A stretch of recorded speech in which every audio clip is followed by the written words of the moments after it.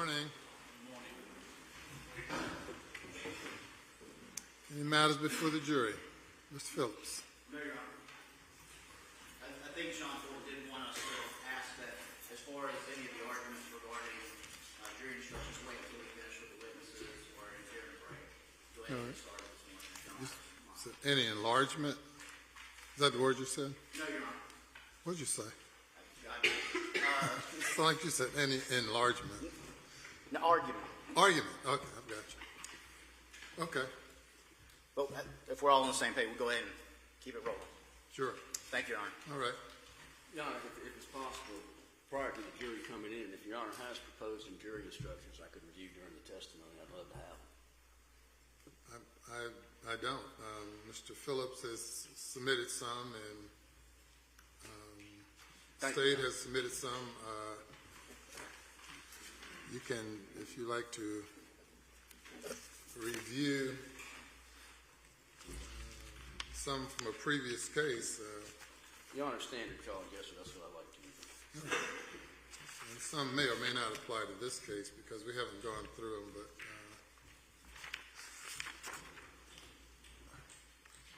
I don't intend to give them written charges. So.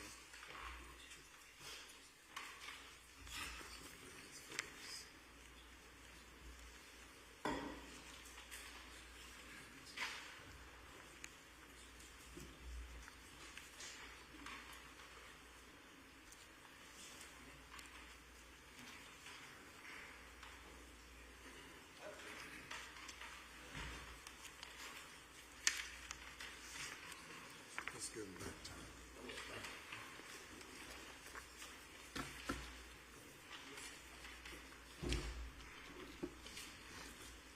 She can make a copy of those for you if you want to. She can copy those for you if you just want to have a copy.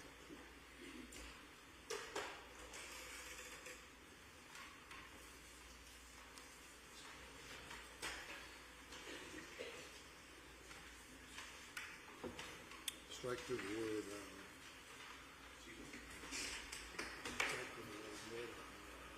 Yes, sir.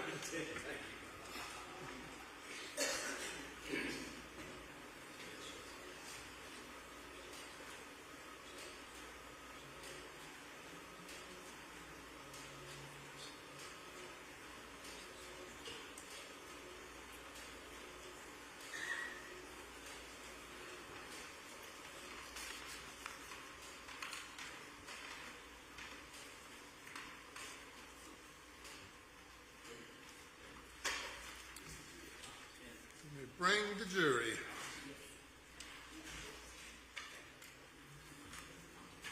Give him the original back. Thank you. Now I'm good.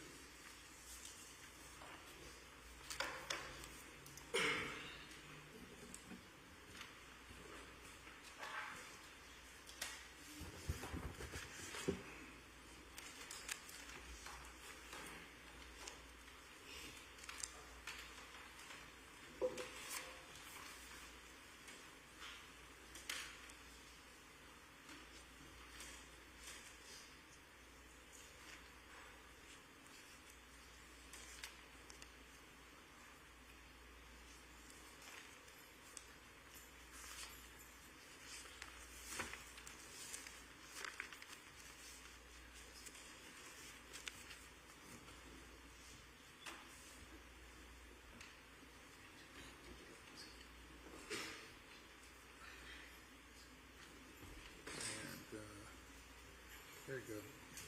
You can have these back.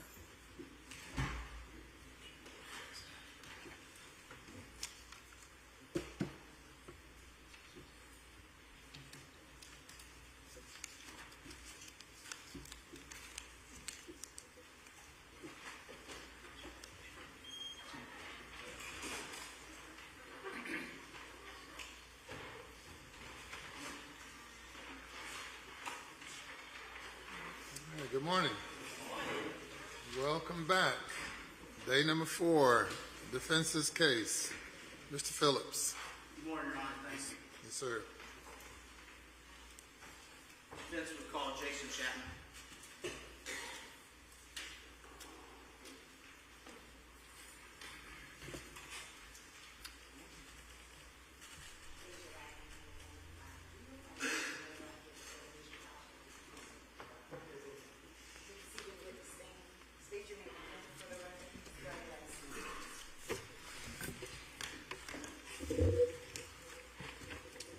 Good morning. Again, my name is Captain Jason Walker Chapman, last name Chapman. Officer Chapman, you testified previously to the jury, well, on the first day of trial, is that right? Yes, sir. And you were sworn under oath, I was. and you specifically under oath told the jury that you cannot get that vehicle to flash the park lights when the vehicle is running. End of story. That's your quote. Could not get the vehicle to flash the park lights when selecting lock or unlock. Those are my words. Oh, okay.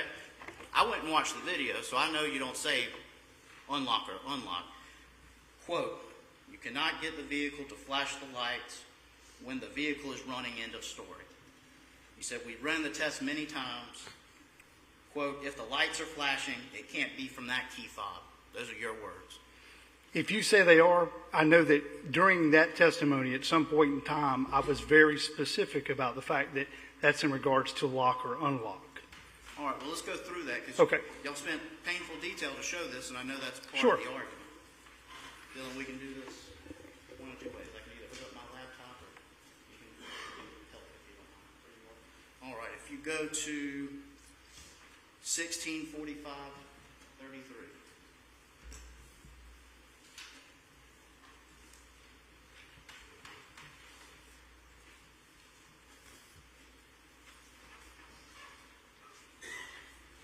To give kind of an overview and what we'll see on the video, essentially y'all went through the testimony after you watched the full surveillance cam video, that night owl DVR.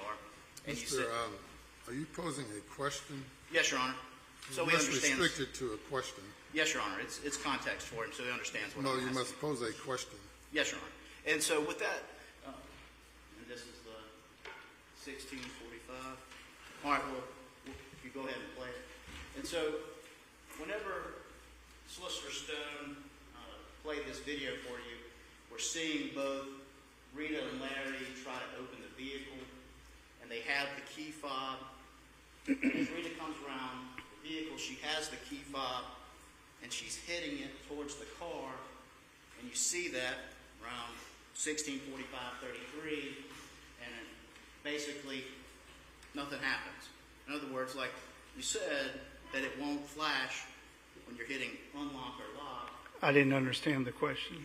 Right here, you see her hitting the key fob? I see her holding the key fob in her hand, but I can't testify that she's pushing the buttons.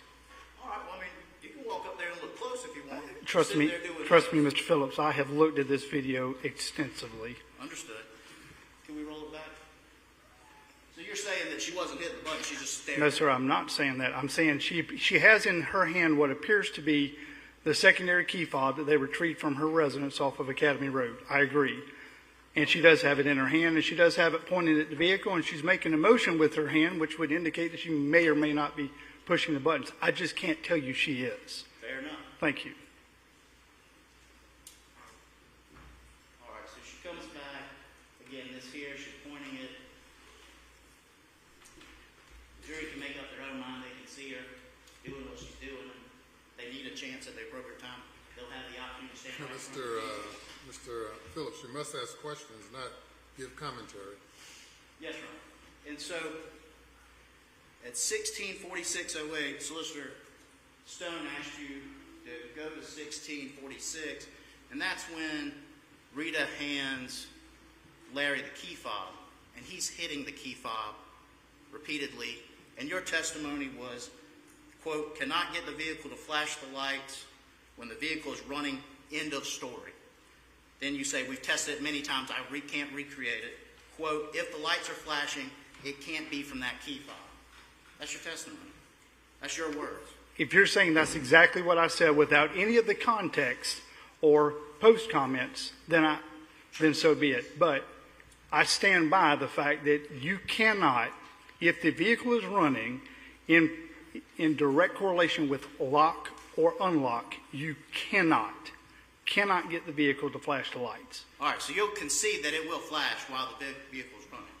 There are ways to make the lights flash with that key fob, but not in regards to pushing the lock or unlock button. And we're about to see it in a second, and then we'll get there. Are you asking me if we're going to see it? Yes, sir, I promise. Okay. And so if you could go to 164608, and this is where you said, look, the lights are flashing. Sure. The lights won't flash if the vehicle's running. So he hands the key fob, gets handed to Larry. Larry's fumbling around with the key fob, hitting all the buttons there, or maybe not. I know Sure. You'll fight with me on that. And then there's the lights flashing. You're saying there's no way those lights will flash like that if the car's running. Now, right there is not the same point in time that Solicitor Stone and I discussed. Oh, we'll get to it, and I got that. Are you, hold on, you can't ask me something and run off from me. Do you want me to answer that question? Go for it. All right. Right there, those lights are not flashing in response to pushing the lock or unlock button. They're flashing in response to pushing the panic button on the side of the key fob. The difference is the style of flash and the pattern. The key fob, when the panic button is pressed, it will flash regardless of whether the vehicle is running or not running, as long as the vehicle has power. The difference is it is a very patterned, systematic flash. No matter how many times you press that panic button, it will flash in this pattern. You can't hit it 3 times and get it to stop and start again real quick. It will stop at the end of that pattern and pick up again at the next pattern. What you saw there was 1, 2, 3, I can't remember if it's 3 and 3 or 4 and 4. Those are responses from the vehicle and the fob to the panic button being pushed, not the lock or unlock. And that's what you told this jury? Because I'm going to pull the video up of you testifying. No one asked me that question. Okay. We were talking in regards to lock and unlock, and I encourage you to pull the video up because I'm very confident of what I said. Okay. And so with that, the other time it flashes is when they pop off the handle when they're on with Stokes lock and key and manually turn it. It flashes. There's another set of flashes between this set and when they actually get the door unlocked. And your position is it's not the panic button? That series after this, prior to the final set of flashes when the vehicle is unlocked, because you can physically put the key in the lock, and it'll flash. And when you lock or unlock the vehicle, it will flash, but that is not in response to pushing the lock or unlock button. That is physically turning the key. And we know by what they've stated and what we see on the video, the only time the key was actually placed into the key on the door, and that's the only key location on that 2012 Volkswagen. If you turn it left or right, yes, it will flash in correlation to lock or unlock. But the series after this and prior to that, my testimony was that cannot be done with the key fob because it is not the same systematic patterned flash that the panic button shows. Actually, let's mark this as an exhibit. Thank you.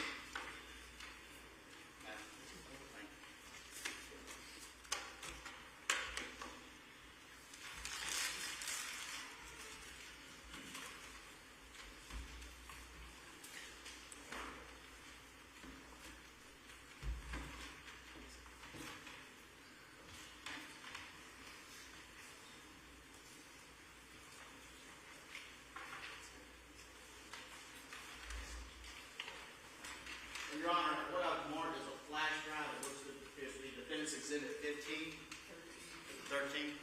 Sorry. And you were there when the tests were conducted. That's what you testified to. That's correct. Right. And y'all made a video of those tests. We did.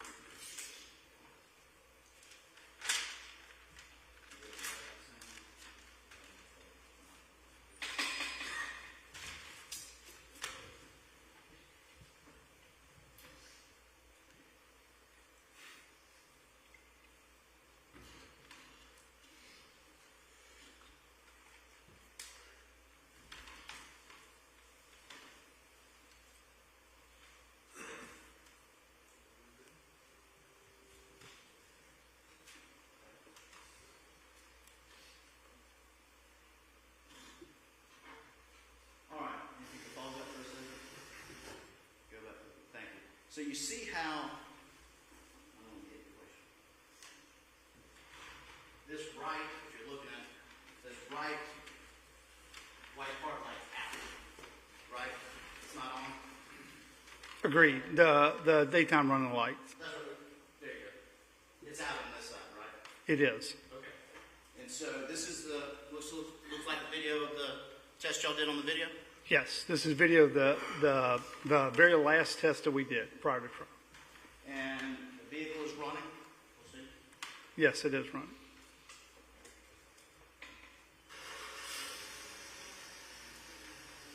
So you see the one light's out, the one light's on.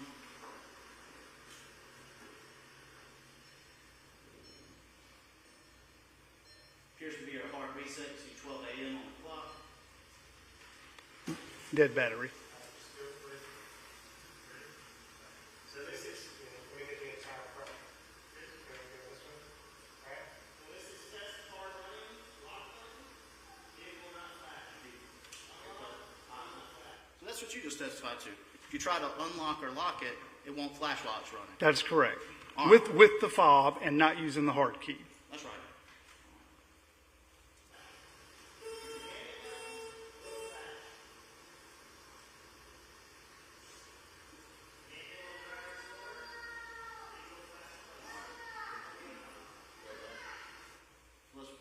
So just to make sure that everybody kind of understands it. Yeah, there you go.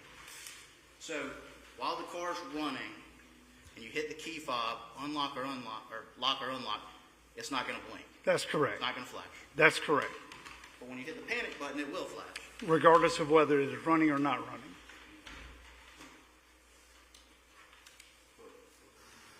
So this is, we get the entire front. This one, right? So this is test car running, lock running, vehicle not flashing. Unlock, will not flash. Panic button, will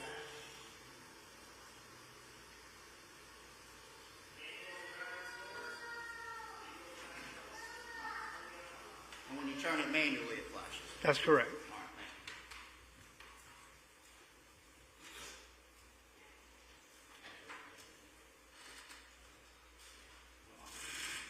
you. Your Honor, at this time, I would move to admit defense exhibit number 13. Any objection? Without objection, Judge. It's admitted.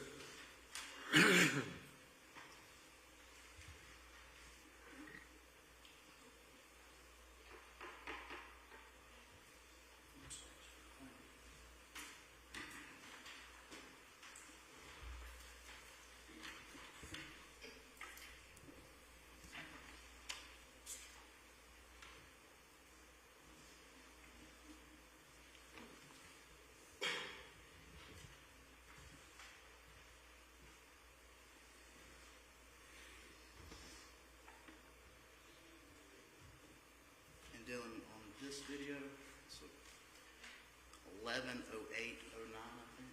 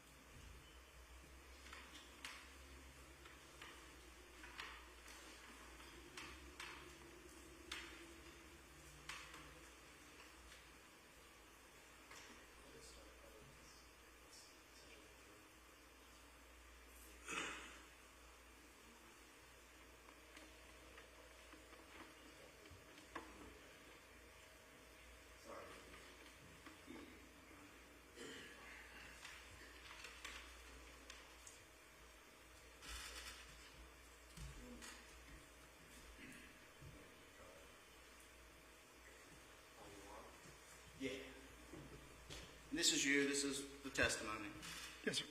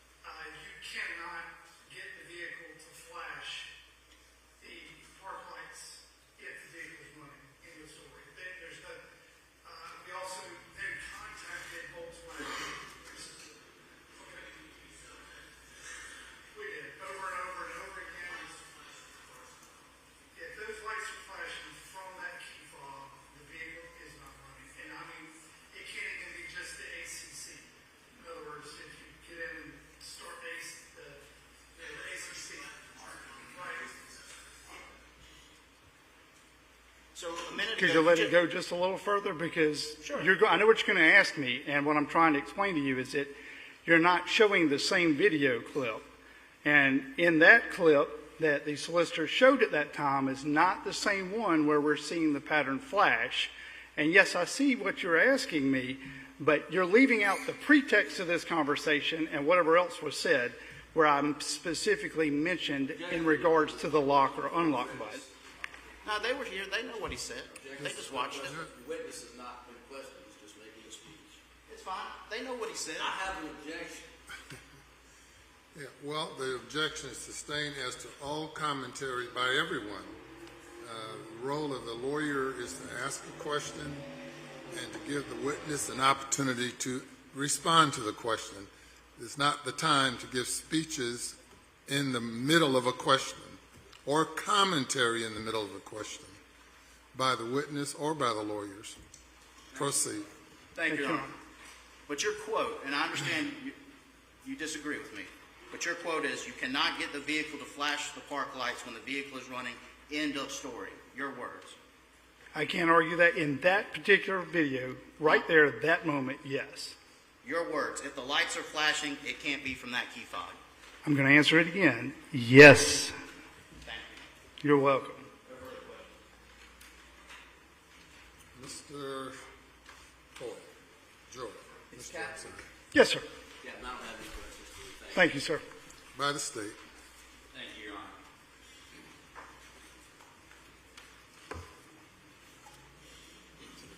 Captain Chapman,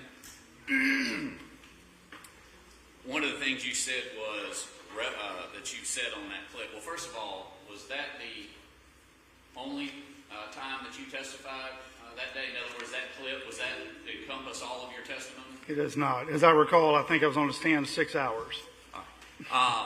During that 6 hours of video watching and testimony, just to clear this up for the jury, at some point did you specifically say, you did specifically say that that was with regards to lock and unlock? I did. And to clear up any confusion, that's what your testimony is today, correct? That is correct. And when you said I couldn't replicate it, I believe you're talking about the pattern, aren't you? When I answered that question at that moment, it was in reference to the video that was being shown at that moment, in which, and you heard me discuss it that day, where you had a quick flash of 2 flashes followed by a separate single flash. That's what I was referring to. I cannot replicate that, which is significant or implies lock or unlock if the vehicle is running. In other words, you can't replicate that pattern on the panic button. No, I cannot. So let me ask you something else. The video that Mr. Phillips just introduced, were you present when that video was created? I was. And was that video then turned over to my office? Immediately. And then did I, to your knowledge, turn that video over to Mr. Phillips? Immediately. Your Honor, court's indulgence, please, for just a second. Captain Chapman, I'm going to ask you to review this section of the video.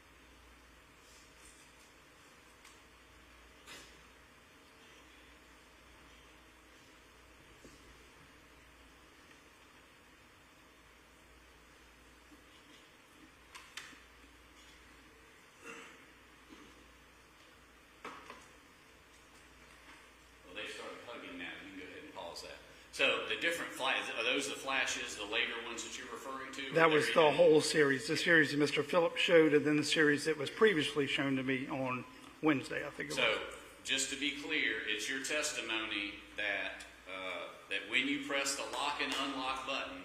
Your Honor, objection to the lead's getting a little out of hand. Well, Judge, I'm on cross-examination. I'm allowed to lead. With your honor.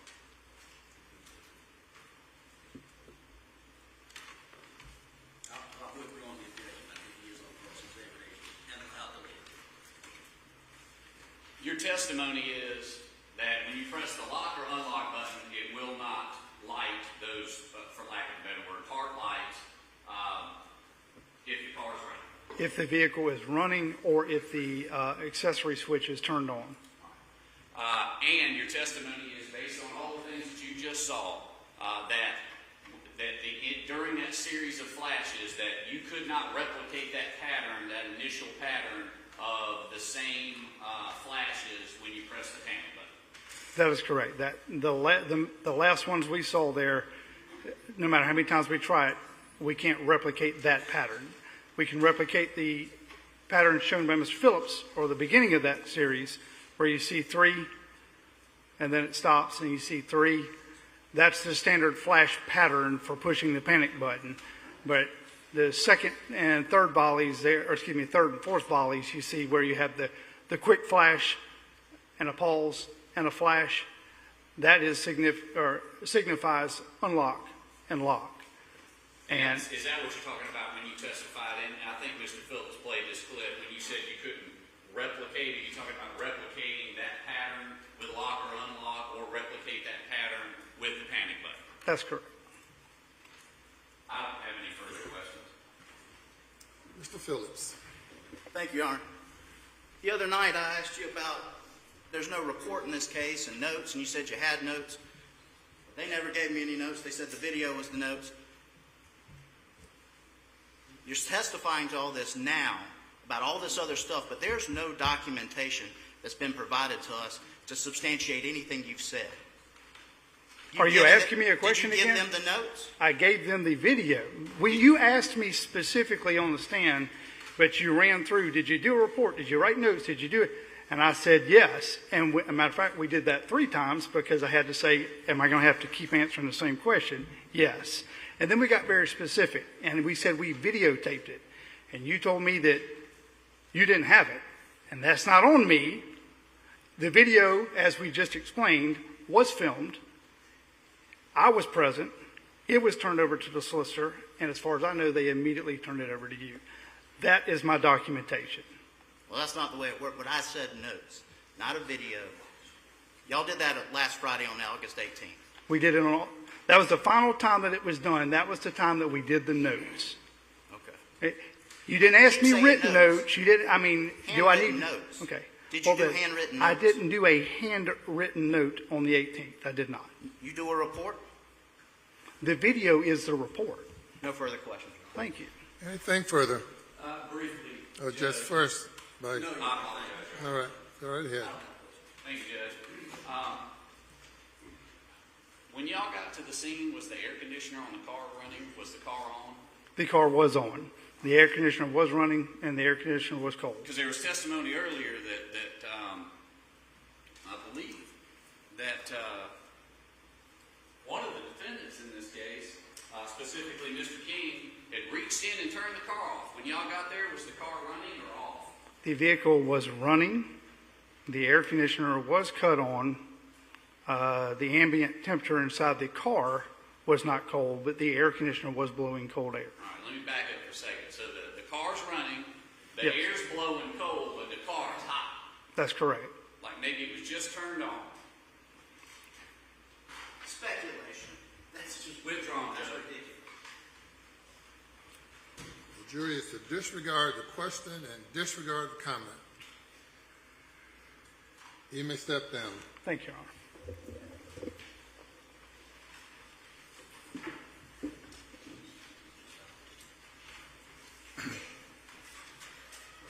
Next witness. Elizabeth Clyde.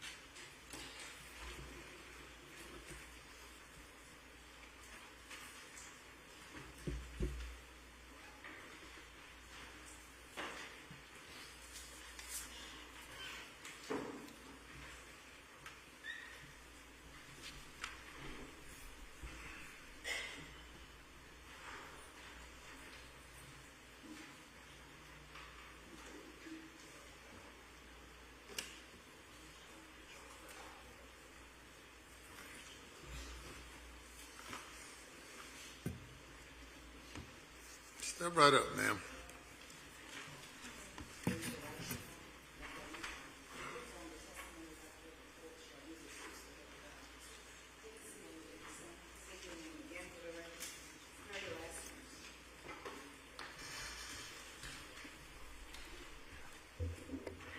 Hello, my name is Elizabeth Clyde, C-L-Y-D-E.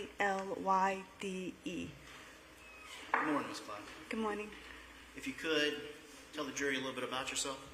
Yes, my name is Elizabeth. I am a high school teacher in the Berkeley County School District, so just about 50 minutes away from Walterboro. I grew up here. I am happily married to my husband, and together we are pastors at Faith Church. We don't have kids yet, but we have a really sweet doggie. And yeah, I'm the daughter of Rita Pangalangan. I was going to say, what's the relationship with Rita? It's my mom. And you're how old? I'm 31. Now, tell us a little bit about your mother. Yeah. So, born and raised Walterboro. She raised me and my younger sister. So I was in the house for a very long time when we brought Cristina home from the hospital. She was the miracle that we've been praying for. It was very hard for my mom to get pregnant again after me. It was a little complicated. And so I stayed home, went to a local college, and even after I got married, I kept really strong relationships with my mom, coming home on the weekends, all the holidays. We would drive back and forth and see each other so I can hang out with her and Cristina. And so you were around for Christina's whole life. Yes, I was the one that she looked like. She was my special person, 5 days birthday difference, so we shared every birthday together. And what's the age difference? Only 13, 14 years. And so would you consider yourself part of a caregiver for her as an older sister? Yes, Mom and I, we had the plan in place when she got too old to care for Cristina. We already had a plan in motion for when I would take over. And again, could you describe your mother's relationship with Cristina? Loving Cristina, never heard the word no. Every single month, every single time we went out to eat, we lied and said it was her birthday because she loved being the center of attention and she loved music, so we always lied to get that happy birthday song sung to her. And then people at Shoney's, they kind of knew us, so they knew our facade, but they were always happy to play along with us. And how would you describe your mother's parenting style? She was the fun parent. She was the one that I always went to with all of my problems.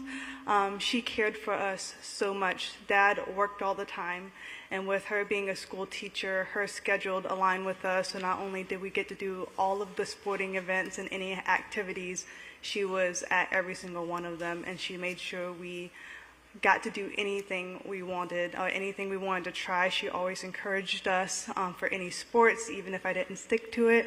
She always let me restart and try out new things. What kind of special accommodations had your mother made for Cristina? Yeah, oh my gosh, so many. We always joked that Cristina took my title as the bougie one in the family, because when we did her bathroom remodel, not only was it all pink and door related, but because she loved the pool and hot tubs and bubbled, we had to splurge. Even though I told Mom it was way too much, she splurged for the jetted tub. And we had to get the bathroom widened so her wheelchair can fit into it, because since she was getting so big and so heavy to pick up, we had to have that special tub so she could just slide in from the wheelchair into the tub. And we got hardwood floors all throughout the house so she can use her walker. There was a wheelchair accessible ramp we had installed, and right before school started, she was just fitted for a brand new wheelchair for the beginning of the school year. So how all the soon was accommodation. she, when this tragedy happened, how soon was she fitted for that wheelchair? we were supposed to pick it up like in a week or two right before school started. So it was done just a month or so prior, the custom fitting. And Mom was currently saving up for a brand new wheelchair accessible van because her last one, the transmission just went out. How would you describe your mom's character? Who she is as a person? Was she a good person? No, how would you describe her character? She was my role model. One of the reasons why I'm a teacher was because I saw her impacting lives of so many students. She loved us so much, even when she dropped off me or my little sister at camp. Even if it was just for 5 days, she cried every single time. And she would write letters before we even left for camp, so that way the next day we had something meal time to look forward to. Even after I have got married, she would send care packages and coming back and forth to the house. She always made sure I had everything I needed. She would always wanted to, I raided her closet and her pantry many times. And she just always made sure we had the best possible. She loved me, but she still loves me so much. And like, she's just so kind and caring and loving. Yeah. I know it's difficult. After you moved out, how often did you visit? Very often, since it was only like a 45-minute drive. So I would come home on the weekends, and then I would come home for church with her and attend Nova for like Mother's Day, or if we had a special event at church, she would come with me. So we attended church together, even living separately quite often. And of course, I always got a free meal when I came home, so I came home often. Your Honor, may I approach? Yes, sir.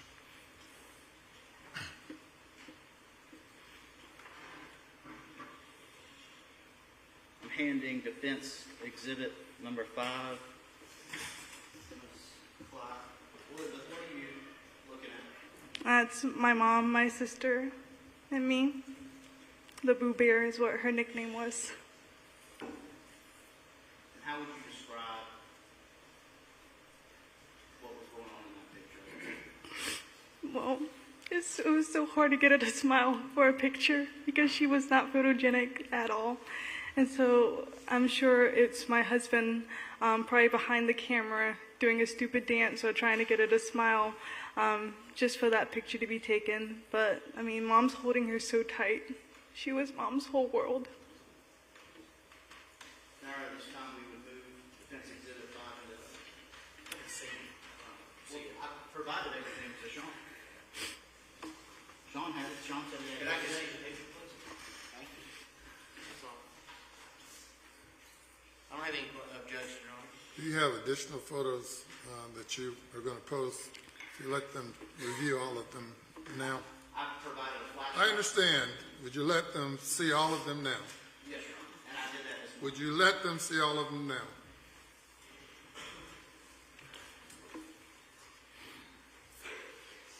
Thank you.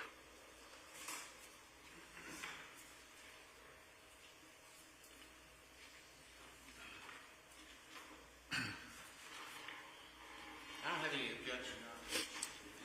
Each of the photographs are admitted without objection if you have them marked. Yes, Your Honor. We do. And that's defendant's bound court workout. Thank you. Tell me the exhibit numbers. Yes, Your Honor. We have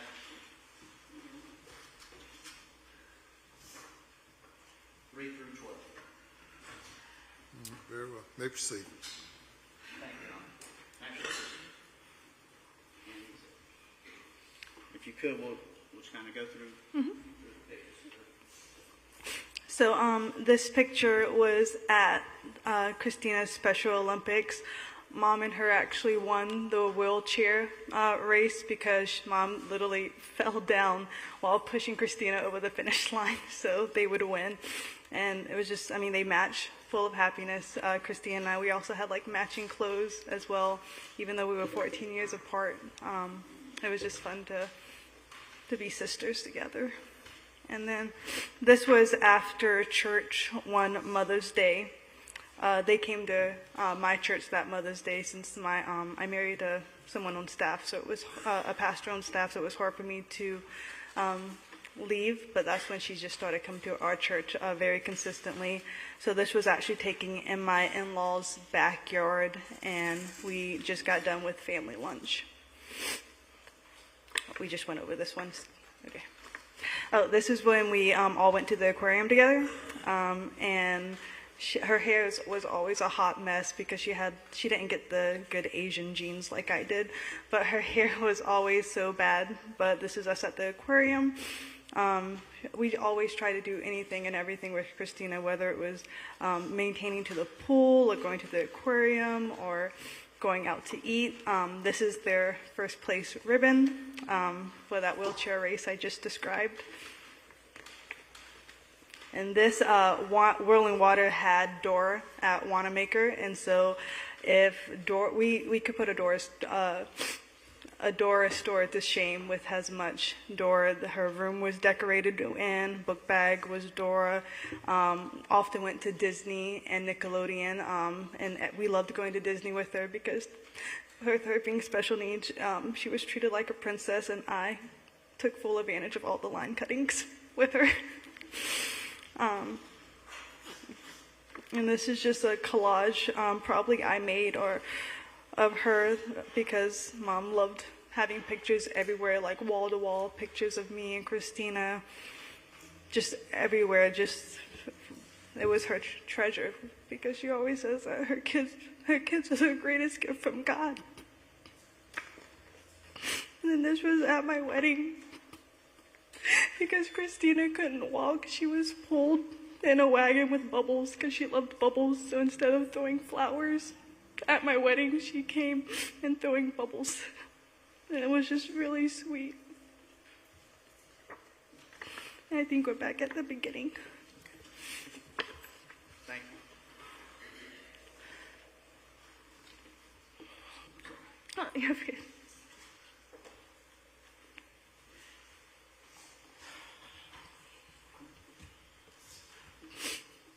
How would you describe your mom's house? Was it dirty? No. She was a clean freak. You did have food for your sister? Yes, I stole it often. I stole all her gummies and snacks, and one of the reasons why we got hardwood floors was so Cristina could be independent and eat on her own. Like she was able to take bites, very slow bites, and eat and feed herself. So often her favorite was chocolate donuts. So we would just let her have a chocolate donut while watching Dora, and she would make as big of a mess as she could because we would clean it up always. And they had primarily Pediasure. That was their primary somewhat diet that she had? Because she could swallow so little, that was a big portion of her like nutrients. But she ate chicken, she ate meat. It had to be like small bites, but for because she had a thing where she would drool all the time, so she always got dehydrated. So Pediasure was her main hydration, not really her main source of like nutrients and food. So there's generally a stack of them in the house? Yeah, she would get them in bulk because she's like the crazy coupon lady. Now, Brittany Honeycutt, she's a former roommate of your mother. Do you know her? Mm-hmm. Could you... Oh, sorry, yes. Could you just describe how you know her? Yeah, so I know she rented a room with Mom just for a small season, and when I would come, I know Mom showed me her bedroom like once or twice before, just because Mom was complaining it wasn't clean, but I didn't really have that much interaction with her. She didn't stay very long. And why didn't she stay very long? There was just a lot of fighting. Mom quickly realized that it's very hard to find a good roommate, to pay on time and to be clean. And so I guess the main issues was that she wasn't paying her rent and she had moved in. I don't want to put words in your mouth. Do you know about that? Yes, sir. Could And you then they explain? trashed the room when they were gone too. Like she had to like fix damaged walls. I can't remember if there was hardwood or carpet in the floors, but I remember we had to like clean the floors heavy after she left. And she didn't just move in, even though she was some people came with her, right? I think she was supposed to move in, but I think she brought a boyfriend along that wasn't a part of the agreement down the road, and then that caused a lot of drama. And so just to make clear, as far as your mother's house, was it fit for Cristina? Yes, we got the walker for her, even though insurance wouldn't pay for it. They said it was cosmetic, so Mom would work extra tutoring jobs. She would clean houses. She made sure Cristina had whatever she needed, because the insurance often dubbed something unnecessary or cosmetic. So she made sure Cristina had above and beyond what she needed. Did your mother have a lot of support? No. After the divorce and my dad left, and the money left too, a lot of people went Team Dad. And with that, as far as you can describe your relationship with your mother. Has that changed at all? No, we've been together since I was born, and we'll stay together. And leading up to this tragedy, was there any red flags that you saw, anything that was out of the ordinary? No, none at all. Like I said, we were so excited for Cristina to start school again. We were her book bag was prepped. She just got her physical done at the doctor's, giving her the clearance to go to school.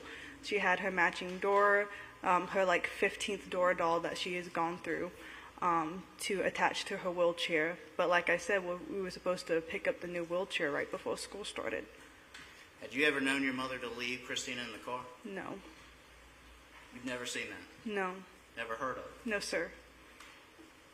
All right, this is final opportunity. You can tell them whatever you want them to know about your mother. My mom, she loved Cristina so much, and she's a good mom. She would often say that God created her to be Cristina's mom because she was tough and she could handle it. And she loved Cristina so much. She loved her so much. Thank you. No further questions, Ron. Yes, sir. I have no questions for this witness. By the state. Just a few. Is it Reverend? Do I call you Reverend? Oh, no, sir. Just Okay. Elizabeth is fine. Okay, Elizabeth. Thank you for being here, and I saw the photographs. You have, I guess, been out of the house since you were, in high school, I guess? College, about 20. Okay, and you've been married for how long now? About 10 years. 10 years, and you live where exactly? I lived at Somerville at the time. In Yes, sir. Somerville? Okay. So just 45 minutes away. I went through the photographs, and I did not see any pictures in the photographs of Larry King. Did you spend any time with your mom when she was with Larry King? Yes, sir. We went to church together as well, some. Did you ever spend any time with your mom when she was doing meth? No, she didn't even drink alcohol. So you didn't know she used meth? By use, what do you mean? Like, Right. with what I know, her character, that was one of the main reasons why she and my dad got divorced, was because of drugs. Okay. And she never used meth or any kind of drugs. I mean, she likes her cigarettes, but she wouldn't even touch alcohol at all. The house that you talk about, your house, was appropriate for Cristina. What about Larry's house? I've never went to Larry's house. Okay. So you don't know if Cristina has a bed there, what she sleeps on, anything like that? Objection's overruled. So thank you, Your Honor. So you don't know where she slept or anything like that when she was at Larry's house? I would never ask those questions. It didn't come up in conversation. Okay. All right. And again, so as far as you know, you don't know what goes on in Larry's house when your mom is over there, and you don't know anything about her using meth? No, sir. Okay. Thank you, ma'am.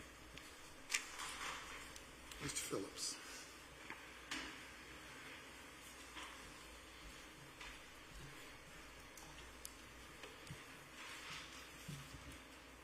Do you think your mother would do anything to kill Cristina? No. She loved her? Yes. She loved her. Cristina was her whole world. And she has not been the same. Every single day we've lived with missing Cristina. You wouldn't be up here if you thought she intentionally did something. No. I stand by my mom. Thank you. Anything further? Thank you. You may step down. Thank you.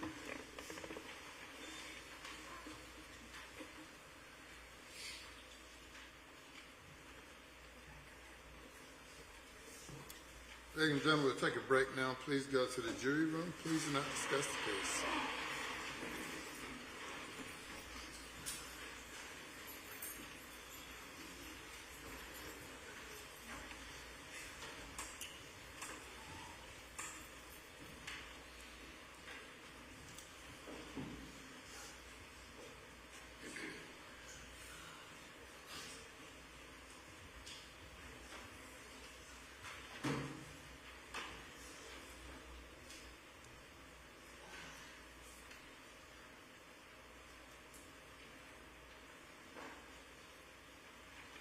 All right. Mr. Phillips, who's your next witness? Defense restaurant. All right. Okay, we'll take a few minutes break and we'll discuss the jury charges. We'll have you rest in the presence of the jury. Does the state intend to offer any reply testimony? No, sir. All right. And Your Honor, for the record, I think procedurally, I hate the shell game, but I have to renew all prior motions, the mistrial motion, all the prior pretrial objections, rulings. I have to renew all that at this time. Yes, sir. Any thing from Defendant King? Your Honor, likewise, we renew our earlier motions, including our motion for directed verdicts. But that does nothing new. And reply by the state. No, sir. I think we've covered those cases. Okay. These are jury issues. The motions are denied. Thank you, Your Honor. Yes, sir. All rise.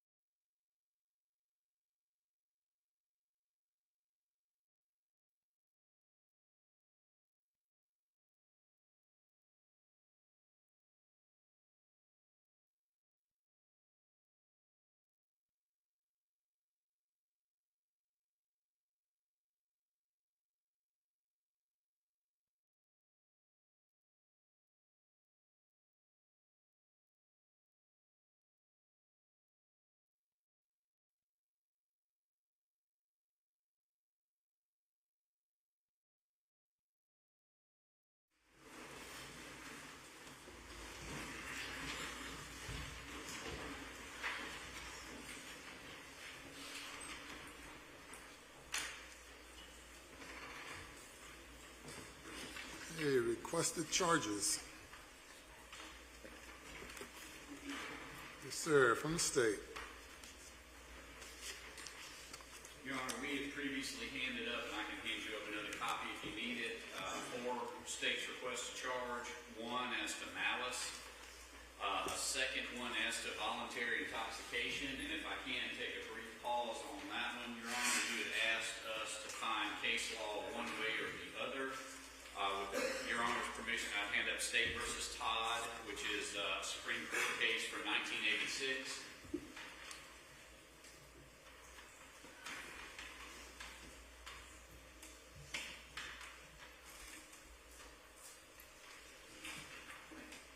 It's in State versus Todd. It's a shooting case where there was evidence introduced that the defendant had consumed alcohol, and it's pretty much the exact same argument that was made in this case, I believe, by Mr. Phillips, and I think it was joined in by Mr. Lloyd on behalf of Larry King. In that, well, we didn't raise that as a defense, so it's not a proper charge. What State versus Todd says is that the evidence should... If you don't mind, give me a moment to look at it. Yes, sir. So that,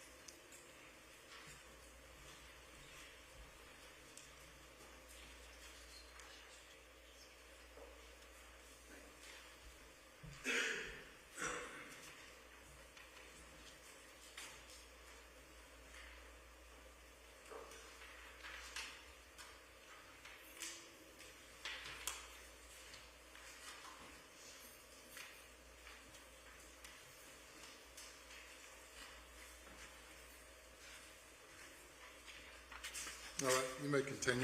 Thank you, Your Honor. And I'm sure, as Your Honor saw, it's actually on page 404 on the last page. Appellant also alleges the trial judge erred in charging the jury on the law of voluntary intoxication because intoxication was not a defense. The law to be charged is determined from the evidence presented at trial, and that since there was some evidence showing the appellant had been drinking prior to the shooting, therefore there was no error in charging the jury as to voluntary intoxication. And Your Honor, I would respectfully ask the court to consider this. Otherwise, there'd be no reason for that jury charge, because no lawyer is going to get up and argue that as a defense, because it isn't a defense in South Carolina. But what we have to do is make sure the jury understands that as a matter of law, so that they don't make an incorrect ruling. And the solicitor said something when we were talking about this, I believe yesterday, that kind of struck a chord, which is just like mere presence. None of us have gotten up and said that just because they're merely present, they're guilty of the offense, or could be guilty of the offense. But obviously, we're not objecting and have included mere presence in one of our, I think in the hand of one is the hand of all charges, that mere presence cannot be considered by the jury as enough to convict him. So I would respectfully ask the court, based on State versus Todd and the other reasons cited, to respectfully deny the motion by defense counsel that not be charged to the jury. All right, Mr. Phillips. Thank you, Your Honor. The charge in this case wasn't actually listed, the specific language. However, the court does say they find no prejudicial error in the trial court's charge to the jury on the law of voluntary intoxication, but they don't say whether there actually was error. There's no prejudicial error, which depends on the facts of the specific case. In this case, I made pretrial arguments under 404B, 403, specifically challenging the admissibility of the intoxication testimony and evidence. And so we have no idea whether the lawyers properly preserved those issues in this case, and we don't even have the language that's charged to provide in this case. And so it just says no prejudicial error, which could be harmless error. It's a 4-page opinion or something like that from 1986 that doesn't provide any other specifics. So based on that, because we don't know that the lawyer made the same arguments, the prejudice can be different as far as their analysis. And so that's the distinguishing factor, in my opinion. Mr. Lloyd. Mr. Lloyd. I'm sorry. Your Honor, I haven't need to be heard further, but I'll go with Mr. Phillips. All right. I find that it's a proper charge given the evidence presented in the trial. Thank you, Your Honor. Your Honor, we had two others that were States 3, which was the law of conspiracy, and States 4, which is a combination, actually. It is, I think, something the defense had asked for, which is a mere presence charge. Proof of mere presence at the scene of a crime is not sufficient to find someone guilty, and then goes into the law of the hand of one is the hand of all. So that we would renew our request for Your Honor to charge those four. And again, if I need to hand up another copy, Judge, I can. And then I do, at the appropriate time, Your Honor, I have objections to the one that Mr. Phillips sent out last night. You all really think this brain can... I'm trying to focus on your charge, and now Yes, sir. you told me about your objections.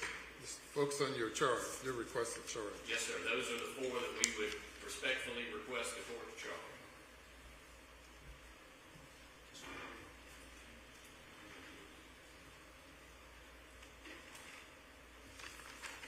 Number 3, conspiracy. Yep.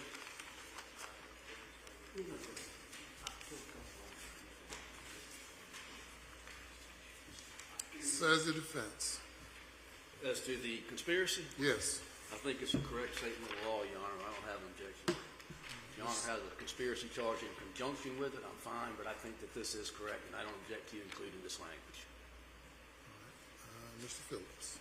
With the malice charge, specifically looking at it, again, what I presented as far as what I believe to be the proper malice charge, where it says... We're talking about request Oh, I to apologize. charge conspiracy. That's fine, Your Honor. No objection.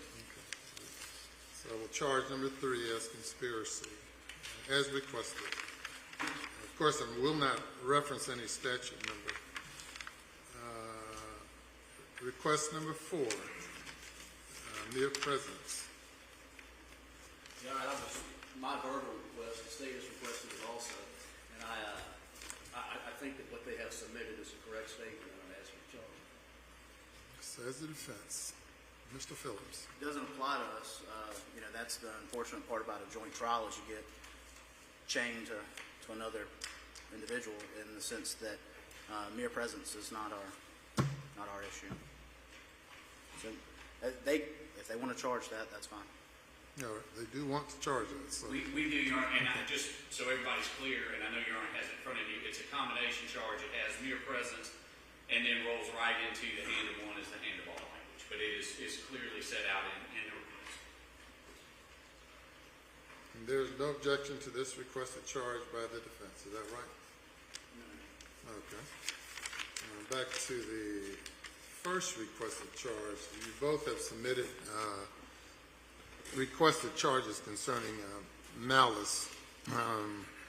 You wanted to comment on the state's request first? Your Honor, as was stated to you earlier when we were talking about this, and not so much in the context of the request for charge, but we had a very lengthy discussion with an objection by Mr. Phillips as to the law under Muzon and implied inferred malice with respect to the indictments themselves. So we would basically rely on that same argument. What we did was take this straight out of both Muzon and State v. Wiles.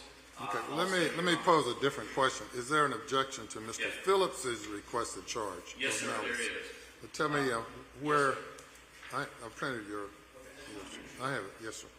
Tell me what language in his requested charge you object to.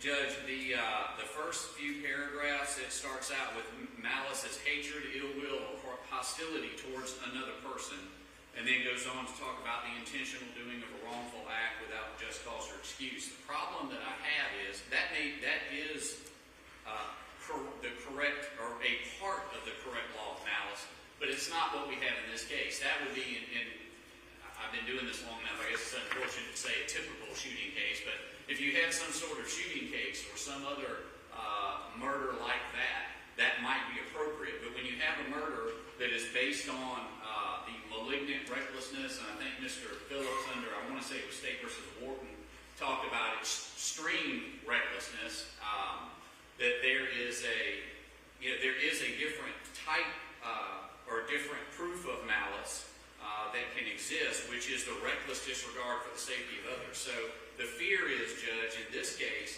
I think what everybody understands the case to be about is the state of mind of Rita Pangalangan and Larry King as they did this, and whether their actions and their behavior constitutes, whether it be malignant recklessness or extreme recklessness under the statute. I believe either would support a murder charge.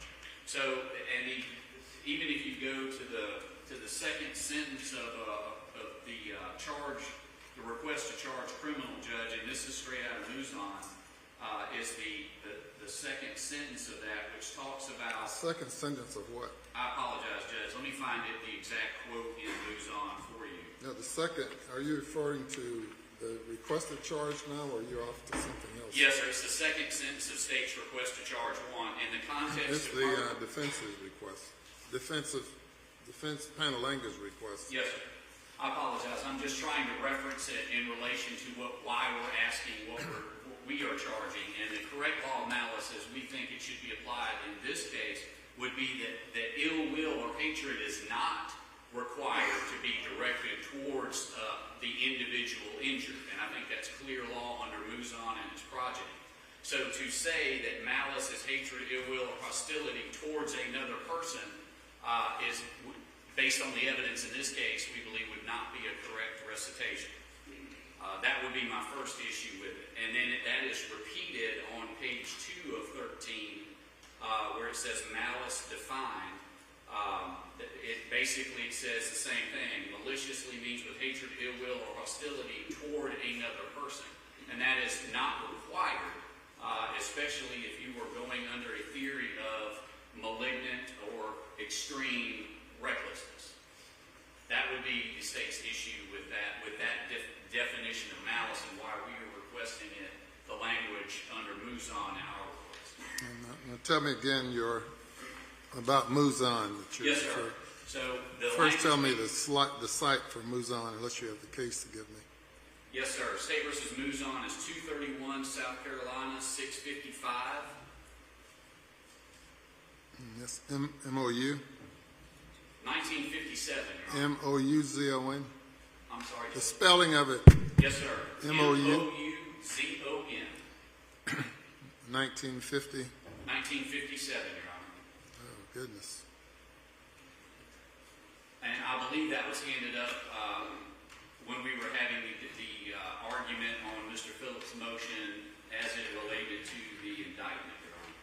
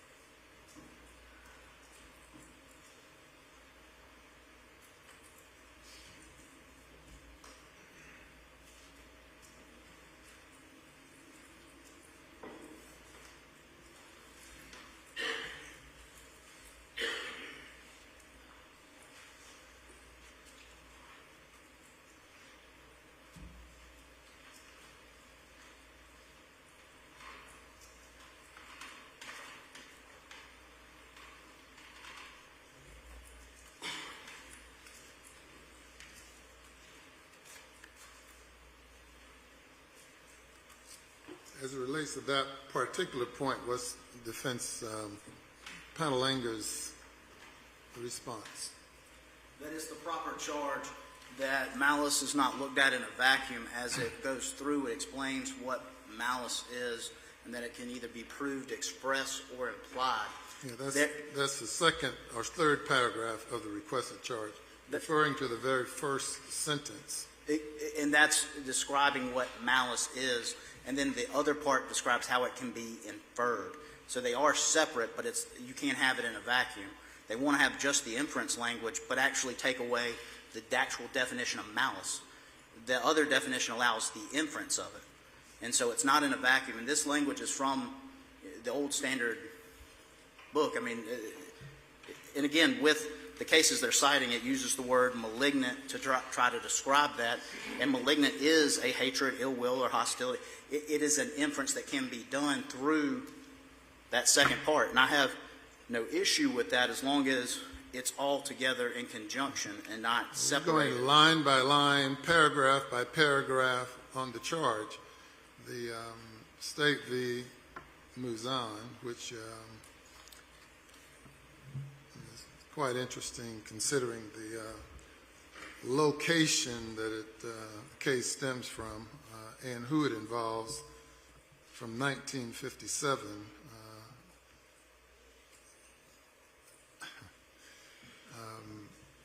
Citing State v. Hayward, it takes us further back, I imagine, in history. Held in State v. Hayward that malice as an essential ingredient of murder does not necessarily import ill will toward the individual injured. Your first requested charge says malice is hatred, ill will, or hostility toward another person. The state is objecting to that language, those words. What is the defense Pangalanga's position regarding those words? Regarding the initial definition? Regarding the Yes. sentence that I just referred to. That it's a proper charge, Your Honor. So what is your response then to the statement in Muzan citing Hayward that says malice does not necessarily import ill will toward the individual injured? That the 2002 case, State versus Watson, that I provided is the appropriate definition for it. So what you have with the ill will is more of the explaining what express malice is, whereas Watson gives us the language for the inference of malice, that a jury may infer it, that malice and recklessness are not equivalent, that extreme recklessness can lead to an inference of malice.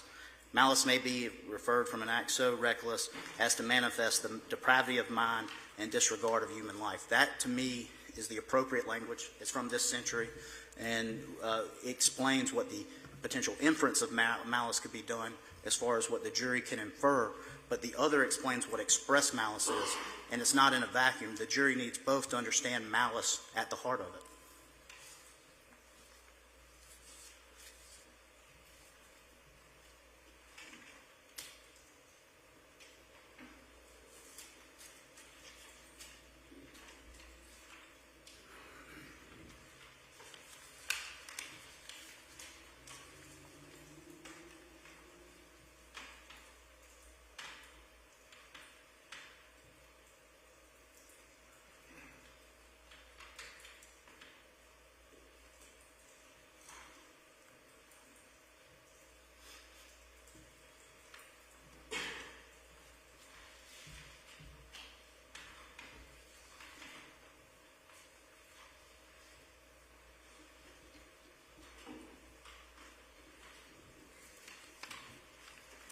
Any further comment, Mr. Lloyd? Yes, sir, Your Honor. First of all, I would disagree respectfully with the solicitor's point in argument where he says we've all agreed what this case is about, that it's about mental state or whatever phrase he used to phrase it. In Mr. Solicitor's opening statement, he made it real clear that his theory of the case was that there was hatred, ill will, or malice toward his child.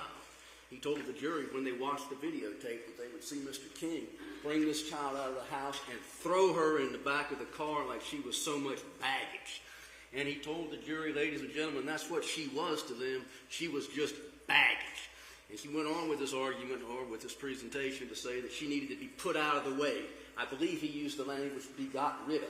Certainly this would lead to an implication of a jury could infer that there was ill will or malice toward this particular child. So I think the argument that somehow we all agree that there's no indication of malice toward this child falls by the wayside, because I don't.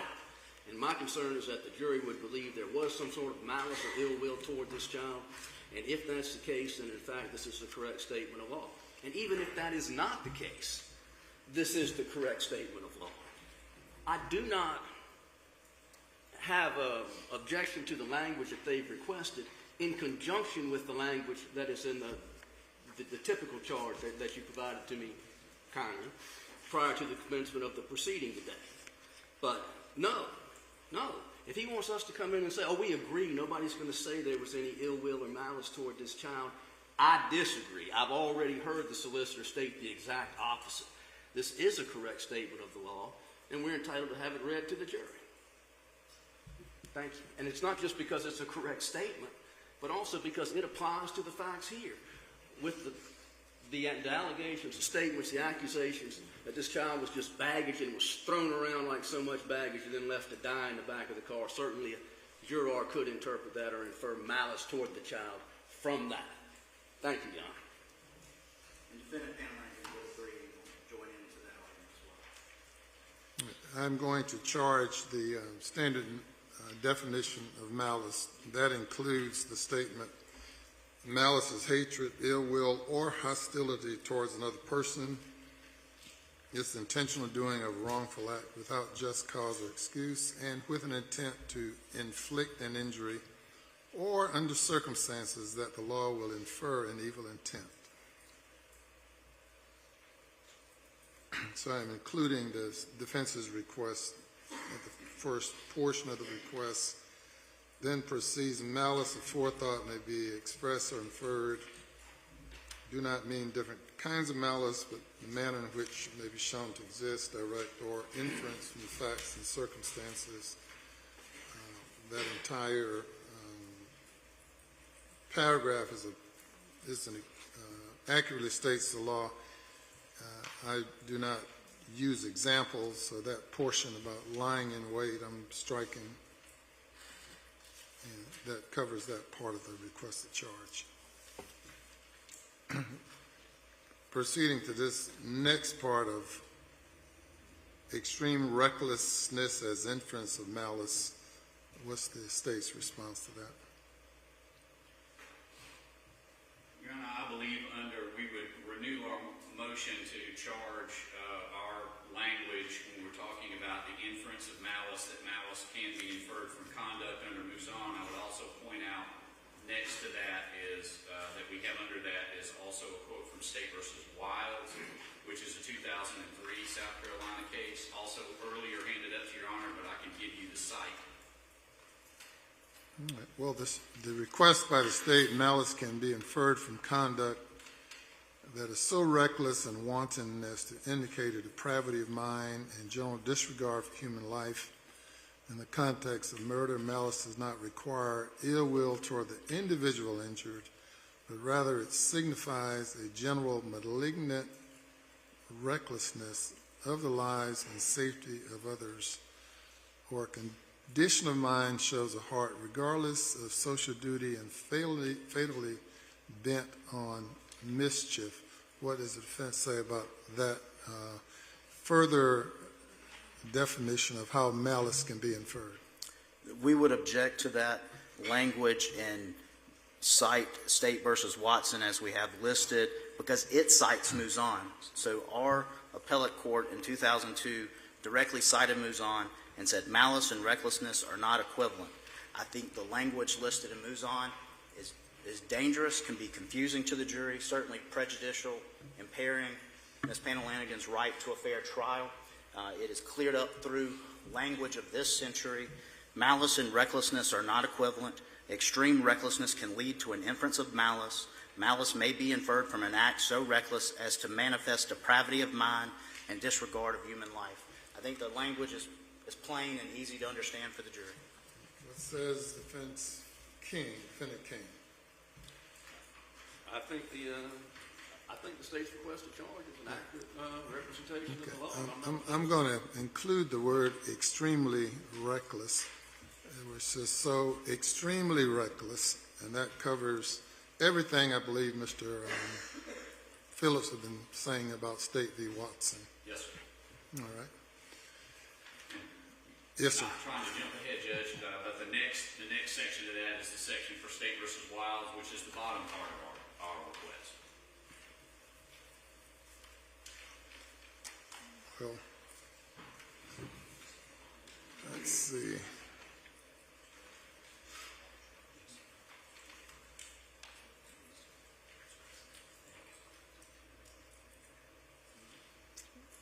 Well, I think this that bottom portion is included in the. Let's see.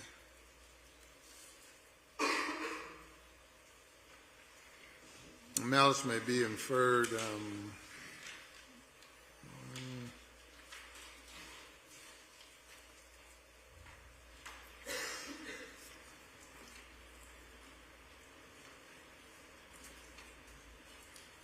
Malice may be inferred from conduct showing a total disregard for human life. That's the standard charge.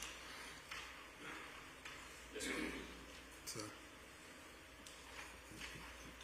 So that's all of this is pretty much a standard charge, except for this request to include this extremely reckless as a criteria for inference of malice.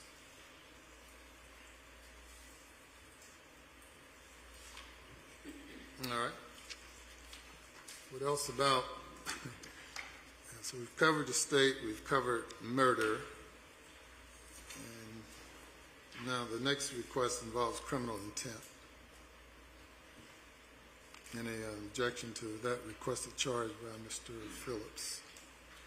Yes, sir. I do not object to the first paragraph. And the best way I can describe it is a paragraph. The first paragraph that runs through what does criminal intent mean in the law. Criminal intent is a state of mind. That paragraph, Your Honor, I think that's the standard charge, and I have no objection to it. I do object to the next section, which says intent means intending the result which actually occurs, not accidentally or involuntary. Intent may be shown by acts and conducts of the defendant. I think the first part of that under criminal intent is the standard charge, and I think that covers it. All right, Mr. Phillips. The second part of the language, I pull that out of, again, the old standard charge book that used to be provided by court administration. I understand that maybe the second sentence being duplicative, but the first, it came from the original charge book, been charged to many juries in the past. I believe it's appropriate law to say that that's the appropriate explanation.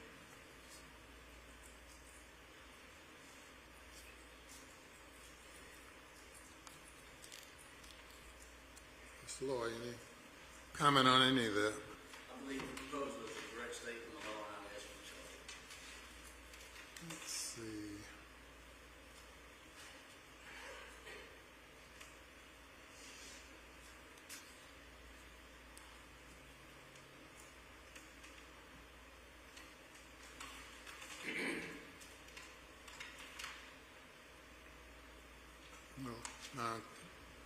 The state must prove criminal intent as part of proving any crime intent. So let's see.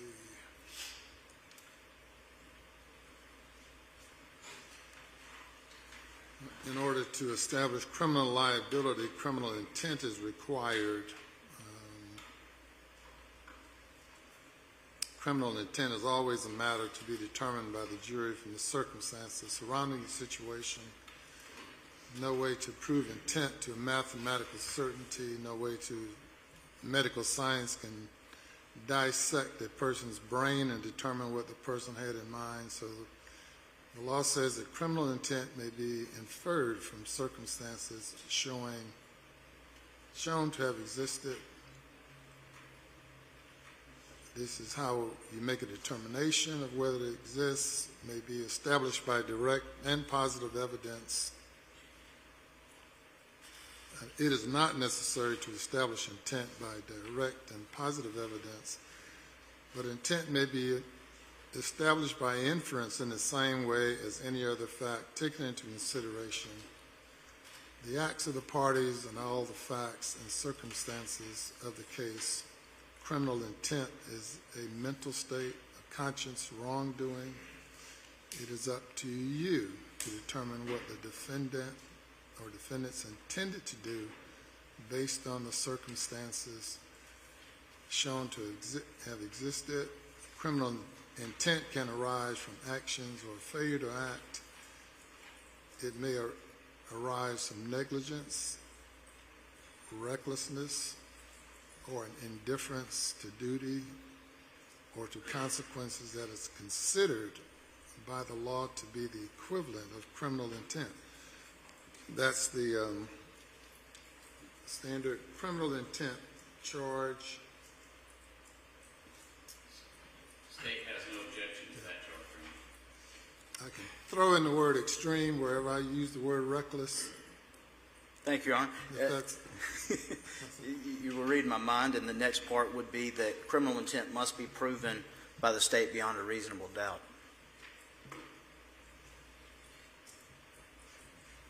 Would be, again, and then the language that we have of intent means intending the result which actually occurs, not accidentally or involuntary.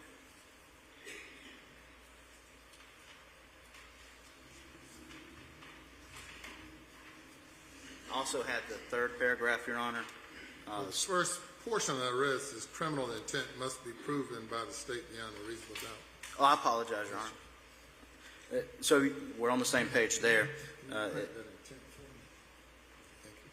Thank you. And so as far as the language, intent means intending the result which actually occurs, not accidentally or involuntary? Yeah, that's included. Yes, sir. And then the third paragraph, I cited State versus Rowell. In a criminal case, the state cannot rely on civil concepts of negligence and recklessness, that is, statutory violations, to meet its burden of proving the defendant's state of mind. The imported terms of negligence and recklessness, as used in the civil law and in the criminal law, are neither equivalent nor interchangeable. I don't think I need to get into talking about civil concepts with the jury. That would be our objection. I think the charges I read is adequately covers intent. Yes, sir.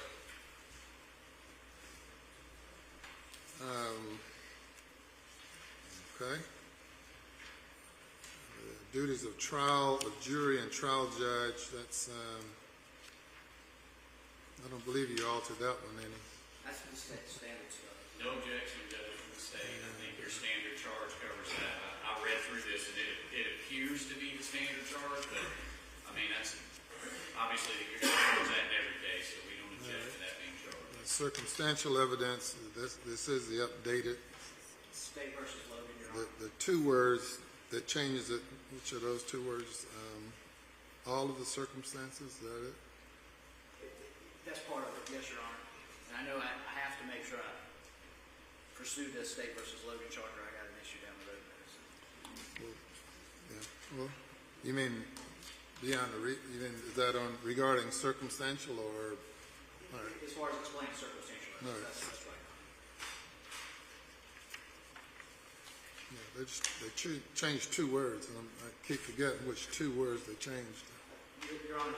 All of the circumstances. All right. Mere suspicion, the Phillips's request, is that the same as what the state requested? Or, no, mere presence is what We you... have mere presence, yes, sir. Judge, we don't object to mere suspicion. I think that's actually included in the general charge somewhere. I don't remember, to be honest with you, where it is, but it usually, mere suspicion, however strong, is not enough to sustain conviction. So I don't have any objection to that language. I think it's in the general charge as well. All right. Well, I'll include it somewhere. Yeah, I'm not on, for better or worse, I'm not on Mr. Phillips' mailing list. I'm going to have one moment.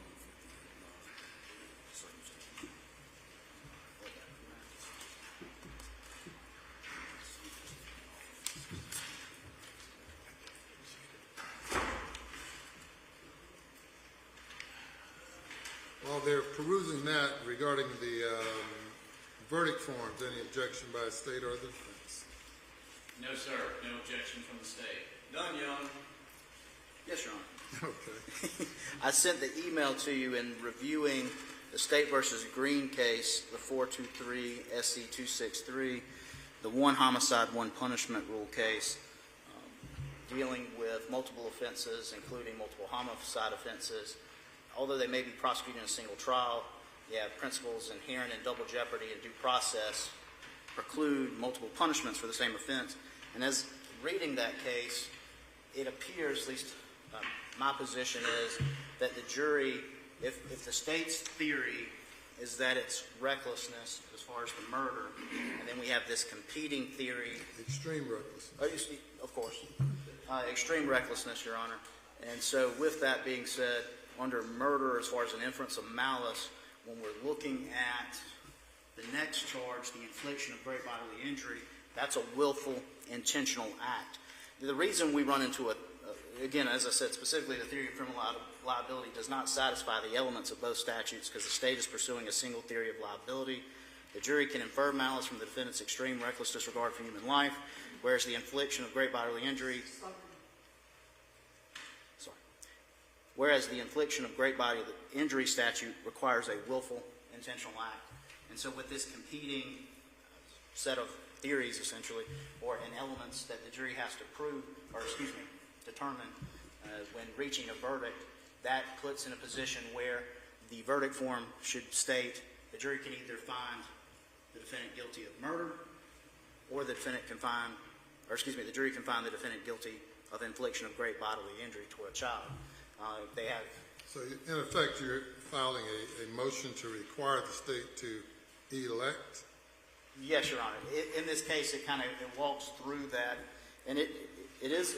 I'll be honest, as Your Honor knows, I know the law very well, but this is a complicated case in terms of how it's broke down, and so I tried to kind of highlight in what I provided, Your Honor, and the state with the relevant portions of that case to hope clarify this issue, because I do believe we potentially have this issue before the court. All right. Let's see. So I guess you're referring to something you sent me, and when did you do that? Well, I didn't want to send it at 2:30 since you commented on that the other day. So this was that was only in relation to telling me you'd be ready for closing at 9:30 rather than being ready to do more argument. Well, but we're beyond that now. 11:35. Okay, that's all right. Proposed jury instruction. You're now telling me that something about the verdict form that you object to, and you've now explained all the law that's the basis for your objection, but what is your specific objection to the verdict form? Yes, Your Honor. So specifically that the verdict form would instruct the jury that they can either find the guilty defendant or find the defendant guilty of murder or infliction of great bodily injury, but not both. And that's why we don't have murder and abhand charged at the same time. We're running into that same, because the infliction of great bodily injury somewhat mirrors abhand, and that's why we don't have murder and abhand charged at the same time. But in this case, we have murder and infliction of great bodily injury, and then the single theory of liability that's provided by the state is recklessness. The infliction of great bodily injury is a willful, intentional act. So now we have this competing issue. I know, Your Honor.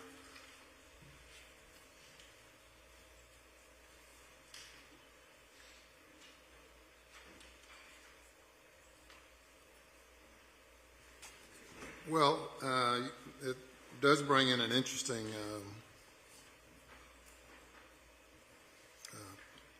point, because I don't know that anyone has submitted a proposed charge on great bodily injury on a child. Have you all submitted a requested charge on that? Just the statute itself. We have referenced the statute to you on that, which is 16.395 subsection A. Oh, did we talk about that? Yes, sir. And that was in the document. This was the entire conversation I think we had the first day before we started. Let's see.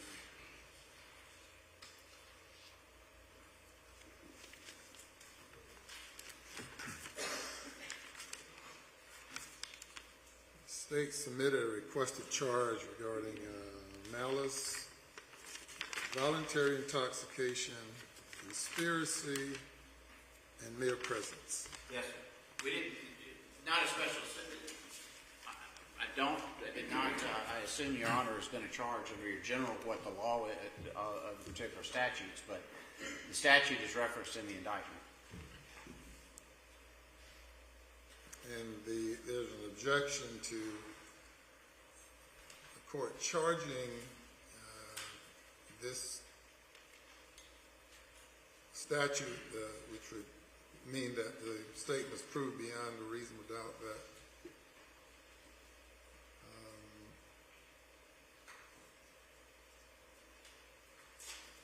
the defendant, the statute is unlawful parent, guardian, etc., person responsible to the child's welfare, to knowingly to allow another person to inflict bodily injury on a child. Gross bodily injury means bodily injury which creates a risk of death or which causes serious or permanent disfigurement or loss of impairment of bodily function.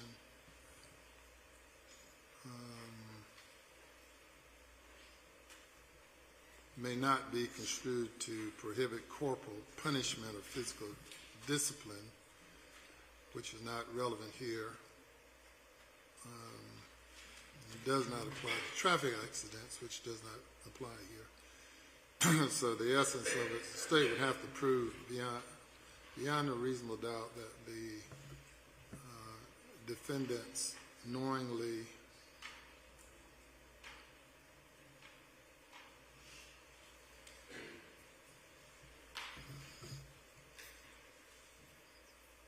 says knowingly to allow another person to inflict great bodily injury on a child, or to inflict great bodily injury on a child. So, and that is subsection B, and we didn't charge that. We charged subsection A. It's unlawful to inflict great bodily injury upon a child. And then that goes, now of course the great bodily injury is defined in subsection C, in which you put there's a substantial risk of death which causes serious or permanent disfigurement. So that's the section that we charged, and in fact in the indictment we actually have direct references to subsection A. And the defense's objection is that there's a conflict with murder versus great bodily injury as being, you've stated that objection. That's correct, and I think Your Honor was correct when they said basically what you're doing is asking the state to elect, and I don't believe we're in a position of having to do that. The Green case, which is what they cited, is two homicide statutes. This is not a homicide statute. It is it's unlawful to inflict great bodily injury upon the child, and the substantial injury is then defined as potentially something that would cause a permanent loss of impairment or even death. And in this case, of course, that was the conclusion of this. So what you've got is you've got two separate statutes, just the same as you have the conspiracy. So now you have three separate statutes. You do not have two homicide statutes as you did in Green. And so then the question is, do we have to elect? And the law in South Carolina, and I'll hand you up State versus Reynolds. I got this motion. I'm sorry. I had this motion, unfortunately, this morning, so I'm sorry I didn't get this to you earlier. Yes, sir. But in that case, which is a federal district court case, but it talks about South Carolina law and specifically references the issue of election. Page 7 of 12 of that opinion. Your Honor, do I have a copy? There you go. Thank you. And the issue, just to make sure we're clear, we go to the second set of paragraphs over to the right of this, and the court says, and it's about halfway down toward the end, when several offenses charged grow out of the same transaction, in the process. Let me catch up with you. I'm sorry, yes, sir. On the right-hand side, have most. It's about. It's in the middle of a paragraph? Yes, sir, and it's right before the blue section starts under State versus Lee, because actually those are all the cases that the Several district court is offenses. citing. Yes, sir. That's all you, go ahead. So when several offenses charged grow out of the same transaction, then the prosecuting officer is not required to elect, and the court instructs the jury to pass upon the several counts separately and write their verdict accordingly, which I believe is proper for you to do. Obviously, you have to explain to the jury that each one of those indictments are separate. The only difference is I think they included them in the same indictment. We have 3 separate indictments. So I think the law in South Carolina is clear. You have distinct offenses in this. If you even analyze it under double jeopardy, which is, I think, basically part of this as well, it doesn't apply either. So I think your Honor charges to the jury, you have to pass upon these indictments separately and make decisions separately upon them. Anything further on that issue? No, Your Honor. I've marked the email as well as the Green case as a defense exhibit. It's there with the requested charges, and it's also marked as an exhibit. We stand firm on the arguments presented. I don't know if you need to mark a case as an exhibit. The law is Just it's marked. automatically an exhibit. Absolutely. It's just marked with my email. All right. Yes, sir. Your Honor, only that I join in that motion on similar arguments. Yeah, I agree with the state on this issue. In effect, the defense is saying, well, you cannot prove malice or intentional killing, and so if you recklessly cause injury, you cannot be guilty of that. Based on the fact that the state's theory is to prove that the injury was a result of extreme reckless. I agree with the state. The jury may find the defendant not guilty of murder and guilty of great bodily injury. The jury may find, given the facts presented, that great bodily injury was caused and then also death was caused. And a criminal conspiracy was engaged in causing all of this. So I deny the motion, and the argument is respectfully noted. Thank you, Your Honor. And with that, I would respectfully request that the willful intentional language be attached to the statute of infliction of great bodily injury, because I believe that is a correct statement of law.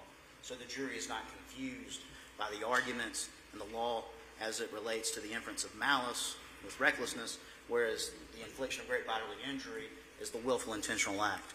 That language be included to make sure the jury understands, because unfortunately the statute is silent on it, and I provided the law as far as State versus Freeland, and then some persuasive authority from our sister state of Georgia, showing that when you have no mens rea listed in the statute, the default is regular intentional criminal intent, willful intentional act. And that language to make sure that the jury's not confused on the law, that what the state's arguing to prove murder is actually not the same state of mind that is required to prove the infliction of great bodily injury to a child.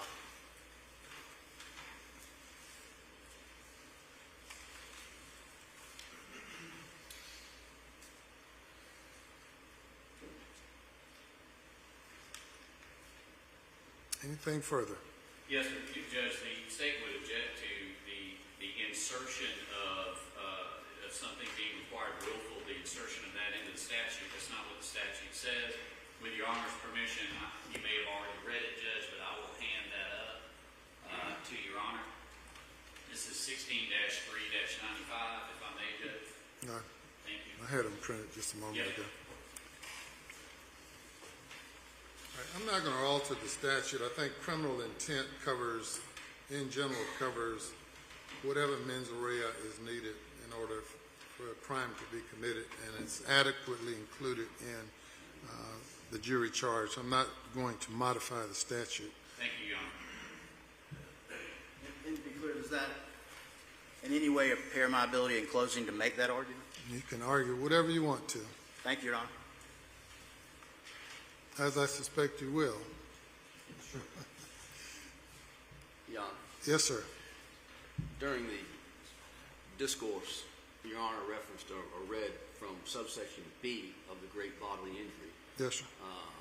statute. I don't know if the court's going to treat that as a lesser included. Is the court intending to charge subsection B? That's my question.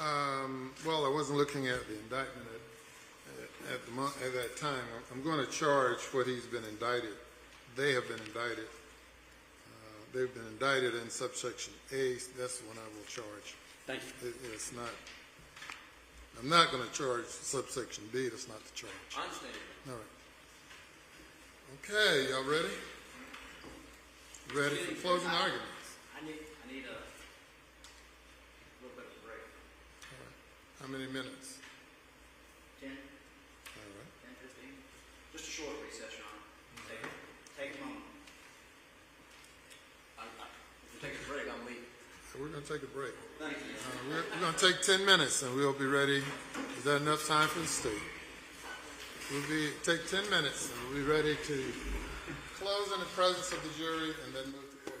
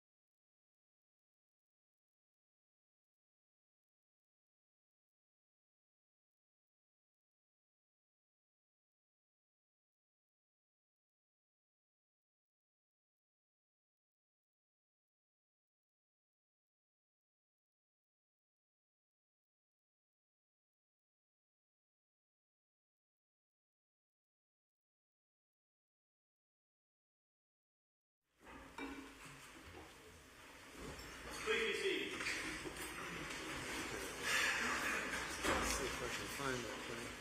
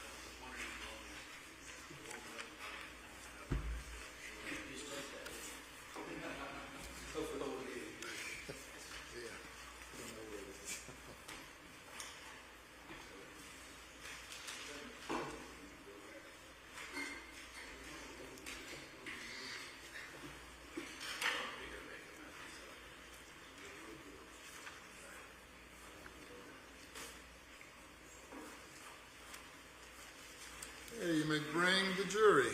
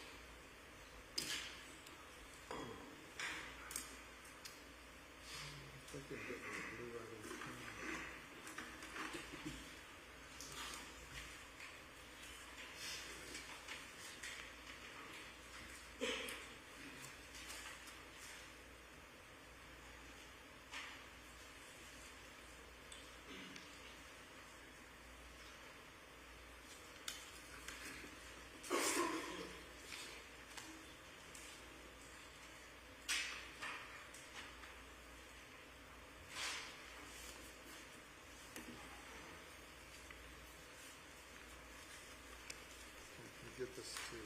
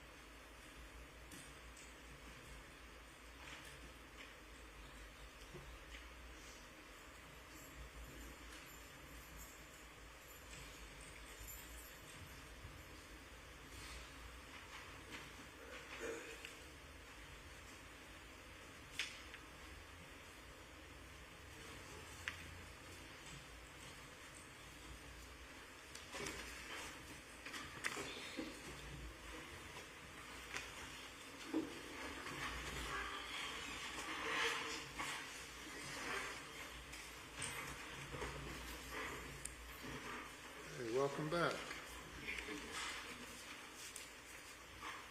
You may call your next witness. Defense restaurant. All right, ladies and gentlemen, you've heard the defense's case. Any reply by the state? No, sir. All right, ladies and gentlemen, you've now heard all of the testimony. You've now received all of the evidence. It's now time for closing arguments. If you will give counsel your attention, first by the state. Please, Commissioner. Yes, sir.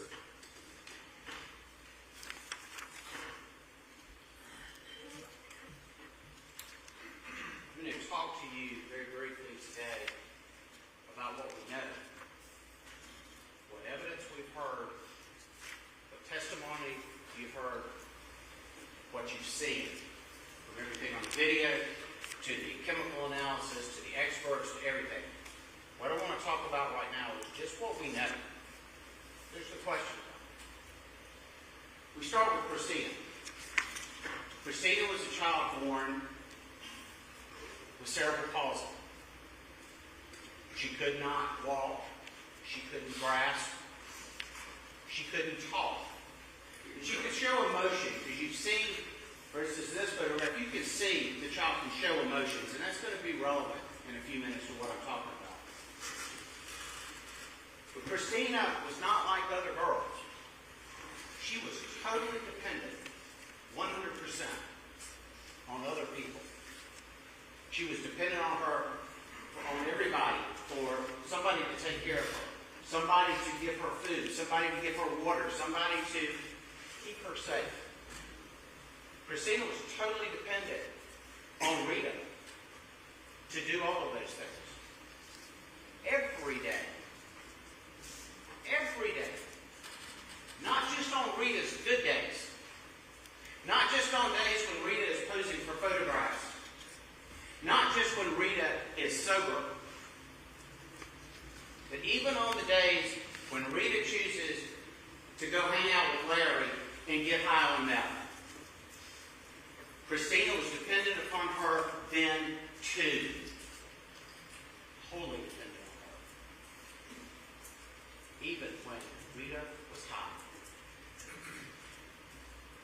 And you heard testimony from defense witnesses, and they came in and they told you what they did. One had not really had much contact with her for 18 years, except through Facebook. Her daughter came in and said what a daughter should say. She's a good mother. But neither one of them knew about the meth. Neither one of them.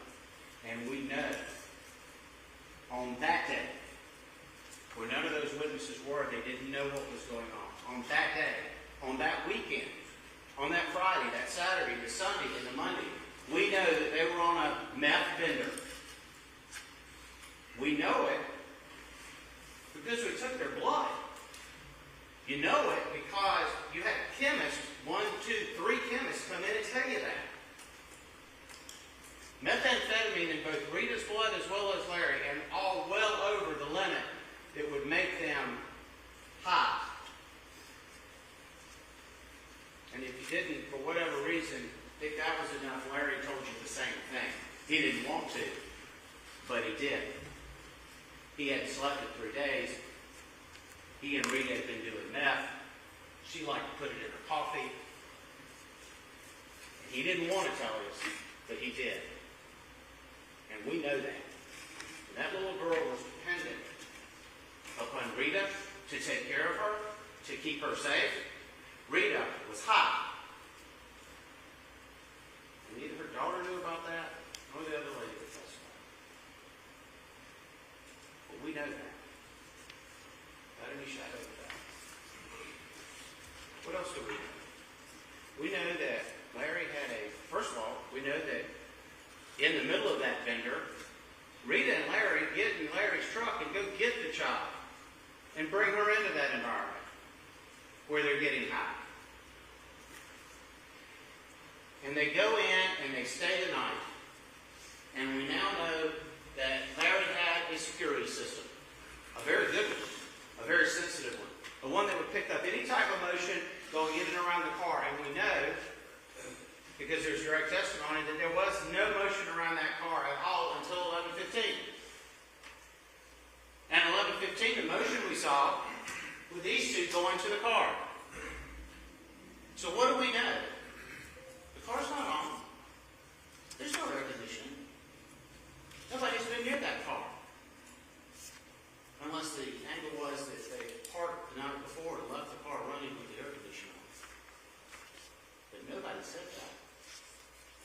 Larry said, oh, the car was running when we put the child in. Because Larry needed to say the car was running when we put the child in. Not because it was true. And you know, because you could see it. The car went on. There wasn't air conditioning on. And they left the child in that car for 1 hour and 15 minutes before there was any more motion, before there was any more interaction with that car. We know because of, lift these back around.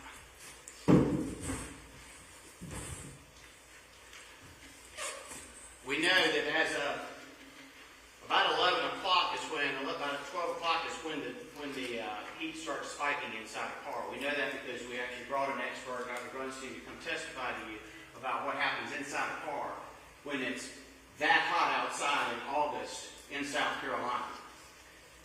And this spike starts right after 12 o'clock. Until then, it's about the same as the car. So you're talking about 80, 90 degrees to begin with. And by the time they go back to that car at 12:15, Larry doesn't go back to the car, but Rita does. We're already over here. The heat inside that car is now approaching 100 degrees. And now I want to go back to this. And first of all, let me just stop this here. If all they had done was put that child in a hot car in the middle of August and left that child there for 1 hour and 15 minutes, in some way, miraculously, somebody had come along and gotten that child out, I submit to you they still would have inflicted serious bodily injury on that child, because the definition of serious bodily injury is the likelihood that it could cause serious impairment or death. And I don't think there's any question at all what the end of this result was. If we stop there, you have that. And did they do it together? Absolutely. Even Larry testified to that. We did everything together. Put them in the car together, and you see that? We left them in the car together. And there's your conspiracy. That's not all we have. Unfortunately, it didn't stop there. Unfortunately, the child was not rescued from the people that she depended on or anybody else. So now we're at 12:15. Child has been in the child's been now in the car for 1 hour and 15 minutes. No air, no wind, not even a crack window. Now, Rita goes back to the car. She opens both doors. She opened both doors with the air conditioning on. She's opening both doors. Maybe let a little wind out of there, which is the only considerate thing she did this entire event. But you know what else she did? She looked inside the car. And now I want you to think about something. Go back to Christina's picture. This child can show emotion. She can't scream and she can't talk, but she can show emotion. You can see it in her face. So what did she look like when her mother was looking at her after being left in a hot car by herself with no wind in 100-degree heat for 1 hour and 15 minutes? To see when she looks at the car. The child's got to be going, oh, that's not a happy face in that car. After 1 hour and 15 minutes of this heat in that car by herself, a child who's totally dependent on others, she's begging for help. So what does Rita do? She closes the door and goes back inside with Larry. First time, she and Larry put the child in the car. And they go inside, as Larry says, to make up, to have sex. So while they're inside having sex, the child is out in the car. She comes back out, looks at the child at this point had to be begging. She closes the door and goes back inside to spend some more time with Larry. Which, by the way, will be the last time anyone approaches that car to look after that girl until 3 o'clock in the afternoon. They go back on the porch.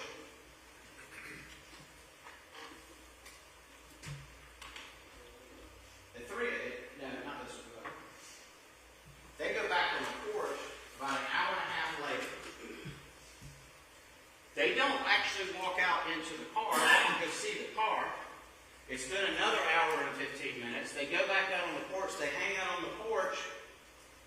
And now it's 2 o'clock, 2:02 to be exact. Neither one of them approached the car. The girl is still in there. And what's going on inside the car now? Now it's 2 o'clock, 11, 12, 1, 2. Take a look at the temperature inside that car now. It's now reached that maximum temperature. It's getting close to that maximum temperature. It's well over 110, 115 degrees inside that car. And they come back out. And do they go check on it? No. Oh, they did. They hug. They kiss. And then they go back inside for another hour and 15 minutes. The child is literally cooking to death in the car, and they're going back inside again. And they stay in there for an hour and 15 minutes. And then they come back out. This time, Rita actually walks to the car. This is when she finds that the keys are locked in the car. But pay very close attention to this. Where does Rita walk when she walks out of the house? It's now 3 o'clock. The child has been in the car since 11:15. The heat is now at well over 118 degrees. Inside the car, it feels like 135 degrees. You've heard testimony from experts giving you that testimony. And where does Rita go? Does she go to the side that the child's on to check on her? Is she trying to get in the car to drive? No. What's she doing? She's going to get her cigarettes. In the back seat of the car, where they put this child at 11:15, there was a bag in the back seat. Right beside the child. And inside that bag was this. A gun. Renewed objection. And not only 401, 403. May proceed. And not only was it a gun, it was a loaded gun. It's overruled. Again, in a bag, right beside this child. And right there, also, are the cigarettes. She walks back out to the car at 3 o'clock. She's still not going to check on the child. She's not even going to drive away. She's going to get some cigarettes. And she finds that the car is locked. So what do? The car is locked. The child has been in the car since 11:15. It is now 3 o'clock in the afternoon. It is well over 118 degrees inside that car. It feels like 135. They have found that the keys are locked in the car. So what do? Naturally, they break the window. No, they don't. Rita says it's too expensive, so I'll break the window. Objection here, Slater. It's not vaccinated. Let's go. Ruling, Your Honor, it was sustained. Objection is overruled. Thank you, Your Honor. Break the window? Now. What do? They hang out. They get on the swing and start swinging back and forth. It's now 3:19. 19 minutes after they found that the child was locked in the car with the keys. 19 minutes after we know for a fact it's already 118 degrees inside the car. And what are they doing? They're swinging. Is there any sense of urgency here? Is at any point in time they're going to say, hey, we need to take care of this child? No, we're swinging. And then what do?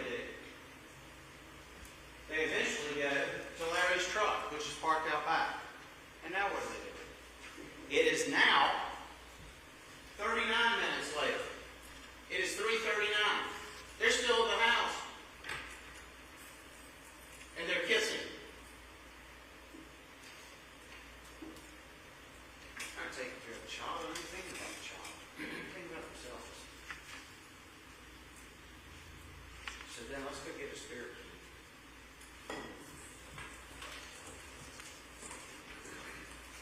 This is where the child is, and this is where Larry and Rita go to go get a spare key, which is why they don't get back for 52 minutes. The child's locked in the car at 3 o'clock. They don't get back until 4. Any sense of urgency there? Any concern for the health and welfare of that child? Did the child even cross their minds? Because they were hot. And they were interested in each other.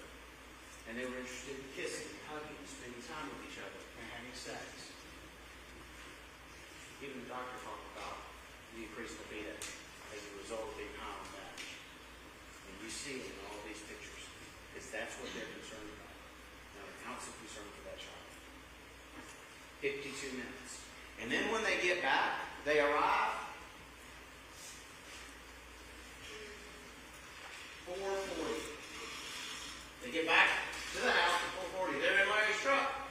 Thank goodness they've got a key. They can come rescue this child now. When did they get out of the truck? They don't open the door till 4:44. They sit in the truck for 4 minutes and talking and hanging out. Again, no concern for the child whatsoever. They're just hanging out in the truck. And eventually they get out. And they approach the car. And when they do, neither one of them are sober enough to even figure out how to unlock the car. Larry testified, I'm pushing the unlock button, but it's not unlocking. It's because he's locking it. He's locking it, he's unlocking, he's pushing it. And the testimony that you heard from Captain Chapman, but also from even Larry, pushing the button and the light's coming on when I'm pushing the button, but it's not unlocking. And what you know is that when it's hit the emergency flasher, it's going flash, flash, flash. But at the end, when it goes blink, blink, blink, blink, blink, that's hitting the lock and the unlock. I think it's once for lock, maybe 2 for unlock, I don't know. But the point is that you can't do that if the car's on. But we already do that. You know how you know that? Because otherwise, if you spend 5 hours in the car in South Carolina driving around with your air conditioning on, we would all be dead. Clearly the air conditioning wasn't on. They may have thought it was, but clearly the car wasn't on, the air conditioning wasn't on. And why do we know that? Because the child cooked to death. That's why. And also something else. Not one piece of testimony, not one person, not one, came in here and said, I turned the car on. Larry said, the car was already on when I put the child in there. Although we know that's not true. Did Larry say he turned the car on? Nope. What did Larry say? I turned the car off. And we'll get to that in just a second. So they get the child and they pull the child out of the car. What happens then? Oh, and by the way, one other thing too. If they haven't gotten the child out of the car yet, they can't figure out how to unlock it. It's now 4:47, and they're back to hugging again. That's not a distraught picture because they haven't pulled the child out of the car yet. They're still hugging and kissing. They still haven't focused on the child. And eventually we get the child out of the car. And what happens after that? They pull the child up.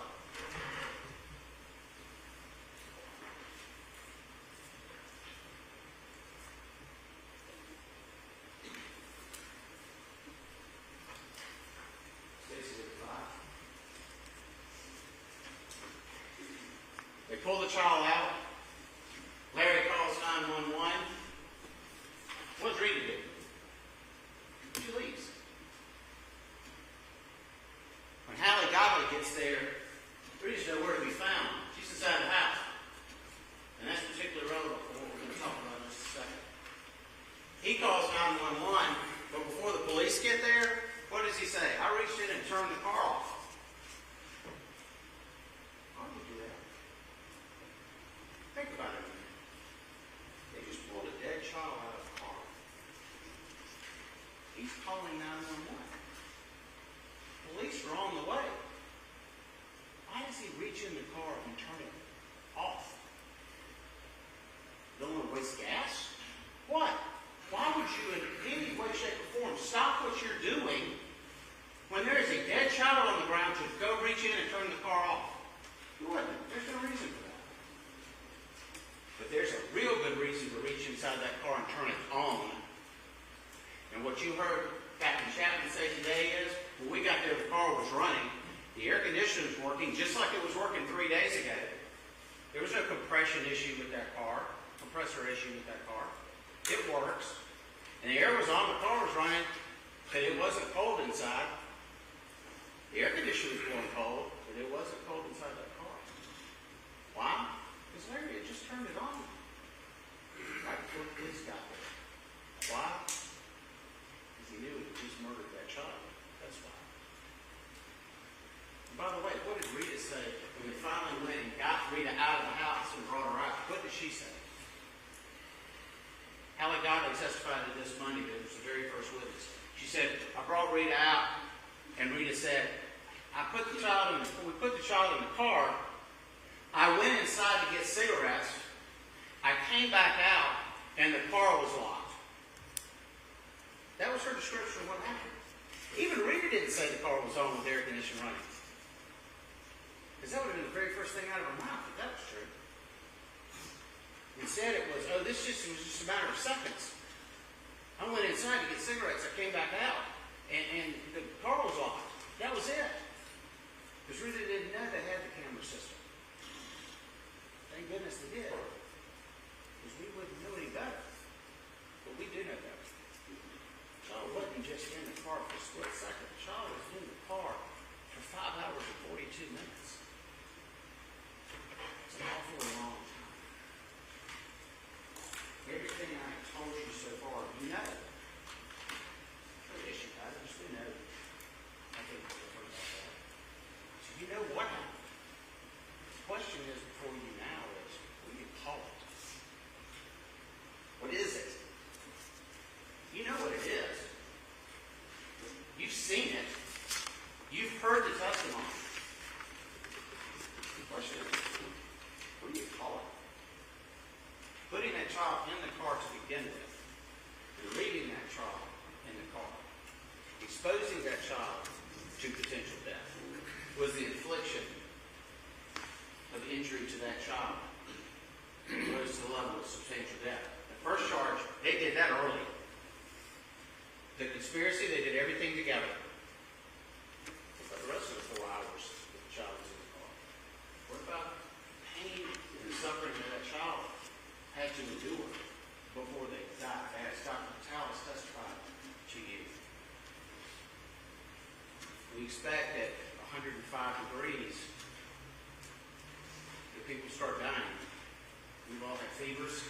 You know how bad you feel with 100-degree fever or 101. Child's inside temperature was 110.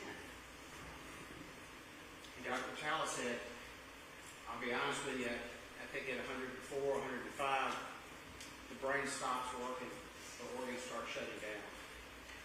She vomited into her throat. She defecated in her diaper. You see that in the crime scene pictures. Her whole body just stopped working. And I'll be honest with you, I wouldn't expect her to last more than an hour in those conditions. And they put her in those conditions for 5 hours and 42 minutes. So we know about the infliction of serious bodily injury. You know about the conspiracy. What do you call the child's death? Well, murder is the unlawful killing of another with malice. What does that mean?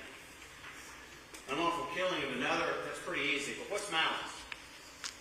Well, there are two ways to show malice. One is expressed. If you walk up to somebody and say, I hate you, I'm going to kill you, I don't care if you live or die, you shoot them in the head, that's expressed malice. This case is about implied malice. And what is implied malice? Implied malice is that you can take from the facts and circumstances of the case, what you have seen, what you have heard, what you know about this case, that someone was so extremely reckless that they had a wanton disregard for human life even had direct ill feelings toward that one individual, but their attitude, their actions, all of the things that they chose to do, all the way they chose to act, all led back to a conscious disregard for the lives of others, and in this case, the other person was Cristina, a child totally dependent on them for safety. A wickedness, a depravity, malicious. And we know what malicious is. And so I ask you, as you go back and look at all this, at what point in time in any of this did either one of these two people show an ounce of compassion or care or concern for Cristina's life? If they had walked up to her and shot her, she wouldn't have suffered the pain that she suffered in this case. Consider all of it inflammatory. Matter of law at the appropriate time. Objections overruled. Thank you, Your Honor. 5 hours and 42 minutes of suffering.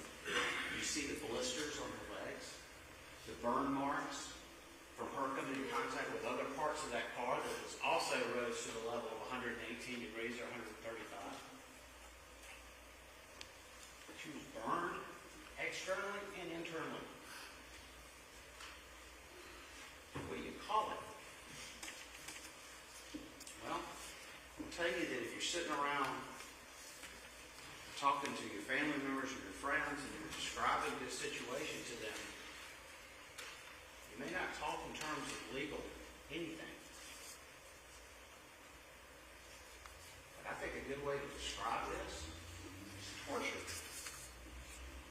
Tell us torture.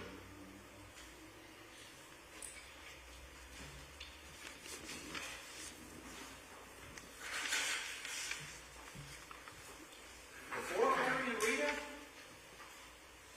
after Larry and Rita. Not the Larry and Rita that these other people didn't know. The Larry and Rita that were high on meth. And these bruises and these blisters that Dr. Vitalis described, torture. And you don't accidentally torture somebody. You treat them with such a lack of disregard for their human life that they die because of the torture. And that's what happened in this case.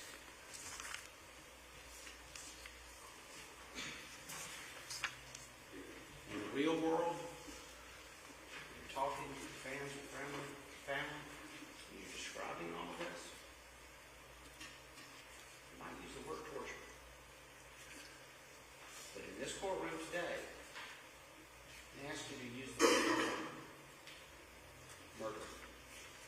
Thank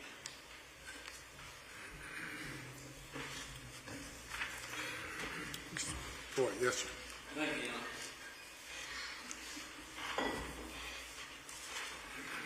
Good afternoon. Good afternoon.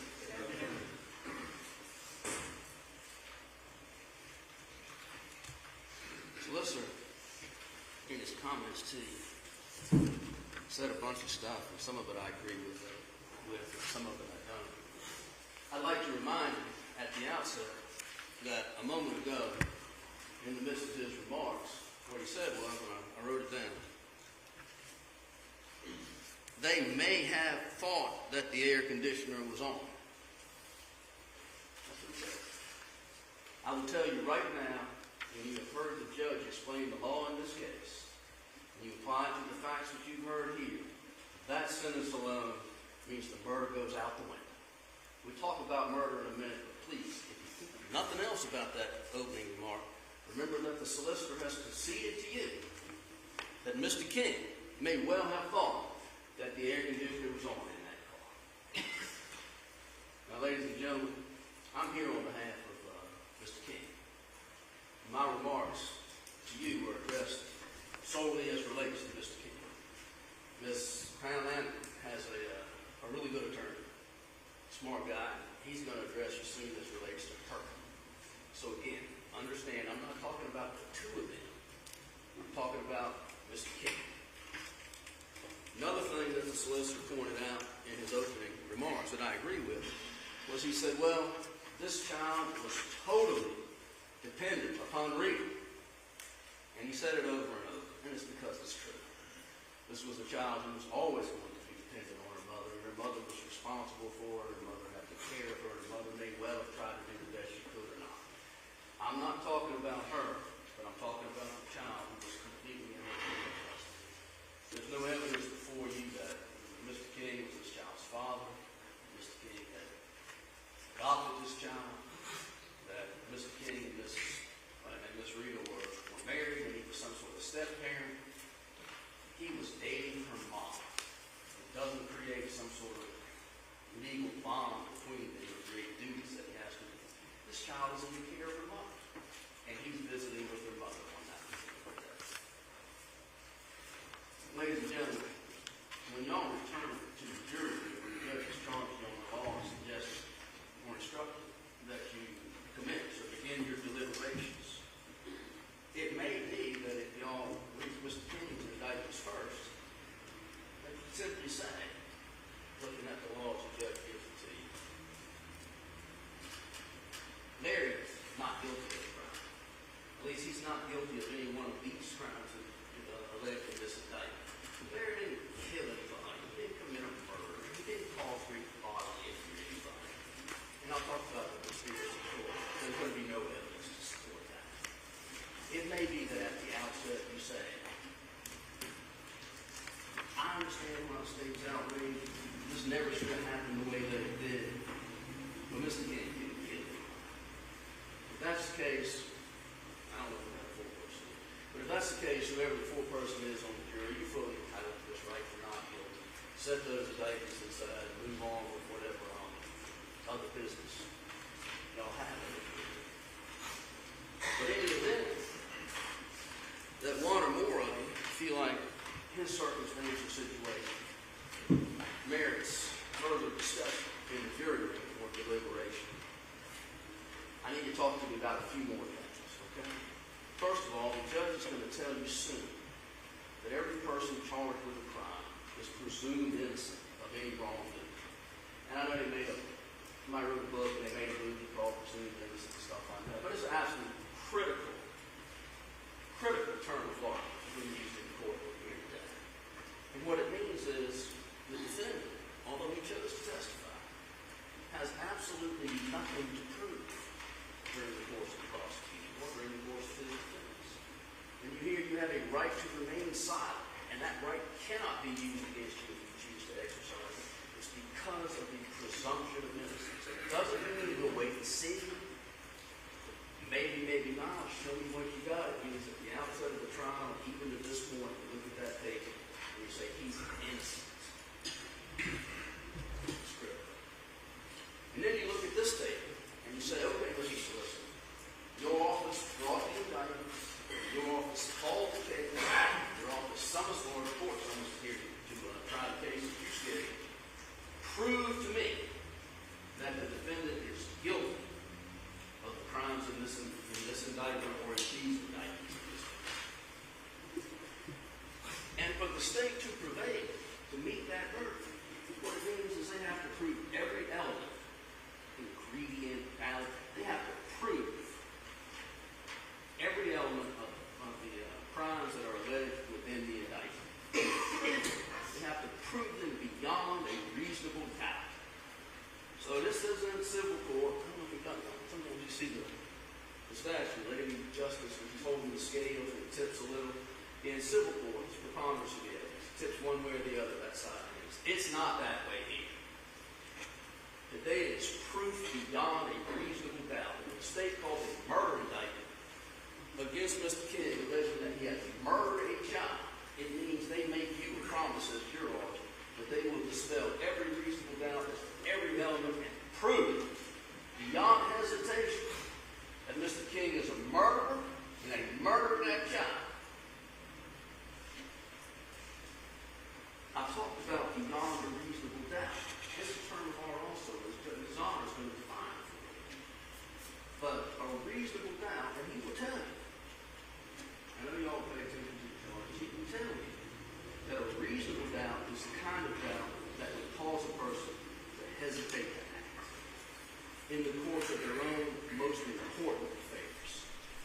And in any criminal trial, if your honor has that kind of a doubt as to the guilt of the defendant, you are required by the oath that you took earlier to return the verdict not guilty. So, if we put aside some of what I would call the clutter or distraction in this case, and just look at what is actually relevant and what should help you in your search for the truth or in your weighing of the evidence that's been presented before you, I would suggest to you that most of what you've seen is more or less clutter. Okay? I mean, the state called Dr. Grundy, the state called an expert from Georgia. He was an expert in heat. And he came from Georgia to tell y'all something that every one of you already knows. If you park a car in the direct sunlight in eastern South Carolina in August with no air conditioner and the engine not running, it's going to get too hot to live in that car. So the charts and his testimony and all this, it's filler because it doesn't give you a chance to look in Mr. King's heart, which is what you're going to have to do shortly. We conceded in our opening statement that this child was in a car, that it got too hot, and she died. I submit to you that this professor from Georgia doesn't really bring anything new to the table. You can pretty much set it aside because we know what happened. It got too hot in the car and the child died. The pathologist is the same. You already knew before the pathologist ever took the witness stand what had happened with this child. You had heard us conceive that this is what happened. You had seen the videotape that this is what happened. And you knew this child died from me. Really nothing you should do whatsoever. They called this police officer, Captain so-and-so, and I don't know why he's back up here today. But they called him to testify to this key fob. There's been a lot of talk back and forth. But really, what was necessary to hear from him was plain and simple. It came out yesterday. He said, if you unlock the car, or you lock the car, while the engine's running, the lights don't flash. Nobody ever locked or unlocked the car with a key fob that they retrieved from Rita's house. Because as you heard, the battery was dying. Once or twice they hit the key fob, the doors didn't unlock, the lights flickered, and then they didn't flicker anymore. So, fine. You lock it or you unlock it while the engine's running with the key fob, the lights don't flash. It never happened. It's irrelevant in this case. And as much as the solicitor wants to talk about methamphetamine in this case, because it's prejudicial and it's bad and people think terrible stuff, because it is a terrible drug. Much as he wants to talk about that, they're not charged with methamphetamine. And when the solicitor says the only reason that you know methamphetamine was involved in this case is because their expert came to testify to that, I submit to you that's not true. As a matter of fact, what their witness did to the toxicologist, while I submit she gave you nothing that would help you inside in this case. She said methamphetamine goes to the cycle, you take it in, it keeps in the bloodstream, your body processes, it goes out of your bloodstream. She says, yes, people get a tolerance to it, and I would submit to you that if anybody would have a tolerance to it based on all the evidence that she knows, probably. She also said that, yeah, Mr. King having 400, that was certainly a level to raise eyebrows and cause concern, but that she's seen it up to 2,000. This doesn't have anything to do with the charging of murder. We don't talk about that. But what she did do was give the defense, wrapped up in a nice box with a fancy bow, a gift to Mr. King. Because she said on the witness stand, under some fairly strict cross-examination by Mr. Phillips, yes, this stuff can take up to 3 days to get out of your body.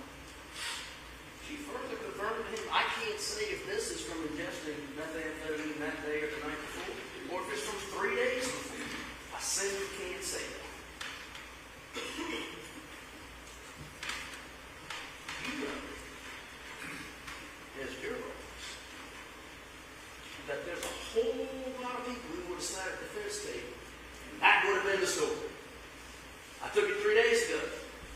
the stand. Only the second time I ever used it. 3 days before that, 2 days before that. I was just tired. That was the only effect I was under. I was out from under this. Mr. King got to the stand, and he rejected that. He took an oath to tell you the truth. And we're hurting, potentially, or at least make the solicitor realize he has been smoking right in the family. He told him. No one else was going to tell you he was addicted to methamphetamine. No one else is going to tell you he was what's called a functional addict. That is, that he used methamphetamine throughout the day to allow him to function. He's never been without work, so I excuse him. Had 5 jobs in his life, so I excuse him. He's always been functioning, going to work, supporting himself, meeting his needs. But just as there are functional alcoholics, he was a functional addict. No one else was going to tell you. The solicitor does that, right? And he's probably going to talk about it some more, because he loves talking about that. Why did he tell you that? Because he tells the truth. Good, bad, let the chips fall where they may. This is what happened. It's not that he didn't want you to know it's a solicitor. The only time he hesitated to answer was when they asked about me. And according to his own code, he said, I'll speak for myself. Then he answered the question on further promise. But the judge will soon tell you that it's up to you as jurors to judge the credibility of the witnesses as they come in here to testify. And credibility means a believability. And there's no magic formula for it, but the judge will tell you it's your own opinion based on your own experience, your own worldview. But when a person testifies, you can see that they testify consistently or inconsistently, they testify, they contradict themselves, or they support it by other facts and evidence or other evidence that's been presented. And I will submit to you that if Mr. King will come in and give the state this gift, knowing full well it sounds bad, but he's honest enough to give you that, you can certainly find he's honest enough to give you the rest. If he'll tell you the things that are bad for him and you believe him, you can probably believe him when he tells you the rest of it also. Now, the state has charged Mr. King with murder. I assume it's the worst crime there is. Murder is not hard to define. Murder is the killing of a human being with malice aforethought. First of all, as relates to Larry's case, the murder indictment fails to be. Okay? Larry didn't kill anybody. If you recall, when you think back to the solicitor's opening argument, or opening statement, his opening statement, he says that he's going to show you the video where Mr. King rudely comes out with this child, the doors open, he throws the child in like so much baggage that he just wants to be rid of her, and he uses the term 2 or 3 more times. She was just baggage. I know y'all want to say that. Lawyers can't help it. We watch y'all very well. I watch y'all all the time. I know everybody paid attention. Everybody that's involved in the evidence. On behalf of Mr. King, thank you all. But you didn't see that. What you saw, it's in evidence. You see it again if you need to. Was Mr. King come out, as he described, appropriately, properly, gently, maybe lovingly, but it's certainly appropriately, properly, gently, appropriately. Place the child in the back seat. Move the child, put her in the proper position, and you come. Step back. Rita stepped up, put the seatbelt on her, did whatever she was doing. She did what she needed to do, and the child settled into the car. That's all Larry did in this case. That is the sum total of what he did. He relinquished this child into the arms of her mother. He stepped away. I got the feelings hurt. Heartbroken the way he described it. I'm out, and he tells her to go. You just go. Leave. I'll talk to you later. She doesn't leave, obviously. She goes back and forth. But at that point, the solicitor would need to prove to you, hold on. that when Larry King put her in that car, he did it with malice. First of all, he's got to prove that putting her in the car killed her, which of course is nonsense. It didn't. He made efforts to make sure she was safe and well and properly positioned in there. And then he's got to show that when Larry did that, when he put that child in that car, he did it with malice. That he killed her, and he did it with malice. What does malice mean? I'm going to read it to you. Sorry, I'm going to read it. Malice is hate, ill will, or hostility towards another person. It is the intentional doing of a wrongful act without just cause or excuse and with an intent to inflict an injury or under circumstance in which the law will confer an evil intent. That's what malice is. So before you can even consider whether or not Mr. King should be convicted of murder, you have to consider whether or not there's any evidence whatsoever that make you believe he put that child in that car with hatred, ill will, hostility, or the intention of doing a wrongful act. And that's nonsense. And y'all met Mr. King. Y'all met. Y'all had a chance to judge his credibility, his believability, and to determine whether or not you think he's the man, based on everything you've heard, everything you saw, whether or not the state has proved beyond any reasonable doubt in your mind that when he put the child in the car, he did it with hate, ill will, and malice. And it's nonsense. Further, malice can mean a general malignant recklessness for the lives and safety of the others, or a condition of mind that shows a heart regardless of social duty and fatally bent on mischief. And all of that's real strong language, and there's a reason for that. It's because it needs to be. It's the worst crime that there is. And if Larry actually walked out and put the child in the car with the intention of the mom driving her safely away, and then he stepped away and said, y'all go, and he doesn't do anything else to this family, there's no indication whatsoever of malice, hatred, or guilt. And without it, the murder indictment falls on him. It falls for element one, killing someone, and it falls for malice, because he didn't kill anybody, and there's no indication he had any malicious, ill will, ill intent toward this child. That's what the state promised to do. Ladies and gentlemen, in your jury room, excuse me, in your jury room, you will have the indictments, and there are 3 indictments Mr. King is called to answer to. Murder, and I've addressed that. Inflicting great bodily injury on a child, and the arguments be very simple. And a conspiracy charge. When you have those indictments in your jury room, you were fully entitled to look at them, examine them, and see what you think about those documents. You may notice, if you look closely, that shortly after this child died, Mr. King was indicted for murder. Period. Stop. And then as time went on, and a trial moved, and the rubber's going to meet the road, we're going to put it to the test. Somebody looked at that murder indictment and said, this is a lie. It was 2.5, maybe 3 years later, coming in for the trial, they came up with new charges. And that's just different. Look at the dates. Look at the dates.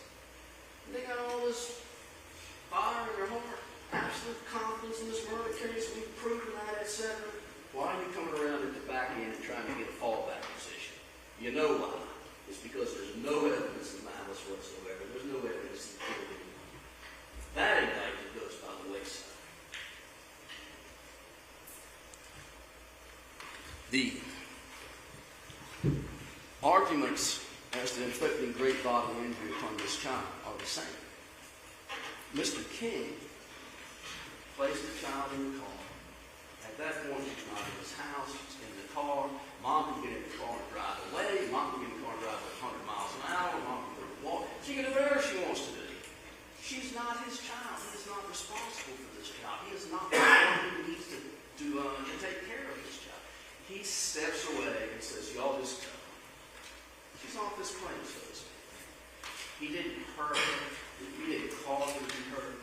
As a matter of fact, as the solicitor concedes, he thought the engine was running, the air conditioning was going, and she was off the plate. He'd seen nothing in the previous policy background to cause him concern that she wasn't able to care for her child, or in some way she was going to allow her child to hurt, or that the child was in danger because her mother was there.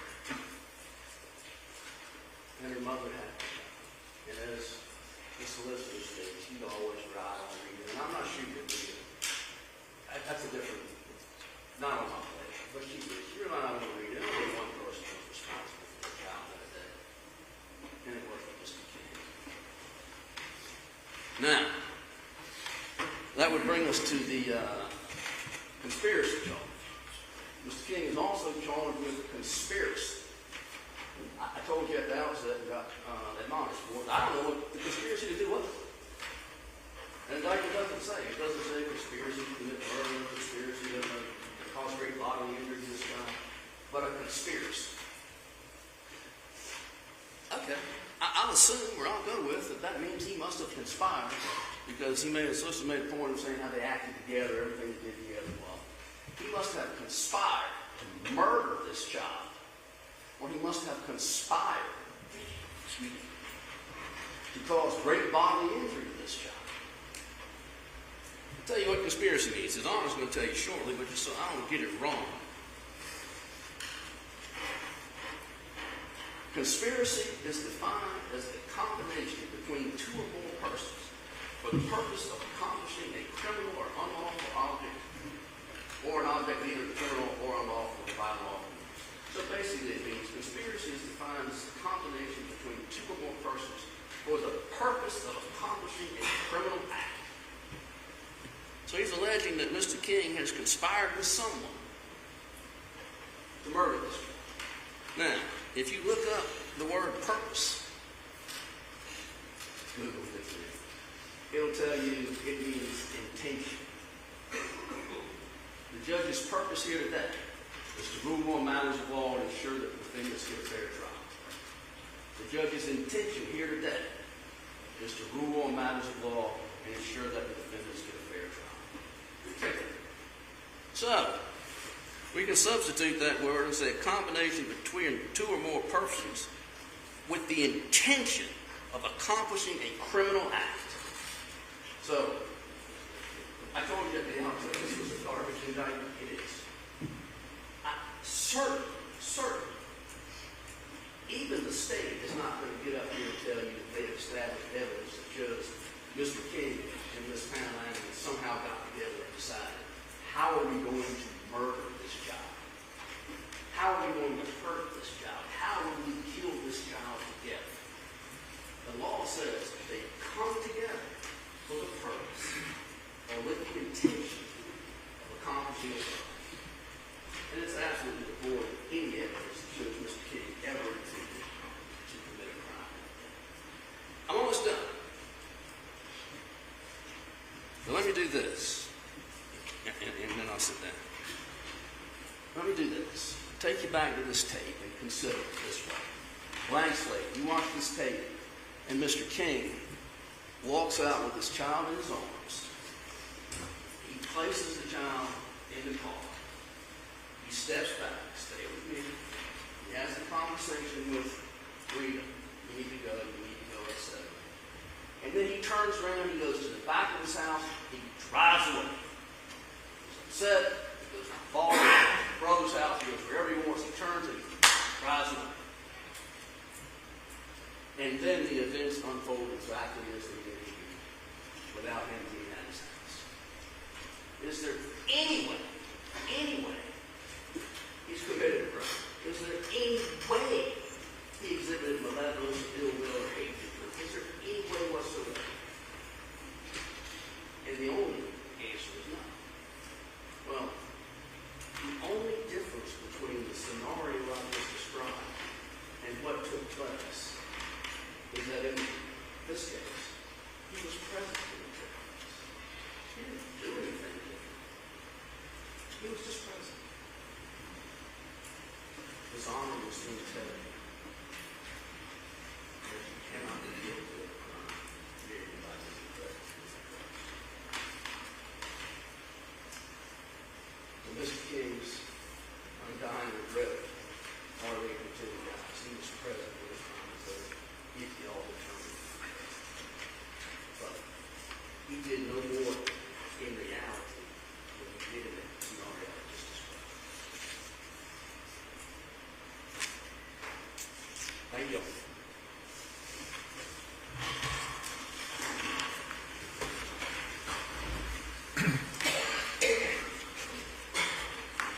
Ladies and gentlemen, we're going to break for 45 minutes for lunch. Please do not discuss the case. If you'll go to the jury room.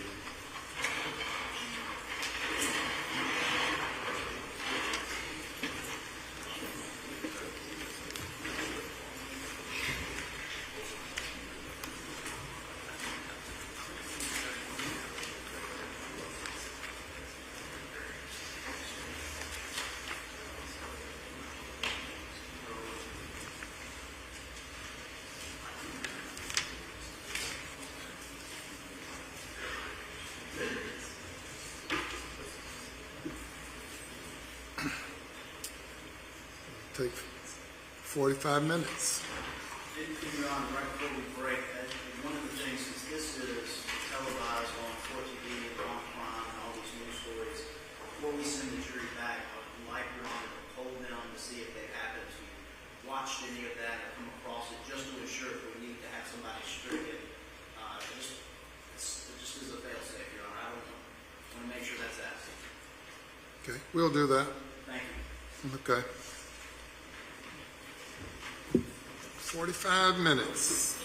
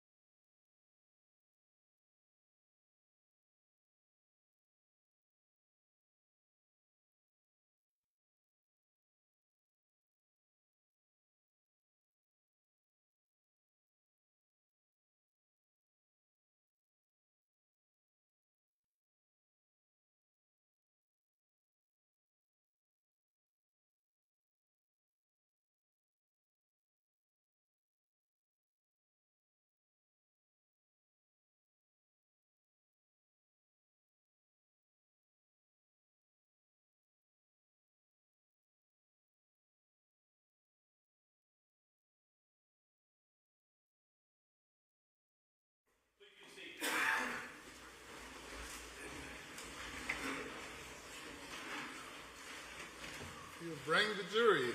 They're ready to come.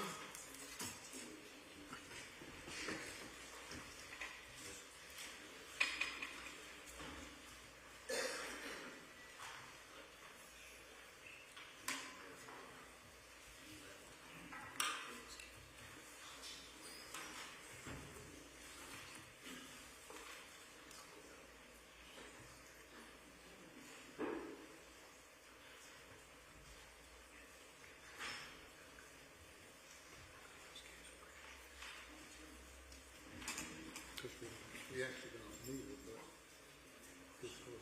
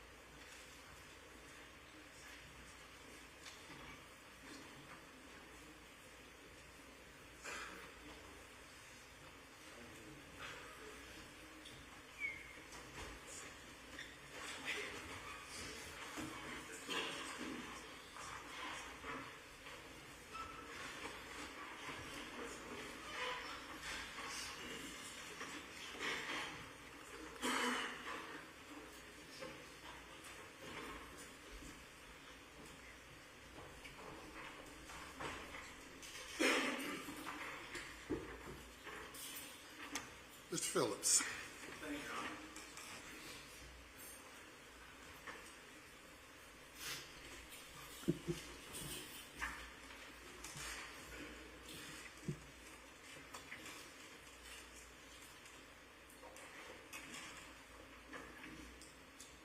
As a parent, this case is hard for me. I have 3 little children, and I know it's hard for you. I said it in opening. The raw emotion that you feel, I'll be candid. I'll put my cards on the table. It's anger. I can't watch the video and not yell, please break the window. It's anger. I have to be candid with it. And I know you feel the same. I told you that in opening. I'm not running from it. This case is what it is. There's the video. But after reviewing what we have on the evidence and the video itself, this case is a lot of it. But it's not murder. When you separate that, my job is much easier than yours. I'm an advocate. Your job is harder. You've taken a sworn oath before God to separate that. That's hard. That's not something normal people have to do. You have to separate emotion. You'll hear from the judge and instruct you on the law that passion, prejudice, hatred, any of that stuff that comes up in this trial, those raw emotions, you have to set that aside. And you have to base your verdict solely on the evidence that's presented on that witness stand and admitted through everything that we see. But when we do that, it's not murder. It's a lot of things, but it's not murder. You swore to give her a fair trial and not base your decision on emotion. Now, I give you every right, because it's natural, it's human nature. In this courtroom right here, you can be as angry as you want up here. You can be angry. You can have those natural feelings. We all know it's natural. I However, and I can't stress this enough, when you cross the threshold of that door and walk in that jury room, you have a sworn oath that you are separating yourself from that. Your job is hard. But you took that oath, and you have an incredible responsibility. That when you cross that threshold, you have to separate that and apply just the law. And again, I'm not saying it's easy. It's not easy for me. But we've all seen it. And in this case, the government's done a lot of different things, and we'll touch on that. But I just can't stress it enough. I have to say it again. Be angry now. Have that emotion. But you can't let it cross that threshold and go into that jury room. You swore not to do that. And if somebody in that jury room starts talking about that kind of stuff, or starts talking about TVs and all this other stuff that's improper, I empower each of you to come tell the judge, because that is not what's supposed to happen. That is not the law. We're going to follow the law in this courthouse. And it's not easy. It's not easy. But that is the law, and that is your sworn duty. Now, depraved heart murder, this malice, this extreme reckless disregard for human life. The government has went painstakingly to say, well, that's easy. Well, let's walk through that.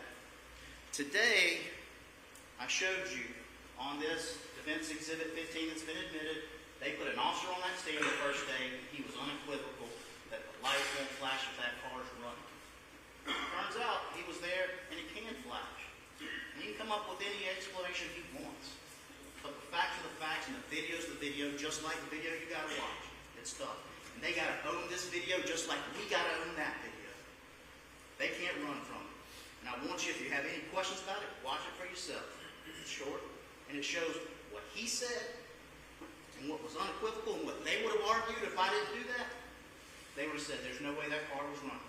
And then you hear for the first time today from him that the car was running when he got there. You didn't hear that from Ms. Godley, that first witness.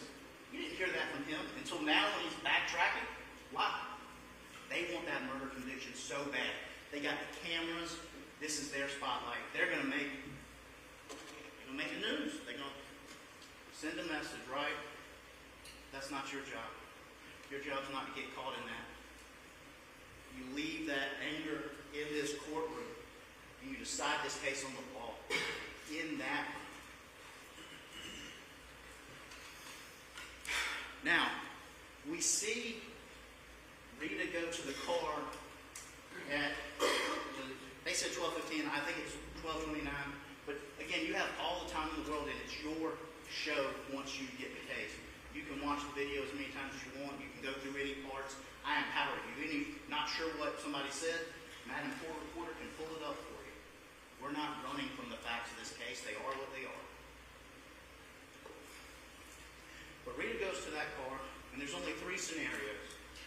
And they intentionally, I think, left this out, and I'll just say it. They said, well, she opens both doors. Right before that, again, what does she do? She comes out, she opens the front door. She sits in that car. And we know she sits in the front door for a period of time because the camera skips. That means there wasn't motion. So we know she sat in the front seat of the car. There's only 3 scenarios. She sat in the front seat for a period of time, and the car wasn't running, and she left it that way. I submit to you, that's a depraved heart murder. If they both believed that car wasn't running and the air conditioner wasn't on, they're right. That's depraved heart. But the solicitor conceded that they might have believed that the air conditioner was running. But we also got testimony today that the car was running. She didn't hear the day before. That's strange. They then tried to flip it that Larry turned it off, or turned the car on right beforehand. We heard this extra testimony from Officer Chapman. But again, you watch the video, anybody that knows the push button start a car, you got to push in the brake to cut the car engine on. Guess what he doesn't do? He doesn't sit in that car and push it. He doesn't, leans in and hits the button. Why would they do that? Also says, Rita doesn't know they have a surveillance camera. Their own evidence shows that in his bedroom, where they say, right, is what they intended, there's a surveillance camera videos. This is their evidence. This is what they brought. And he's switching it up in closing, saying she doesn't know anything about it. Also their evidence. The surveillance camera itself, sitting right behind the swing. Rita doesn't know there's a surveillance camera. That's the solicitor's words. He's going to have to own this. They want this conviction back. They want you to use emotion. They want you to be angry. That's not what you're going to do. I know you're not. We chose you all for a reason. Because you swore to do that and follow the law.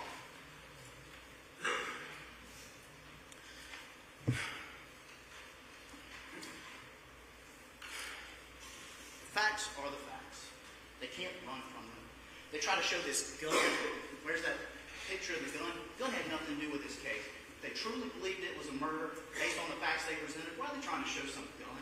It shows the weakness of their case. They're just trying to inflame you and get you more angry. What's the purpose of the gun?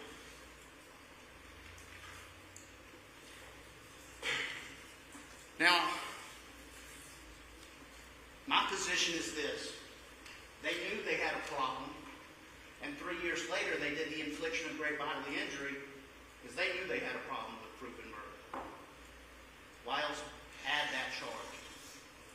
This case is a lot of things, but it's not murder. They knew that, and that's why they added that indictment. Now, you'll hear that reasonable doubt is kind of defined in two ways. That you're firmly convinced of something, or it's something that causes you a hesitation to act. And that's important, because I like to describe, defense lawyers have a hard time trying to always come up with a way to describe legal definitions. But this is how I like to do reasonable doubt. I say you consider it a voting booth. Very similar to going back to a jury room. You got to make a decision. You got two options, not guilty and guilty. Under the law, Rita is presumed innocent. That not guilty button is already pushed. Now the state has to prove beyond a reasonable doubt of all the elements, malice, this depraved heart, based on the evidence, that you don't have any hesitation to hit that guilty button.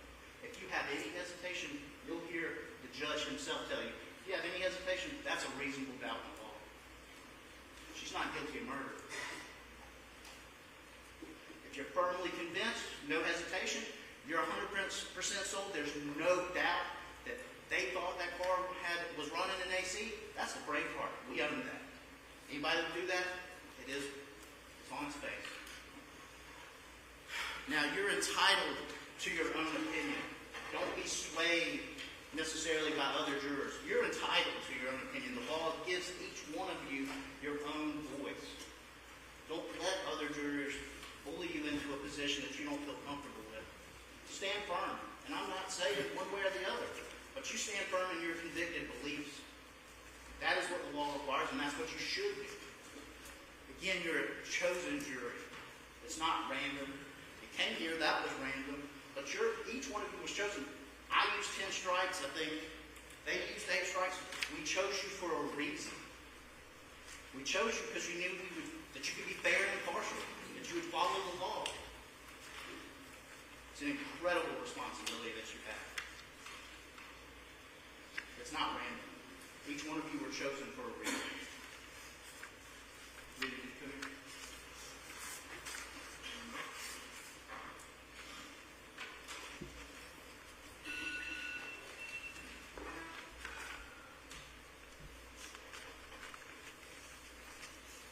We've been sitting over there in the corner. I had to bring her right here in front of you to look you in the eye. You heard from her daughter that she's a loving mother, that she was there for her family, that all this other stuff about dirty house and food, all this stuff that they try to say is the murder from that video, they threw in all this other stuff. Bed bugs, dirty house. Her daughter, the one that's there, the one that's a teacher, the one that's part of the pastoral part ever, married to a pastor, all the people here in attendance, saying exactly what you needed to hear, right? That the lady, that you saw how she acted, that she didn't pay rent, that she brought her boyfriend and kids in there, and was dirty, messed up the house, and she got kicked out. She had an axe to grind. But why present all that if this case isn't what it was supposed to be? The murder's on video is what they're trying to say. They're trying to say it's so open and shut. Then why are they adding all this other stuff in there? This is real.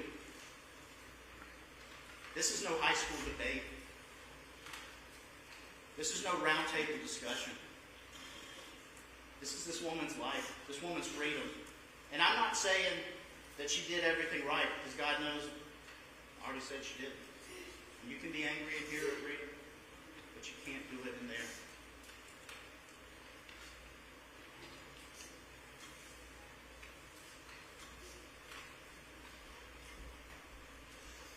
Now you've been given, as I said, an incredible responsibility.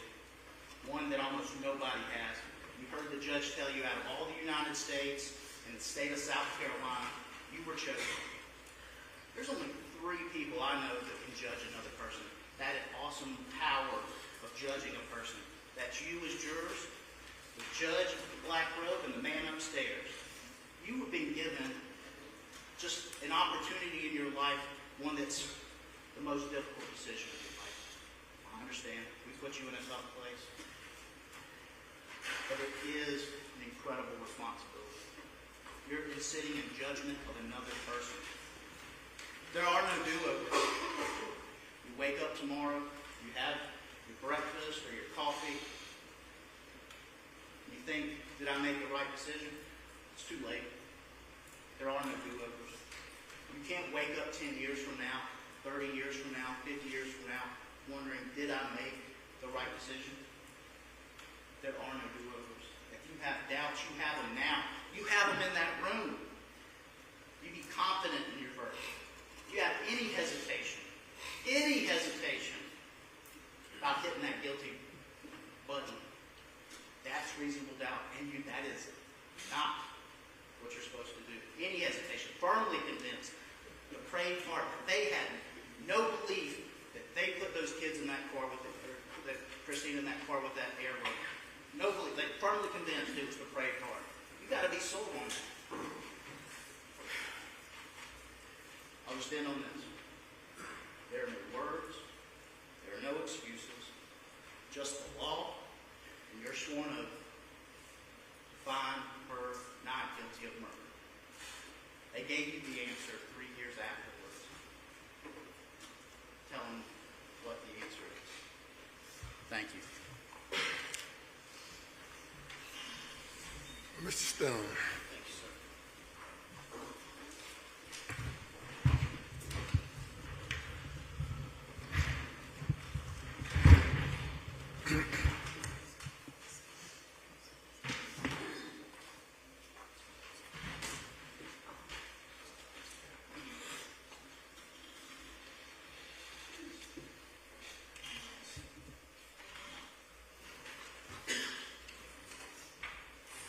The defense wants you to believe that because they didn't get together and say, let's kill Cristina,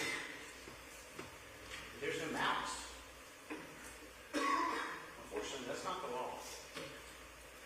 That's not what the law is, and that's not what the judge is going to tell you. The judge is going to tell you this. That malice can be inferred from conduct so reckless and wanton as to indicate a depravity of mind and a general disregard for human life. And renewed objection. It's not going to be. Objection's overruled. Thank you, Your Honor. It's not going to be the malice that they're trying to say has to exist. They got together and said, let's kill Cristina. The bottom of this, malice does not require ill will toward the individual. What does it require? Actions and conduct so reckless as to show a disregard for human life. So the question you have here is, what did they do to show a disregard for human life? And the answer is, everything. Everything. You want to know what's relevant about the loaded gun in the back seat? That's a disregard for human life. As the first defense attorney got up here and said, everybody in South Carolina knows you put a child in a car that's in direct sunlight in August, and you leave them there, they're going to die. Right. That is a disregard for human life. In fact, it would be actually better and easier if you went through and tried to find a sign at which time they actually showed you some regard for that child's human life. But you won't find any because it's not there. It's not there. Larry's defense attorney came up here and basically said this. Well, just like the solicitor said, he may have thought the air conditioner was on. Right. Because he was hot. Because he was hot. I don't know what he was thinking.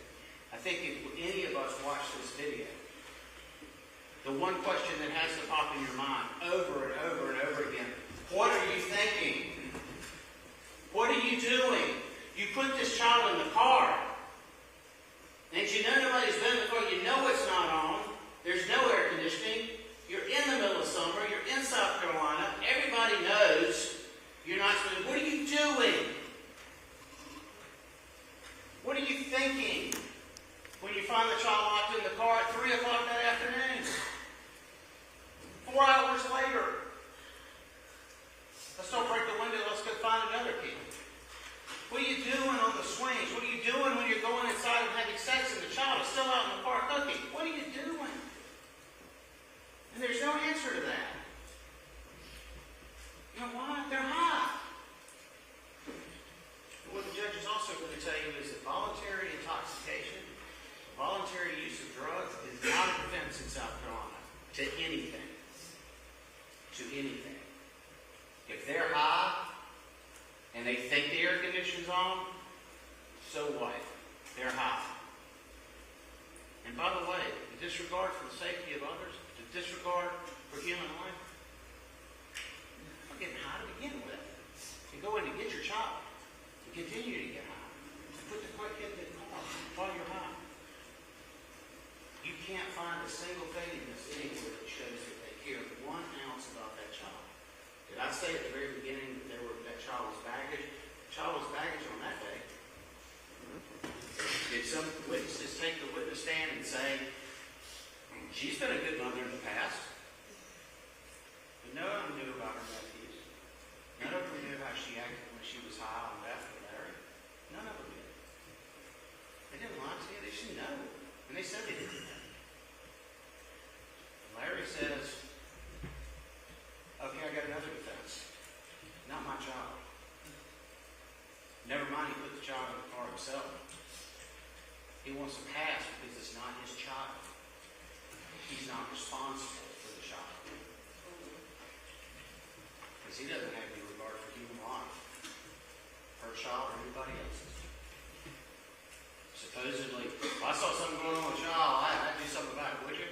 What about 3 o'clock in the afternoon? The child's locked in the car. Break the window. That's Larry.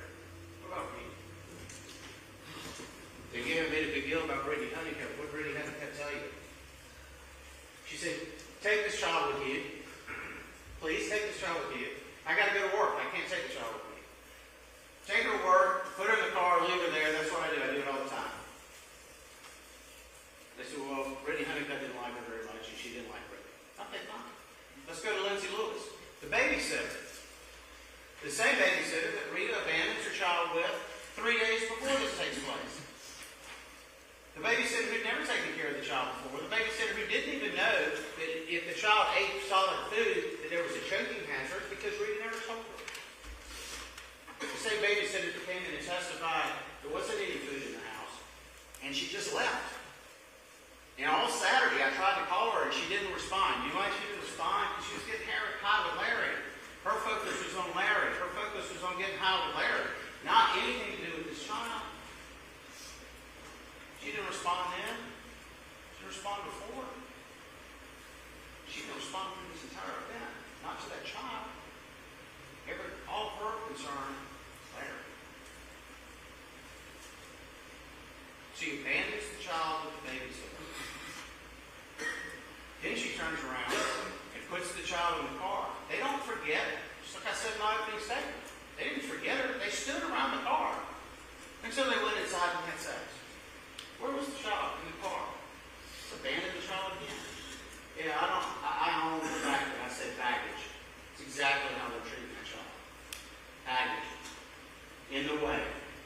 Because she needed to be with Larry. She abandoned the child in. And the child's locked in the car. Does she stay with the child? No. She and Larry go and hug and kiss in the car in the truck and they take off. It's abandoned the child again. And one more thing and I'll sit down. Mr. Phillips brought up an excellent point. He said he's a parent. Lots of his parents.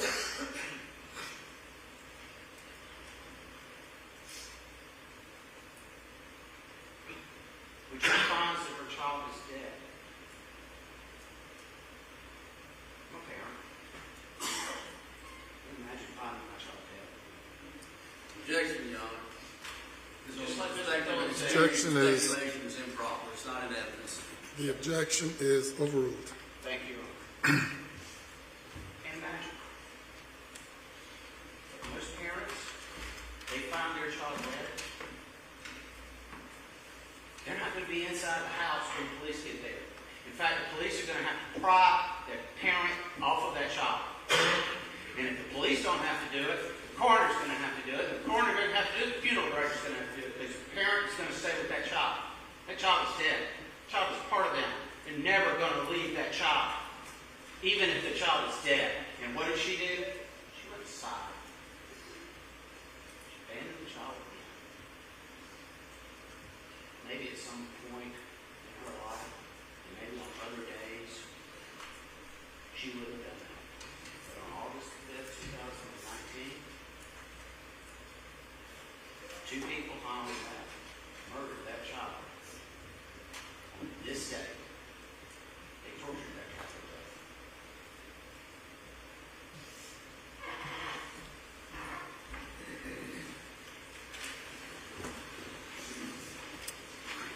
Madam Forelady Yes, sir. and members of the jury, you have heard the testimony, received the evidence, and heard the arguments of the state and the defendants. I will now explain to you the law that applies to this case. Under the Constitution and laws of the state of South Carolina, you are the finders of the facts. I do not have the right to pass on the facts or to express any opinion that I might have as to them, because this is a matter solely for you, the jury, to determine. As jurors, then, it is your duty to determine the effect, the value, the weight, and the weight of the evidence presented during this trial. As a trial judge, it is my responsibility to preside over the trial of the case, to rule upon the admissibility of the evidence offered during the trial. You are to consider only the testimony from this witness stand, together with any exhibits which have been made a part of the record. I have the additional duty to charge you the law applicable, and as the presiding judge, I am the sole judge of the law. It is your duty as jurors to accept and apply the law as I now stated to you, then deliberate in an effort to reach a verdict. I charge you in that regard that you should not be concerned with what you think the law ought to be, but what I tell you that the law is. Now you are also the judges, the sole judges of the credibility, that is the believability of the witnesses who've testified and of the evidence offered during the trial. In considering credibility, you may take into consideration many things, such as the demeanor or manner of testifying, whether the witness had reason to be biased or prejudiced, and whether the testimony of a witness was contradicted on the one hand or supported and corroborated on the other hand. You may believe a small portion of a witness's testimony and disregard the larger, or vice versa, these things you will consider, bearing in mind that you should give each defendant the benefit of any reasonable doubt. It becomes your duty as jurors to analyze and to evaluate the evidence and determine that evidence which convinces you. There are two types of evidence which are generally presented during a trial: direct evidence and circumstantial evidence. Direct evidence directly proves the existence of a fact and does not require deduction. Circumstantial evidence is proof of a chain of facts and circumstances indicating the existence of a fact. Crimes may be proven by direct evidence or circumstantial evidence. The law makes no distinction between the weight or the value to be given either direct evidence or circumstantial evidence. However, to the extent the state relies on circumstantial evidence, all of the circumstances must be consistent with each other, and when taken together, point conclusively to the guilt of the accused beyond a reasonable doubt. If these circumstances merely portray a defendant's behavior as suspicious, the proof has failed. The state has the burden of proving each defendant guilty beyond a reasonable doubt. This burden rests with the state regardless of whether the state relies on direct evidence, circumstantial evidence, or some combination of the two. Now, the rules of evidence ordinarily do not permit witnesses to testify as to opinions or conclusions. An exception to this rule exists for witnesses who are called expert witnesses. An expert witness is a witness who, by education, experience, has become an expert in some field. And that witness may state an opinion to relevant and material matter within their expertise. And they may also state the reasons for their opinion. You should consider any expert opinion received in evidence, and like any other evidence, give it the weight that you think it deserves. If you decide that an opinion of an expert is not based on sufficient education and experience, or if you conclude that the reasons given in support of the opinion are not sound, or that the opinion is outweighed by other evidence, you may disregard the opinion entirely. An expert witness's testimony is to be given no greater weight than that of any other witness, simply because the witness is an expert. Further, you are not required to accept an expert's opinion even though it is not contradicted. Now, I instruct you and emphasize that the fact that a defendant did not testify is not a factor to be considered by you in any way in your deliberations and in your consideration on the question of the guilt or innocence of a defendant. It must not be considered by you in any manner whatsoever. A defendant has the constitutional right to remain silent, and the assertion of this right must not be considered by you in your deliberations. So I repeat, under your oath, you are to draw no conclusions whatsoever from the fact that a defendant did not testify. The fact that a defendant did not testify should not even be discussed in the jury room. The burden of proof, as I have stated, is on the state. The defendant is not required to prove him or her innocent. The burden remains on the state to prove guilt beyond a reasonable doubt. Now, the fact that the defendants were arrested, charged, and indicted is not evidence and cannot be considered by you as evidence of guilt, nor does an indictment create any presumption or inference of guilt.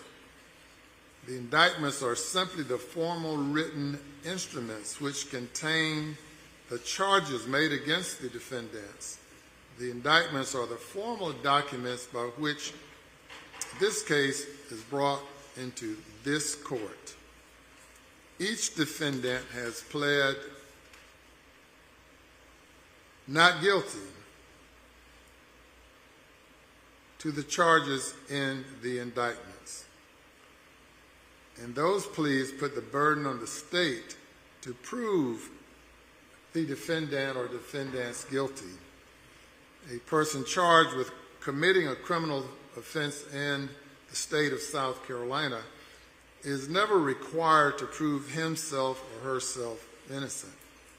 I charge you that it is an important rule of the law that a defendant in a criminal trial, no matter what the seriousness of the charge may be, will always be presumed to be innocent of the crime for which the indictment was issued, unless guilt has been proven by evidence satisfying you of that guilt beyond a reasonable doubt. This presumption of innocence does not end when you begin your deliberations, but it accompanies each defendant throughout the trial until you reach a verdict of guilt, satisfying you of that guilt beyond a reasonable doubt. The presumption of innocence is like a robe of righteousness placed about the shoulders of a defendant, which remains with the defendant until it has been stripped from the defendant by evidence satisfying you of the defendant's guilt beyond a reasonable doubt. The presumption of innocence is not a mere legal theory. It's not just a legal phrase. It is a substantial right to which every defendant is entitled, unless you are satisfied from the evidence of proof beyond a reasonable doubt. The state has the burden of establishing every fact necessary to prove each defendant guilty beyond a reasonable doubt, because the law presumes every defendant charged with a crime to be innocent, and the burden of establishing guilt is placed solely on the state.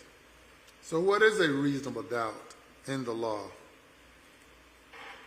A reasonable doubt is the kind of doubt that would cause a reasonable person to hesitate to act. Proof beyond a reasonable doubt, therefore, is proof that leaves you firmly convinced of the guilt of a defendant. There are very few things in this world that we know with absolute certainty. And in criminal cases, the law does not require proof that overcomes every possible doubt. If based on your consideration of the evidence, you are convinced that a defendant is guilty, then you must find him or her guilty.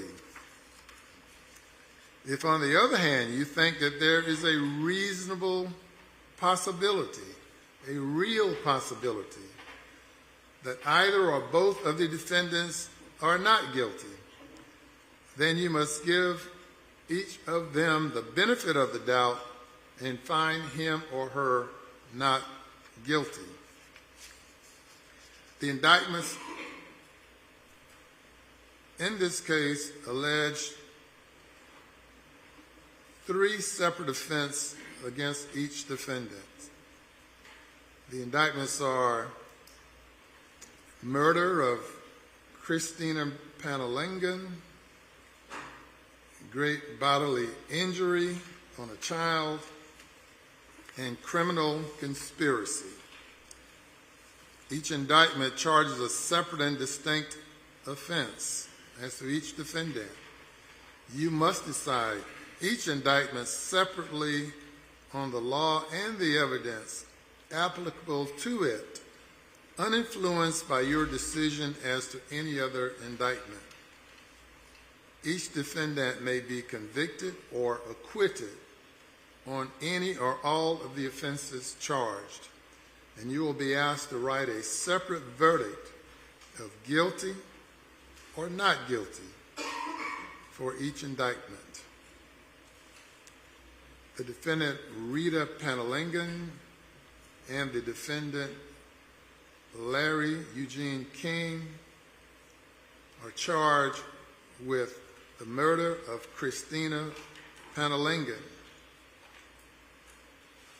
The state must prove beyond a reasonable doubt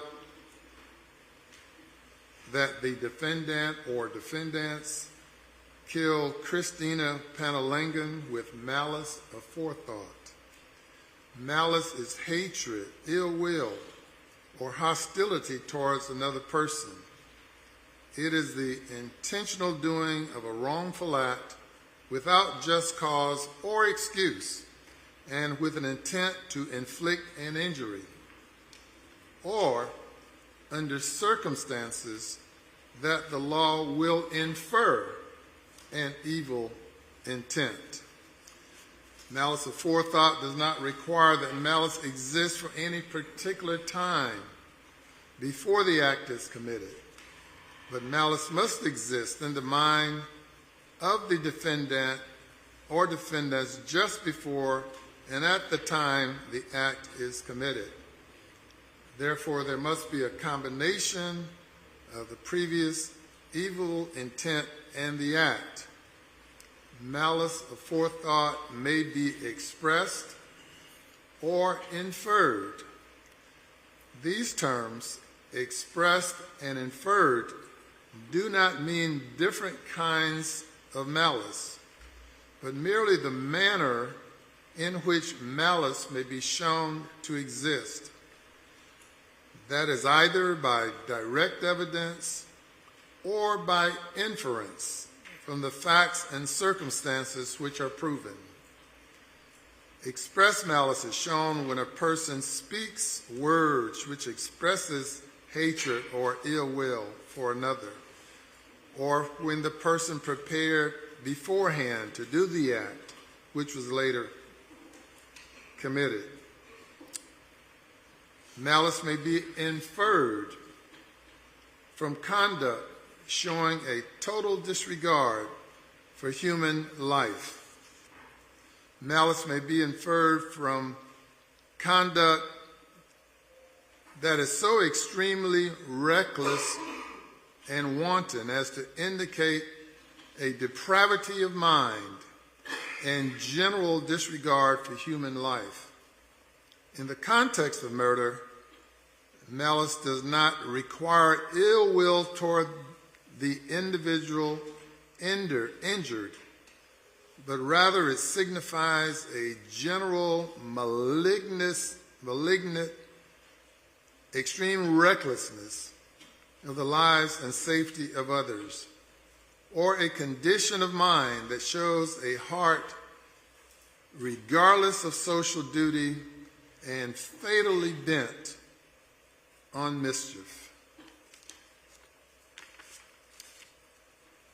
As to the charge of great bodily injury on a child, the state must prove beyond a reasonable doubt that the defendant or defendants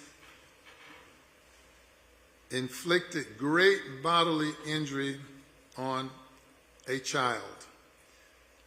Great bodily injury means bodily injury which creates a substantial risk of death or which causes serious injury or permanent disfigurement or protracted loss or impairment of a bodily function, member, or organ.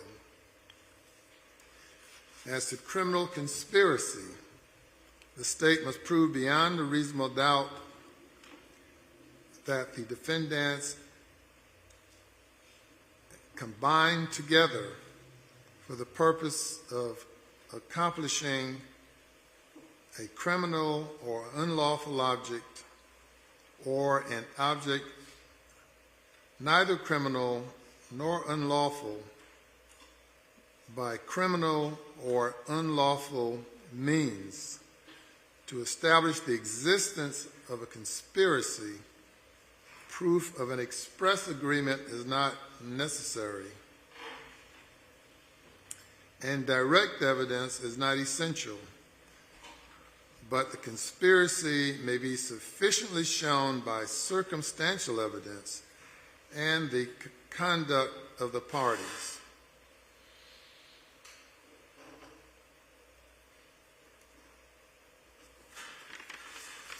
Now, in order to establish criminal liability, criminal intent is required. For example, the mental state required to be proven by the state for a particular crime might be purpose, intent, knowledge, extreme recklessness, or criminal negligence. Criminal intent must be proven by the state beyond a reasonable doubt. And criminal intent is always a matter that must be determined by the jury from the circumstances surrounding the situation. There's no way to prove intent to a mathematical certainty. There's no way medical science can dissect a person's brain and determine what the person had in mind. So the law says criminal intent may be shown from circumstances shown to have existed. This is how you make a determination of whether or not the element requiring intent was present. It is not necessary to establish intent by direct and positive evidence, but intent may be established in the same way as any other fact by taking into consideration the acts of the parties and all the facts and circumstances of the case. Criminal intent is a mental state, a conscious wrongdoing. It is up to you to determine what the defendant or defendants intended to do based on the circumstances shown to have existed. Criminal intent can arise from action or failure to act. It may arise from negligence, extreme recklessness, or an indifference to duty or to consequences that is considered by the law to be an equivalent to criminal intent. Voluntary intoxication or use of drugs does not constitute a defense to a crime, but proof of mere presence at the scene of a crime is not sufficient to find someone guilty. However, the law also says that the hand of one is the hand of all. If a crime is committed by two or more persons who are acting together in the commission of a crime, then the act of one is the act of both. When a person does an act in the presence of and with the assistance of another, the act is done by both.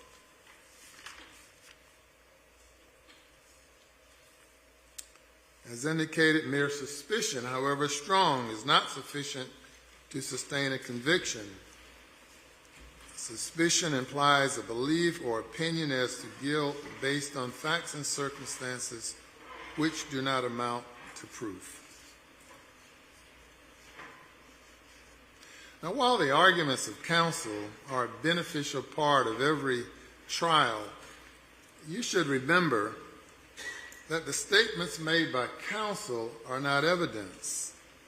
In presenting their arguments, counsel often refer to the evidence. However, you should base your verdict on the evidence as you remember it. If there are any conflicts between the recollection of counsel about the evidence and your own recollection, you should rely on your own understanding of the evidence. In Madam Forelady and members of the jury, I'm required to charge you the law as I've done through giving you these instructions, and that's to help guide you to a just and lawful verdict. Whether some of these instructions apply will depend upon what you find to be the facts. The fact that I've instructed you on various subjects must not be considered as indicating an opinion that I have as to what you should find to be the facts or what your verdict should be. Now, you've been chosen and sworn to give the parties a fair and impartial trial. When you've done so, you will have complied with your oath, and no one will have a right to criticize your verdict. You must not be influenced by opinions or expressions of opinions you may have heard outside of the courtroom, but rather should base your verdict solely on the testimony of the sworn witnesses who took the stand, the exhibits received into evidence, and the law which I have stated. You should not be swayed by caprice, passion, prejudice, or improper sympathy for or against anyone. Remember, you have no friends to reward or enemies to punish, and all parties are entitled to a fair and impartial trial. It is your duty as jurors to consult with one another and to deliberate in an effort to reach an agreement. Each of you must decide this case for yourself, but only after an impartial consideration of all of the evidence with your fellow jurors. In the course of your deliberations, do not hesitate to re-examine your own views and to change your opinion if you become convinced that it is erroneous. However, do not surrender your honest conviction as to the weight or effect of the evidence solely because of the opinion of your fellow jurors or for the mere purpose of returning a verdict. As I stated earlier, you are the judges of the facts. Your verdict must represent the considered judgment of each juror.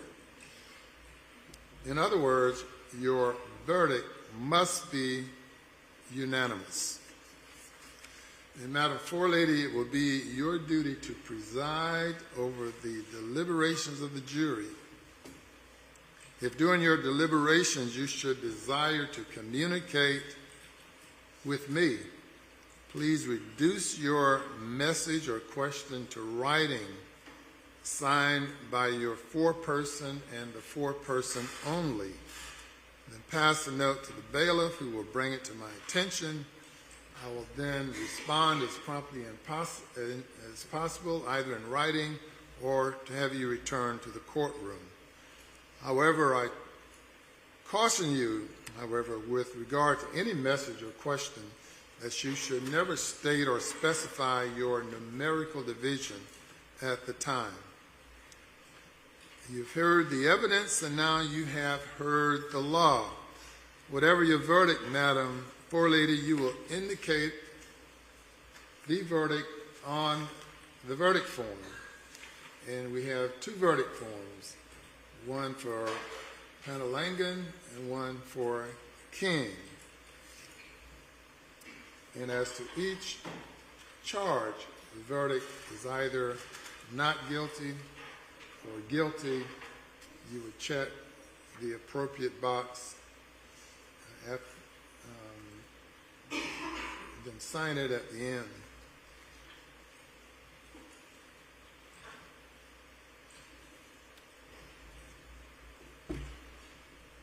Now remember that although only the foreperson writes the verdict, it is not hers alone. The verdict has to be unanimous. And Madam Forelady, you're not authorized to write the verdict until all of you have to have agreed on the verdict. So ladies and gentlemen, I'm going to send you to the jury room to start deliberating in a moment.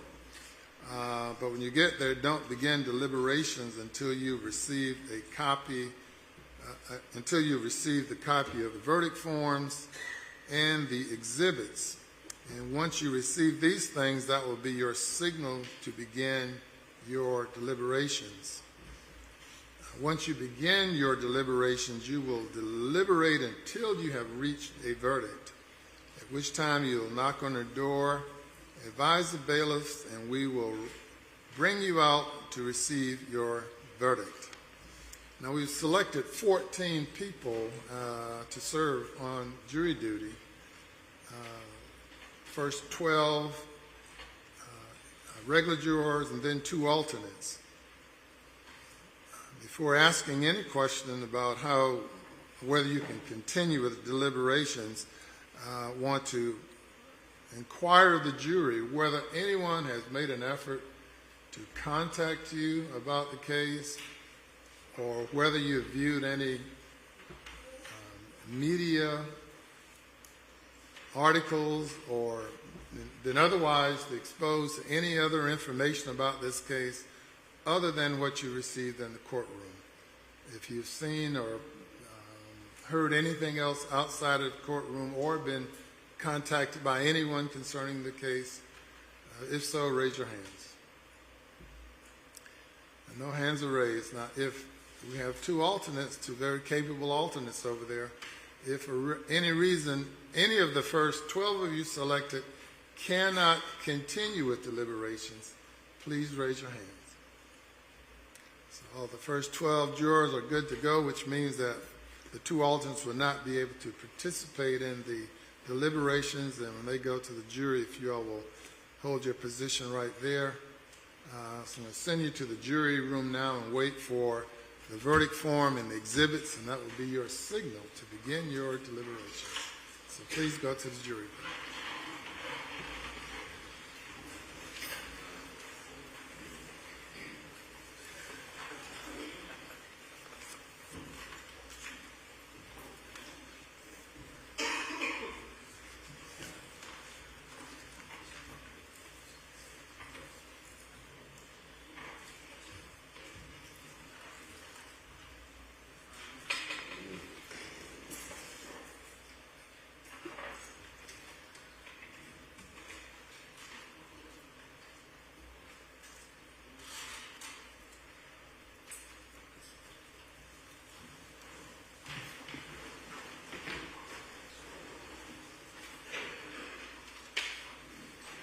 Will they close the door? Is that door closed?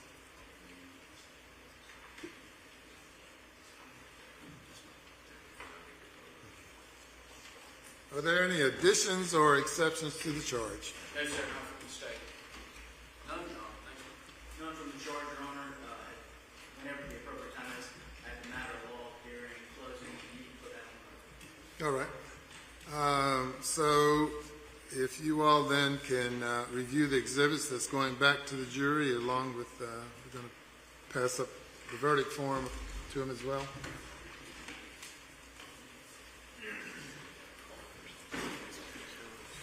Does the Honor send the indictments back or just the jury? No.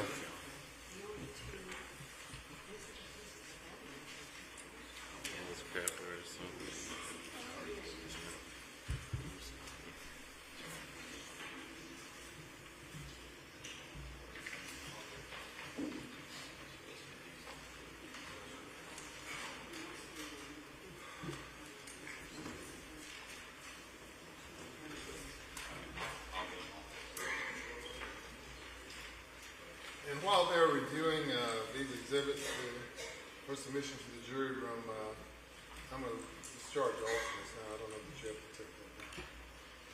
Yes, sir. Okay. Start taking it down. I'm sorry, did you say yes? Yes, Or no? yeah, may as well, yes. Yes. Okay. Let's let the alternates go, then get back to that. To the two alternates, thank you all very much for your efforts during this trial. Whenever people appear for jury duty, they're quite often hesitant and hopeful that they don't get picked. But almost everyone who gets selected to be on the jury, by the end of the trial and during the course of the trial, they become heavily invested in the trial and they want to see it through to its conclusion. So I've noticed you all being very attentive and very good jurors. But the luck of the draw, the first 12 selected are those folks, and you all were standing in the wings ready to join the jury if you needed to. So we're going to release you from jury duty now. I would suggest that you not discuss what you think the verdict should be until you hear from the jury as to what the verdict is, at which time you're willing to, you can talk to anyone that you might want to about the verdict at that time. Just say thank you. Thank you for your time. And I want to thank you on behalf of all the parties and your other fellow citizens of Colleton County. And so you're excused now. Madam Clerk, any other comments for the jurors?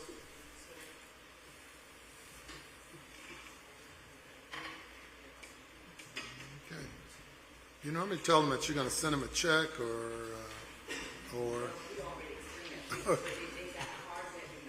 all right, I've got you. You don't explain the checks anymore.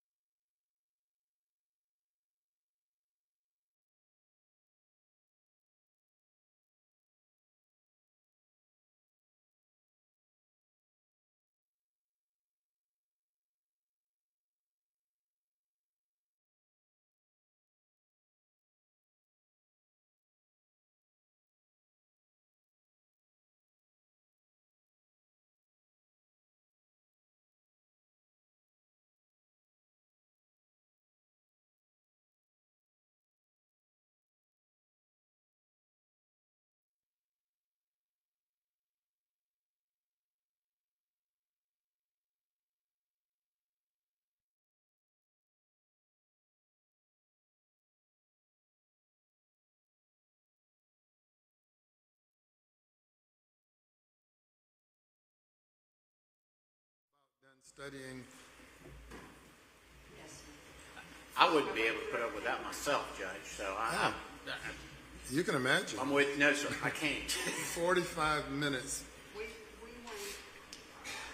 We're off the went through everything on Wednesday Yeah, before we right. did. I'm sorry. If you can believe it, they've listened to the case for an entire week and then got the instruction, and then they go back And wait for and wait for 45 minutes while everyone is going through page by page all these exhibits. We had a really bad one in June. Really?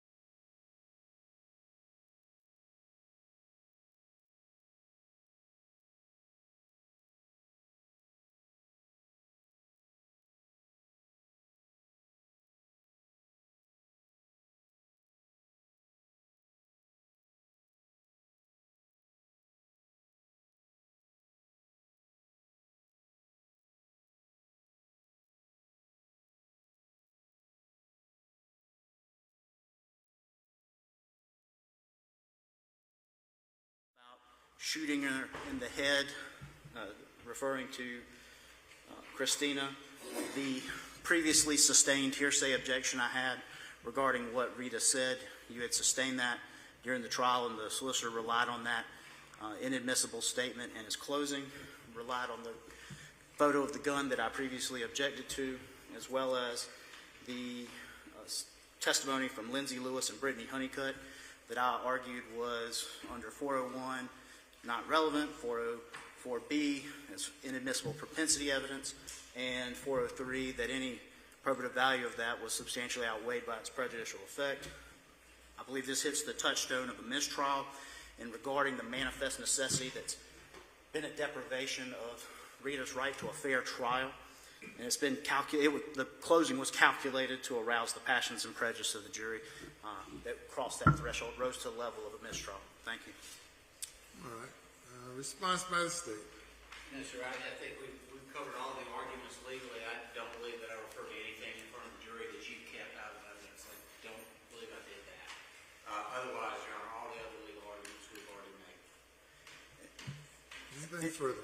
And just to be specific about the statement, believe that question was asked of Larry about what she said as far as it would be cheaper not to bust out the window to go get the key fob. I objected under hearsay, and Your Honor sustained that objection. Statement by co-defendant That's correct. is being hearsay? Yeah, and you sustained it, and they relied on that inadmissible statement. I don't recall sustaining a co-defendant's statement. Co-defendant was testifying and went to say a statement that Ms. Pangalangan made. I objected as to hearsay. A statement stated by the co-defendant. No, by my client, Okay. Rita Pangalangan, during Larry King's testimony, All right. and you sustained the objection. All right. Everything is a matter of record, and the record is preserved, and I overruled the motion that's currently being made and all other motions that I previously overruled or denied. And the jury can keep rolling, and we'll take a break waiting for them. Thank you. Thank you, Your Honor. Yep.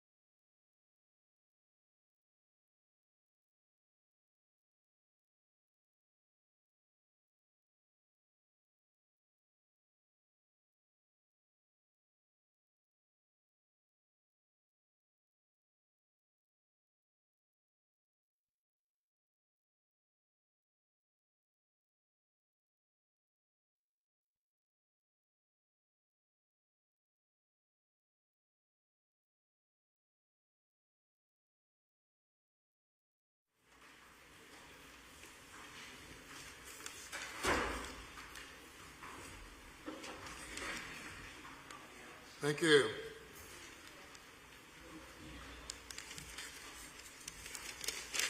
know, I've lost my defenders running to the tree. Y'all may be seated. Y'all look at this.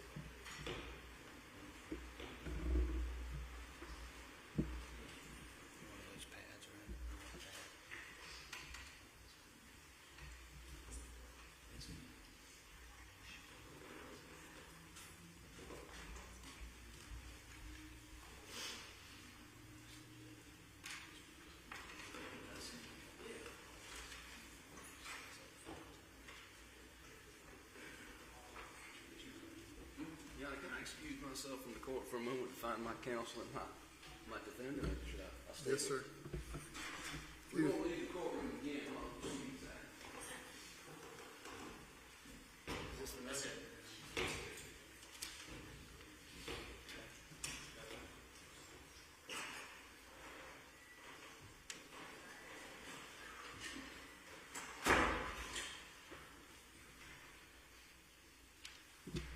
Certainly y'all confer with each other.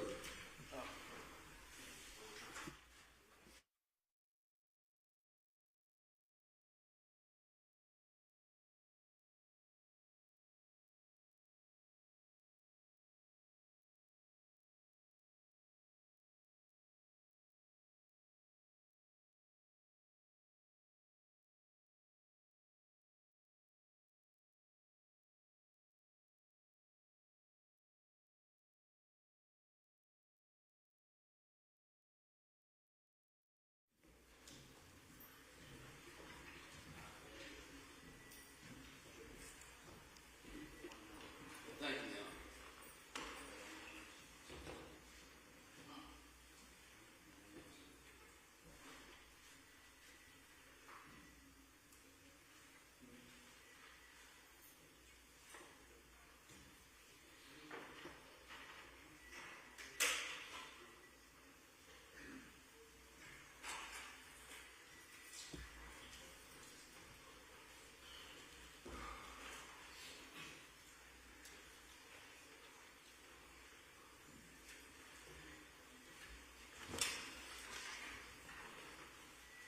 The jury has now sent out two notes. First one is, can we get a copy of the laws and definitions as stated?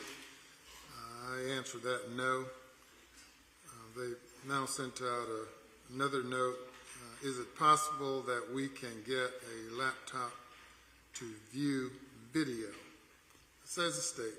I don't have any objection any way Your Honor wants to do that. We've got a laptop we can send back. Obviously, there need to be some instructions from Your Honor that says you can't go, playing on the internet or looking through the laptop. You just got to watch the video. If there's a better way, I don't have any objection one way or the other. My position is that I like it in a controlled environment. They can come in here. Dylan's well versed, and We can play the video here. It's a controlled environment. Jury deliberations are not a controlled environment. Understood, but they can watch the video and then go deliberate. It's my position. Yes, sir. Your Honor, I have been in courtrooms where the clerk or the court has a pristine, clean Well, computer. the court has no pristine anything. My computer has 20 years worth of work on it. No, I'm sorry, I wasn't referring to, Your Honor. I'm talking to the courthouse itself, where they make that available. It doesn't have internet access. It doesn't have anything else, but it can play the. If the laptop has other stuff on it, I object to it going back. If it has internet access, I object to it going back. If not, if there's one that has nothing and it's simply a video player, I do not have an objection to them having it in the jury room. Yeah, well, this should not be rocket science for any lawyer trying a case in 2023 when videos are presented during body cam, videos of various sorts are used during almost every trial. Yes. And it's incumbent upon the lawyers to deal with that issue. I do not believe in having jurors deliberate in the presence of an audience, such as Mr. Phillips is suggesting. Though you're shaking your head, once the jury gets the case to deliberate, they should have evidence in the jury room as they were given the video to take into the jury room. It's incumbent upon the parties to make it such that they can view that evidence in the jury room as they have requested. As I did not introduce any video, I don't think it's incumbent upon me to Okay, so you're out of the conversation if it's not incumbent upon you. Excuse me? You're out of the conversation if it's not incumbent upon you. I don't mean to I'm making the argument that it's not incumbent upon me, it's incumbent upon them. And if Your Honor won't send instructions in the law back to send a computer from the solicitor's office back with God knows what's on it. Well, I understand that, so obviously that won't happen. Thank you, Your Honor. That's like police body cam of a DUI traffic stop that has 30 DUI stops on it. Thank you, Your Honor. So we don't do that. Yes, sir. The burden is always on the state. We have no burden in here. And as Not far as regarding exhibits, there's no law that requires the defendant to have a laptop ready for the jury that I know of. absolutely, you're correct. It's incumbent upon the lawyers as far as if you introduce the video and you argue to the jury that they can watch the video, but you made no provisions for the jury to watch the video that you introduced. And so, it goes both ways. That's why, as I'm stating, it's incumbent upon the lawyers who are presenting cases to make provisions for the jury to view their evidence if you want the jury to review it. Your Honor, respectfully, I believe that would be court administration through the clerk of court's office, and that'll be my position. Thank you. Yeah, well, it's not incumbent upon court administration, and it's not incumbent upon the clerk's office to make provisions for jurors to review evidence that's introduced by the parties. That's the responsibility of the parties. Mr. Stone. Again, with all that, and I think even sending a bailiff back with the computer, but whatever, again, do whatever you want to. Yeah, Mr. Ford's right. I mean, you have some pristine computer with nothing on it for the purpose of having jurors be able to view it, but apparently you all have not done it in this case. I guess potentially for the appellate record, I know for other cases, since the state has the burden of proof, they will have a computer with no internet, no access to play the evidence, because it's their evidence for which must cross that burden of proving beyond a reasonable doubt that my client is guilty. So it is their burden. Yeah, jurors request many things that are not in evidence, including a computer or a laptop. It's not in evidence. Jurors get the evidence, and they have the evidence, and they're deliberating. If the parties are interested in jurors viewing their evidence, then it's incumbent upon the parties to work that out, to enter into some stipulation, which should be done in advance of making an argument to the jury saying, watch my video, and you've made no provisions for them to watch it.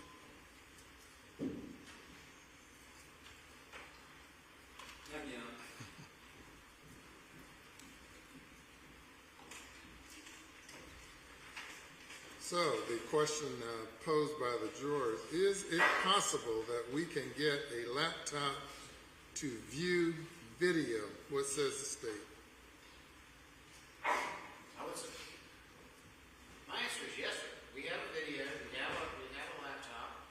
Your instruction could be, watch the video on the laptop, don't get on the internet. I don't know whether, other than that, yes is the answer to that. What else is on the video other than exhibits in this trial? You mean what else is on the computer? On the, yes, ma'am, sorry, yes. What else is on the laptop other than exhibits in this trial? It's probably a lot like your computer. You spent probably 20 years worth of work on it. So the internet is cut off, but and I think that part's pretty easy. And whether a bailiff could go with it, we would have no objection to that either. The bailiff's not part of deliberations of the jury. Yes, sir. No, I was trying to focus on your own.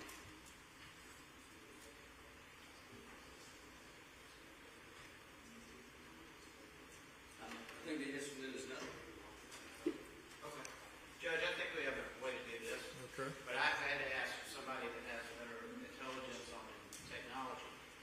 If I could just allow him to explain it to you. This is Dylan Hightower. I know you got introduced him earlier. But Yes, sir, Mr. Hightower. Yes, sir, Judge. What we can do is we can create a new profile through Microsoft OneDrive and just put these two files on there, the two camera angles, and then allow them to view it from there on out. They won't have any access to any other They additional. will not have any access of any other information. yes, sir, everything else would be passworded, so you wouldn't go to it. You'd be able to get to it. All right, Mr. including the internet. Mr. Phillips. If after review that is done in the way they described, I have no objection. I would ask that the video that Your Honor referenced as far as mine would be put on there as well. Certainly, we don't have to. So do you want to prove to Mr. Phillips what you just said? Yes, sir. Can I have about 5 or 10 minutes and I give you a perfect example of how it will look? I think, and I've known Dylan since he was in middle school. I was in his brother's wedding. I don't know if I can trust him. I want to explain it to me. All right. Take your time to do that and then and explain it to everyone before submit it to the jury. Yes, sir.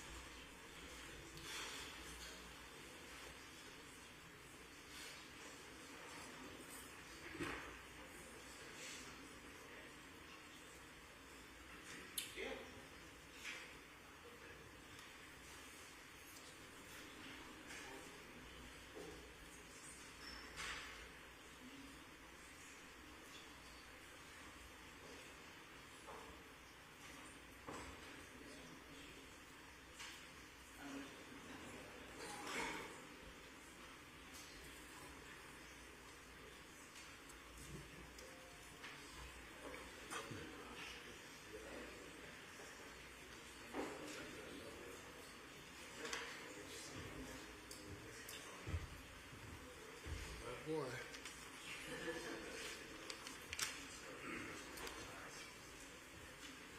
Okay, can we get a clear definition of criminal conspiracy? We cannot decide on a verdict until we have a clear understanding.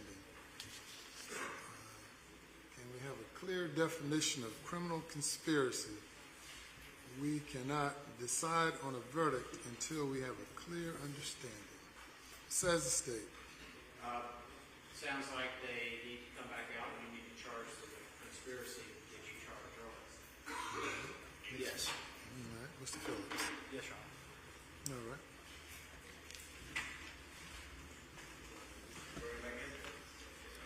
No, not yet. We're still working on this other thing.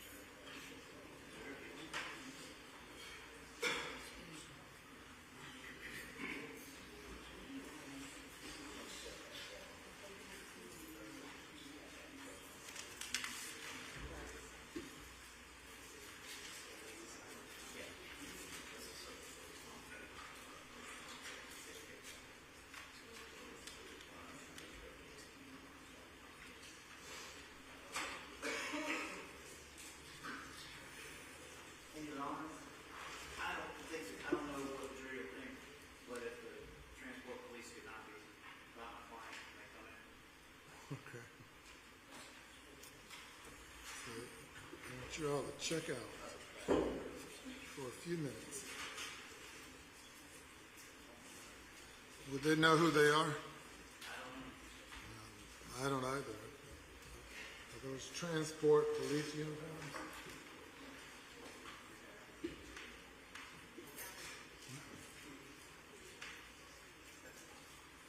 Oh, let's see. Sheeta knows.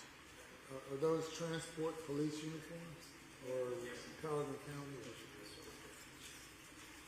Oh, okay. They can come back with it.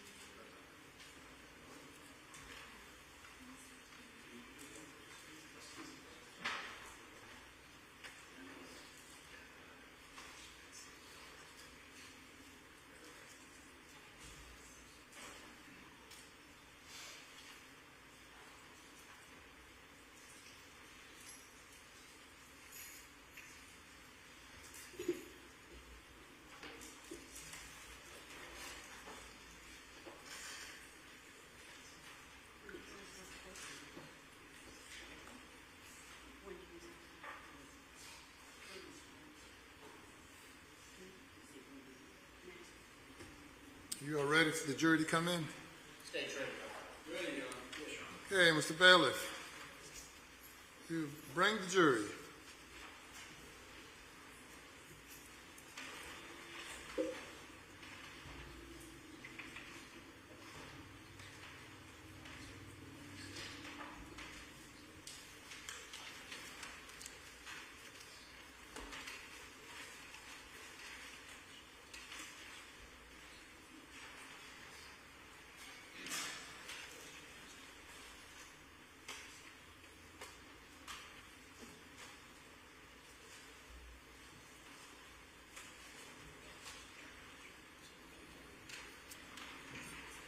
As they're coming in, I've read what was submitted and agreed upon by the party, state's request number 3. And I kind of hesitated as I was reading it. Two or more persons gathering together for the purpose of accomplishing a criminal or unlawful object, or an object neither criminal nor unlawful by unlawful means. Is that the right word, object, or should it be act? I think it's options, because I've always thought it was a quote. I think it's too. I try to get that directly from the case and add the quote. So. I got you.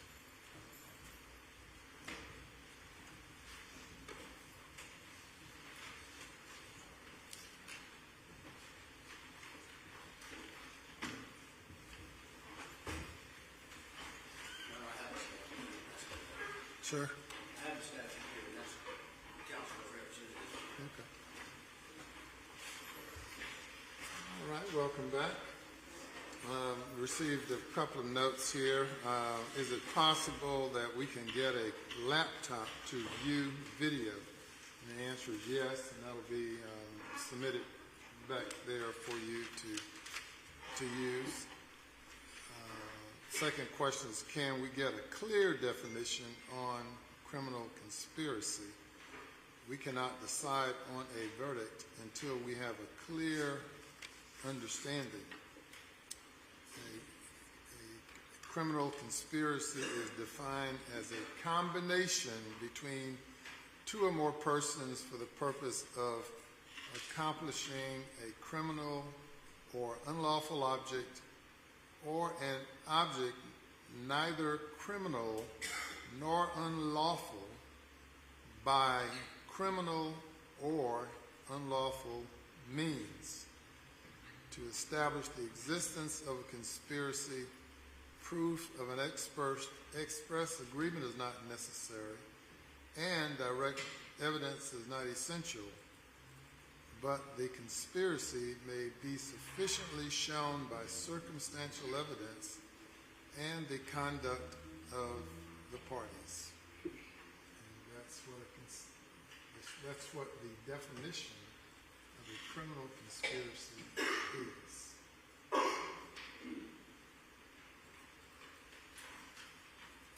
So, I ask you all to return to the jury room.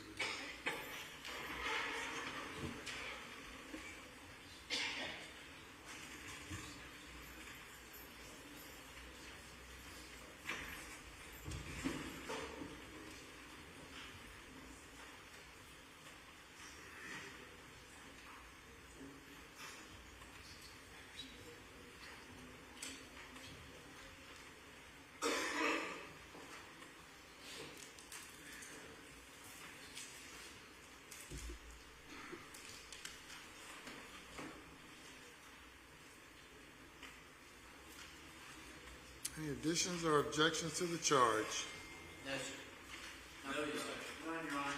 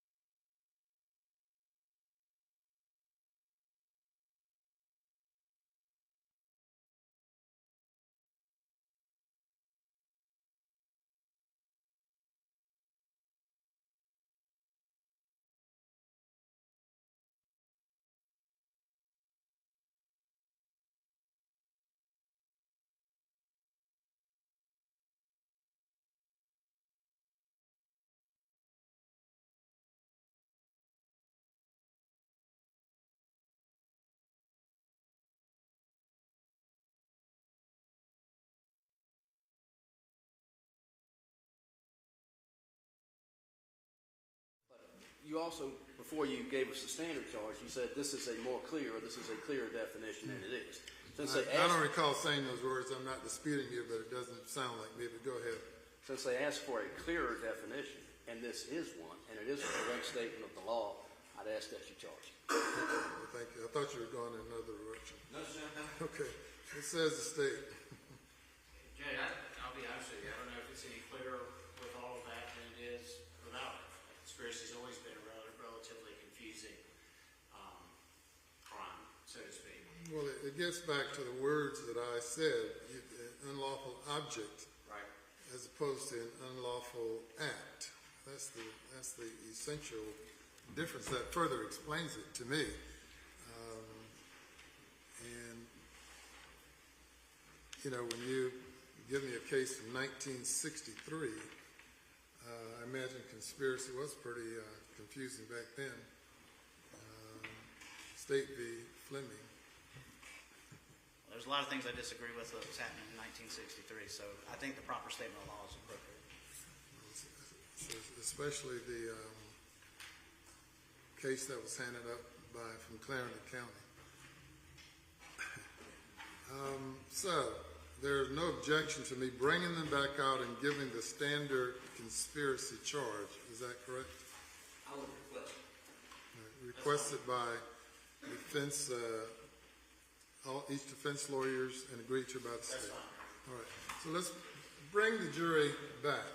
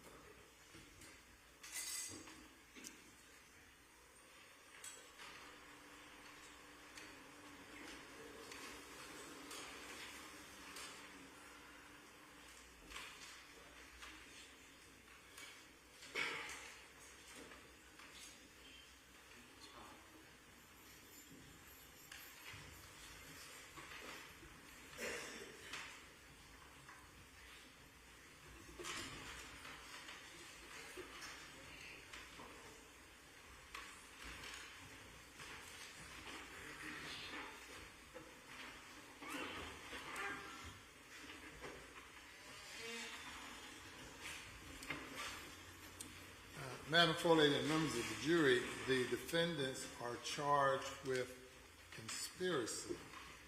The state must prove beyond a reasonable doubt that the defendants combined with one or more person, the defendant or defendants, combined with one or more persons for the purpose of committing an unlawful act or of committing a lawful act by unlawful means. There must be a mutual understanding, agreement, or common intention and plan. Mere passive knowledge of or consent to the criminal conduct of another is not enough to make a person a conspirator. There must be guilty knowledge and participation. Similarly, the mere fact that a defendant may have associated with another person or met with another person and discussed common aims and interests does not necessarily establish proof of the existence of a conspiracy or that a defendant was involved in a conspiracy. On the other hand, it is not necessary that the agreement be a formal one, that it be in writing, that the person hold a meeting and expressly state the terms of the common plan, or that the agreement be stated in words between them. The agreement of a criminal conspiracy may come into being through an implied mutual understanding. The willful, intentional, and knowing adoption by two or more persons of a common plan is sufficient. No overt acts need to be shown to establish a conspiracy. A conspiracy may be shown by circumstantial evidence and the conduct of the parties. In order to convict a defendant of conspiracy, the state must prove beyond a reasonable doubt not only that a defendant knew of the unlawful conduct, but that a defendant agreed or combined with the other person or persons for the purpose of accomplishing the unlawful conduct. And that is a criminal conspiracy. You all will return to the jury room.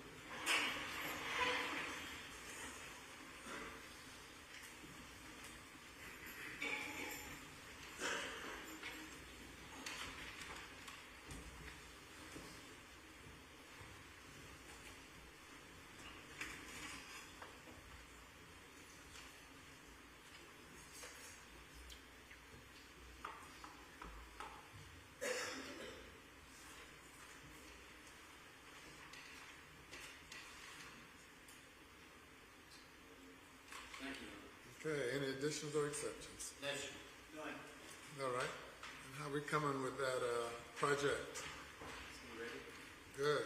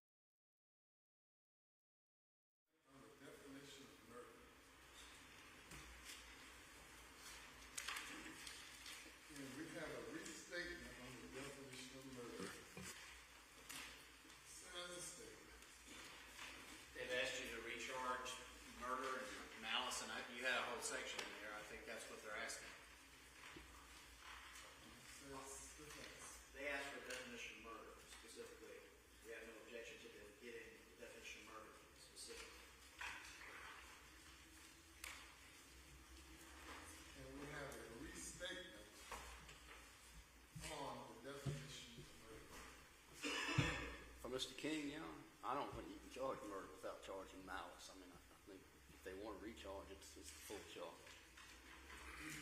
for Mr. King. Okay, it was complete charge of murders only.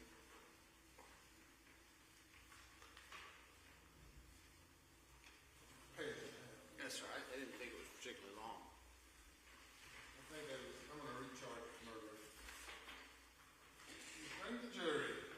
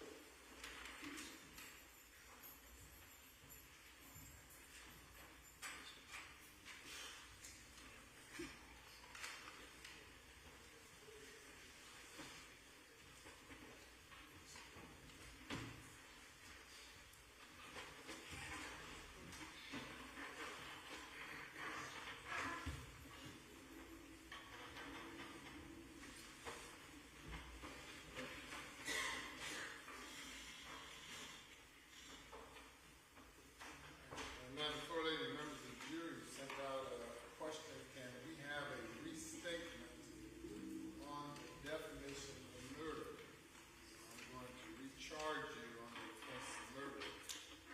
The defendant, Rita Pangalangan, and the defendant, Larry Eugene King, each charged with the murder of Cristina Pangalangan. State was proved beyond a reasonable doubt that the defendant or defendants killed Cristina Pangalangan with malice forethought.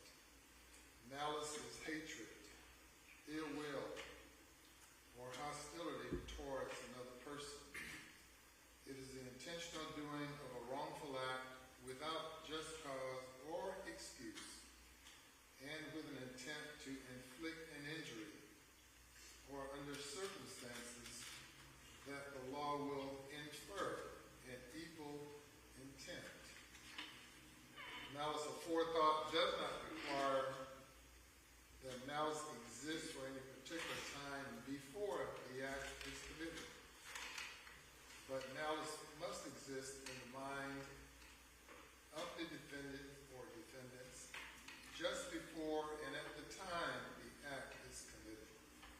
Therefore, there must be a combination of the previous evil intent and the act. Malice of forethought may be expressed or inferred. These terms, expressed and inferred, do not mean different kinds of malice, but merely the manner in which malice may be shown to exist. Excuse me. That is either by direct evidence or by inference from the facts and circumstances which are proven. The express malice is shown when a person speaks words which express hatred or ill will for another, or when the person prepared beforehand to do the act which was later accomplished. Malice may be inferred from conduct showing a total disregard for human life. Malice can be inferred from conduct that is so extremely reckless and wanton as to indicate a depravity of mind and general disregard for human life. In the context of murder, malice does not require ill will toward the individual injured, but rather it signifies a general malignant extreme recklessness of the lives and safety of others, or a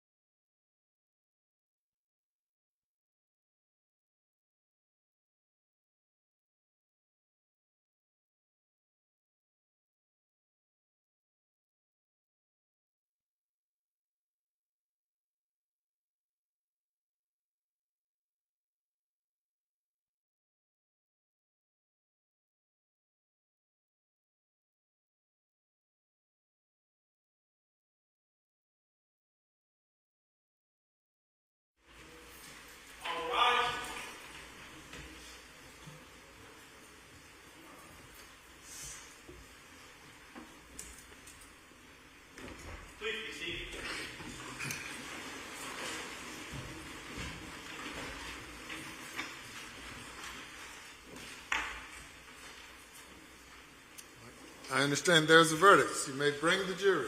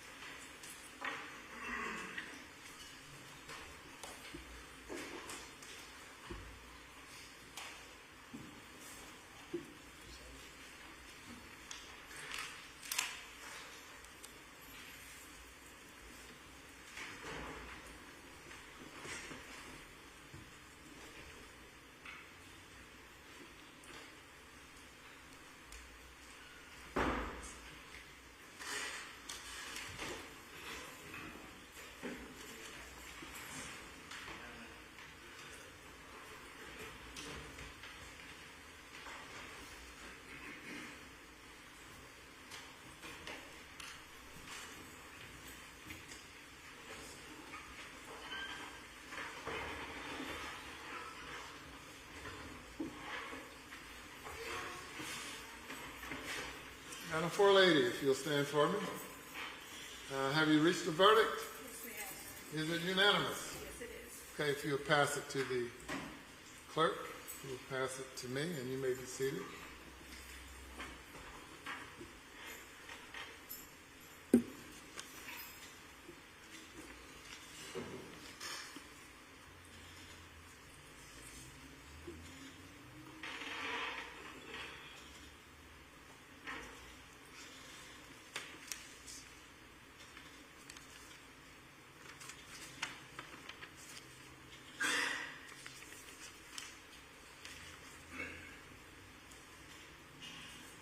Okay, if the defendants will rise, and Madam Clerk, if you will publish the verdicts. State of South Carolina versus Rita Pangalangan. Indictments number 2019 GS 1500781, 2022 GS 1500710, 2022 GS 1500814. We, the jury, in the above caption, on the charge of murder of Cristina and Pangalangan, find the defendant guilty. Oh my God! Oh my God! We, the jury, in the above captioned case, on the charge of great bodily injury of a child, we find the defendant guilty. Oh my God! We, the jury, in the above captioned case, on the charge of criminal conspiracy, find the defendant not guilty.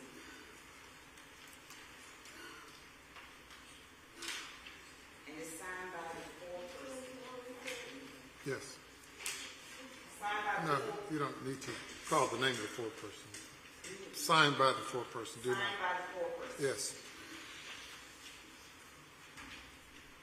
State of South Carolina versus Larry Eugene King. Indictments 2019 GS 1500780, 2022 GS 1500709, and 2022 GS 1500813. We, the jury, in the above captioned case on the charge of murder of Cristina and Pangalangan, find the defendant guilty. We, the jury, in the above captioned case on the charge of great bodily injury on a child, find the defendant guilty.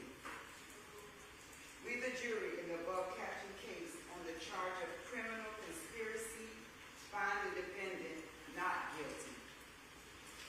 This is also signed by the foreperson. Thank you. Madam Forelady, and members of the jury, if that is your verdict, please let it be known by raising your right hands. All right, thank you. All hands are raised. The verdict appears to be a unanimous verdict. Any individual polling requested? Not from this section. No, Your Honor. Yes, Your Honor. Okay, Madam Clerk, if you will poll the jury as relates to the verdicts involving Ms. Pangalangan. You want me to stand or just juror numbers stand individually and pose the questions to them. Is this your verdict, and it's still your verdict?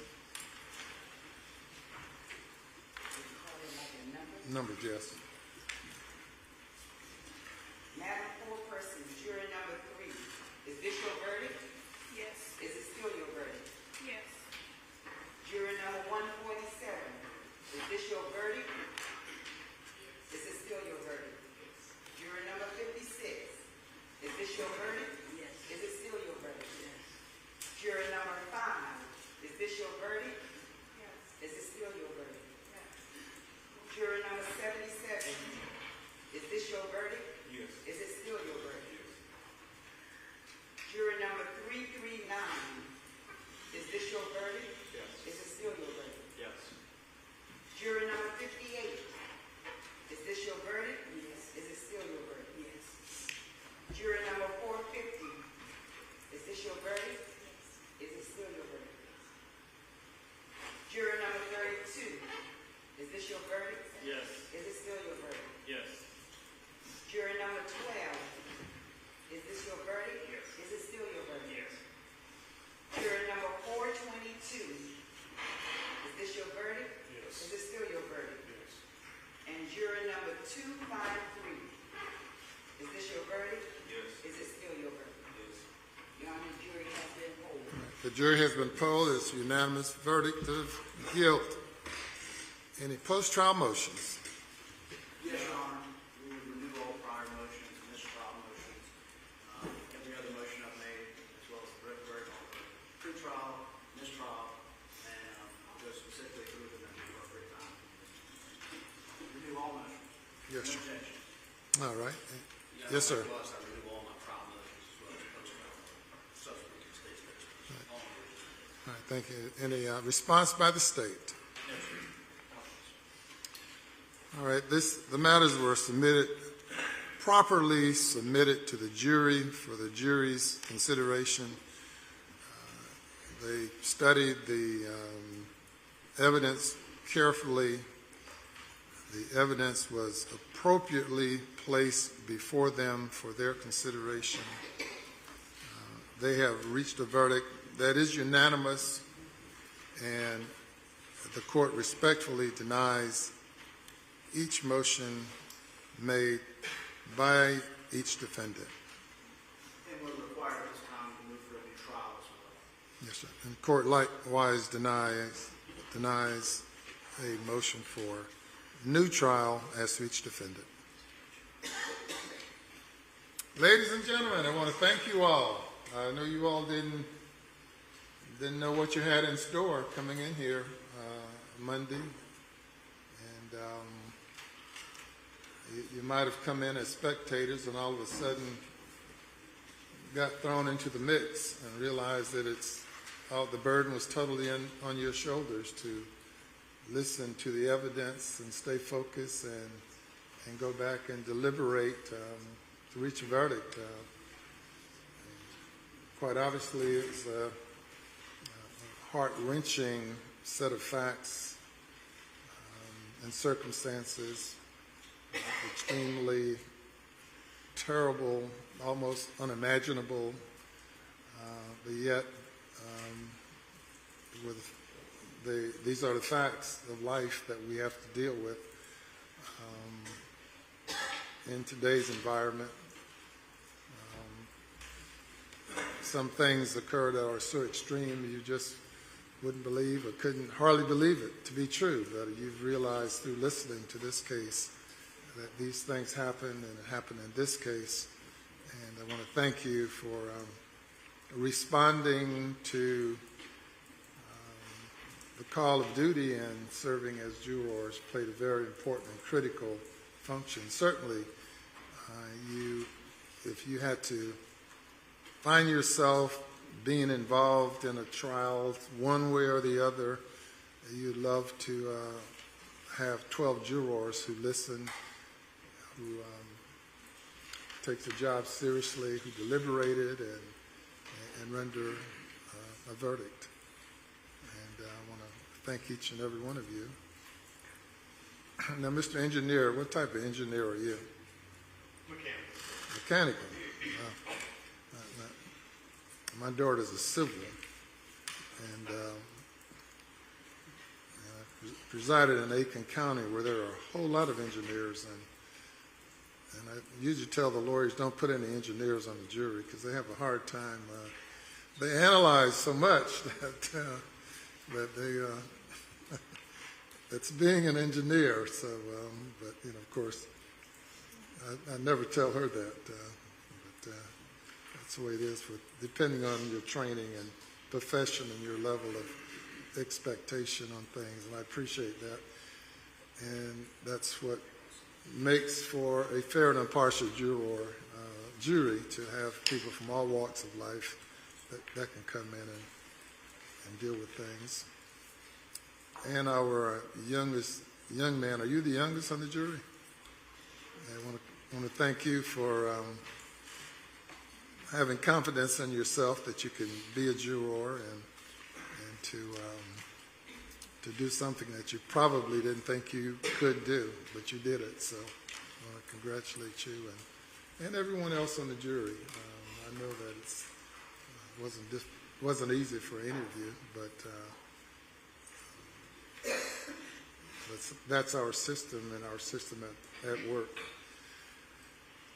You know, the case was investigated. The case was presented to the grand jury of this county.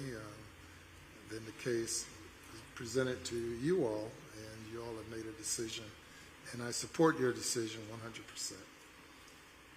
Now, when you find someone guilty, then it becomes my responsibility to impose a sentence. And are you all, do you need time to prepare for sentencing?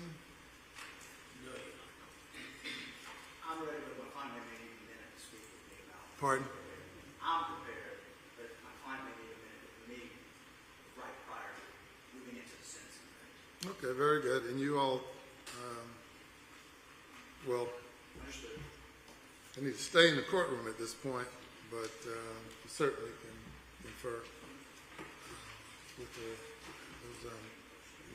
You want to transport people now? You banned him from the courtroom earlier. He's ready to. He's come back. Well, just need to speak with you, Your Honor. Okay, sure, absolutely. Take your time. Thanks. So, ladies and gentlemen, you have no role in sentencing. That's totally the responsibility of the judge. I have found that jurors typically like to see what happens all the way through the end of the case. I'm certainly in no rush to impose a sentence because this is such a tragic situation, and as people appear in court, they're typically, or quite often not, they don't appear the same as they appear when they commit the crimes. But you're welcome to stay, and you can just be at ease for a moment while Mr. Phillips confers with his client. And I'll say that once you are off the jury, then you're free to talk about the case with anyone that you might want to talk with about it, but you're not obligated to talk with anyone. And if anyone should annoy, harass, or bother you in any way, let me know, and I'll take care of it. Any interference or threatening or bothering jurors is punishable as a serious crime, and we take those things seriously. I don't anticipate that you have anything to worry about, but we keep the identity of jurors private, except for the forelady. And but you're certainly welcome to talk with anyone that you might want to. And, so we're going to take. Are you ready now? If Your Honor's not dismissing the jury, I guess we will. Yeah. No, I'm not going to dismiss them. They're free to go or free to stay. We'll just be at ease for just a moment. We'll step out for just a moment. We'll be at ease for a moment.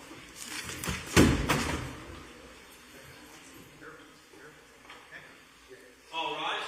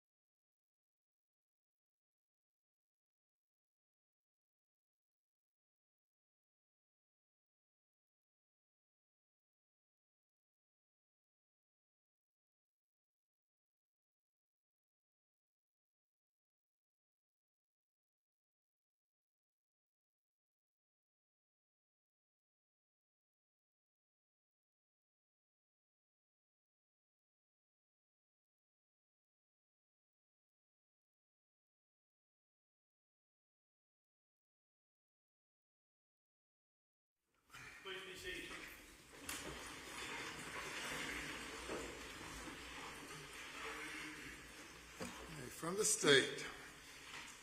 Your Honor, I don't believe that there's anything I can add that you don't already know. You've seen this case, you've seen all the evidence, as has the jury. I don't believe there's anything I can add to that other than just my opinion, which is it is one of the worst things I've seen in my 30 years as a prosecutor. And I think they tortured this child. I think she died by being tortured to death. And I think the appropriate penalty is life in prison for both of these people. Any victims want to say, do you have any victims here who might want to speak? We have a Or few victims representatives, yeah. Yes, sir. We have a few family members. We've talked with them, and they do not wish to address. I believe I will check one more time, but I do not believe. If you want to identify for the record, the family members. There are some family members here, but they do not want to address you. They don't want to address the court. Do you want to identify them for the record or no? I'll ask.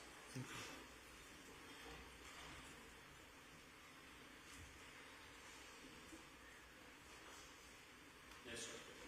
All right. Very good. For the defense. Your Honor, I can bring Mr. King forward. We're prepared for sentencing at any time. We prefer to have our own sentencing hearing as opposed to side by side. You surprised to prefer to do what? To have an individual hearing in front of the court for sentencing rather than the two of us come forward, Mr. King would rather Yes, sir, that's fine. Oh, should I bring him now? We'll bring him forward for sentencing, but you can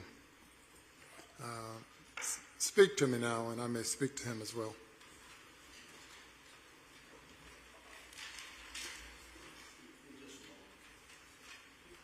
Your Honor, and our presentation is not going to be long. Mr. King has testified, so you know something of his background and his history. When the solicitor says there's not much that he can add, it's because Mr. King has not lived a life of crime. He doesn't. To my best of my knowledge, he has no general sentence history. There's a couple of maybe drinking in public or something like that, but that is the extent of it. Mr. King is also not the type of person who's not going to accept responsibility. I felt like he made a good impression on the court in his candor. He told things that were both bad for him, arguably, as well as good for him.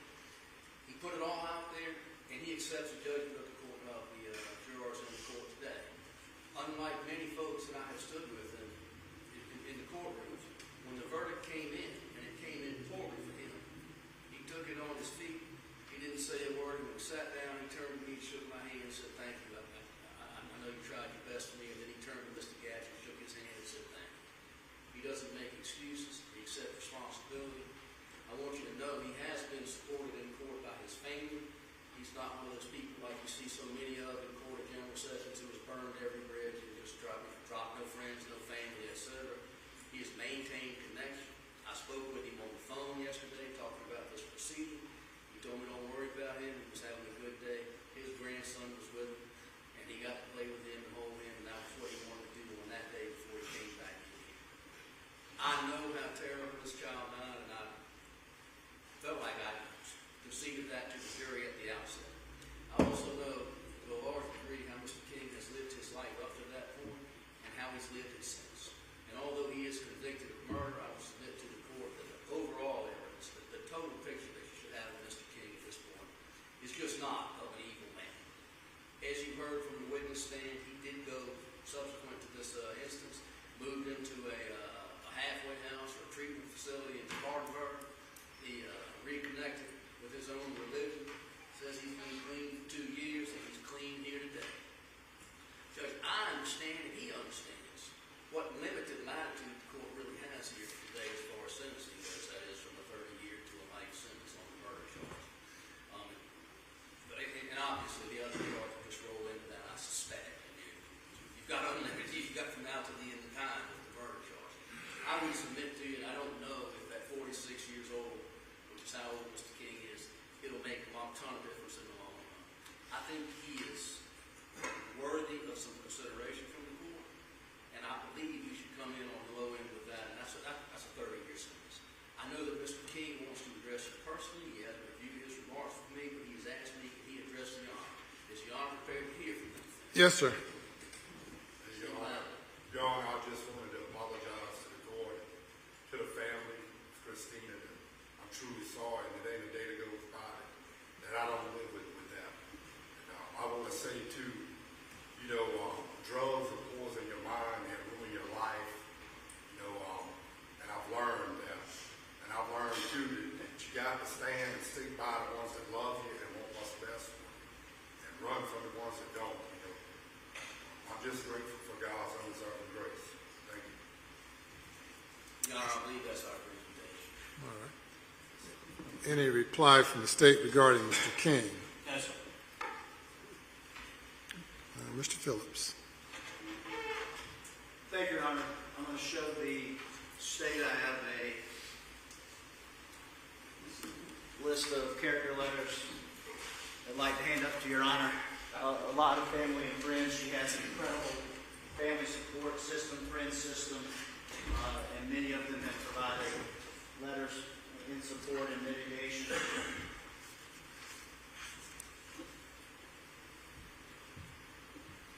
And I'll wait to give Your Honor an opportunity to review. There's a lot of letters. So.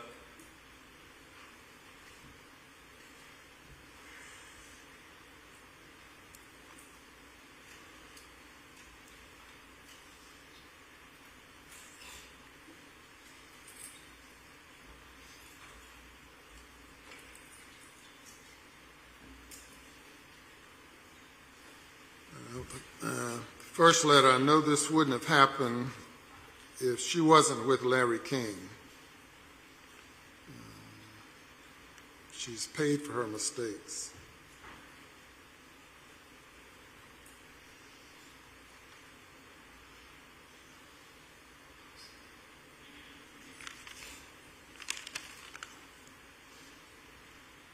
She's been working and recently was married.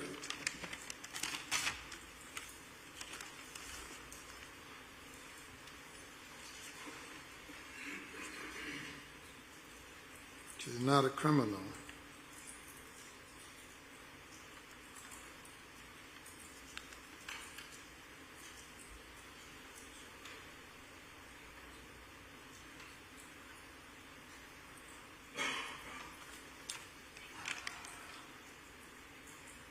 She's a good person. She's not a criminal. Please don't let this one stupid mistake define who Rita really is.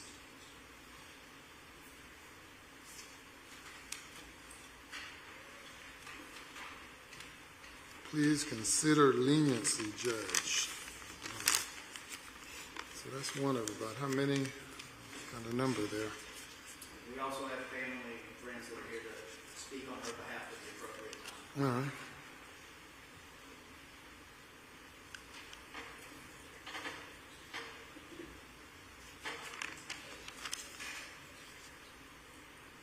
Next one, she made a horrible mistake.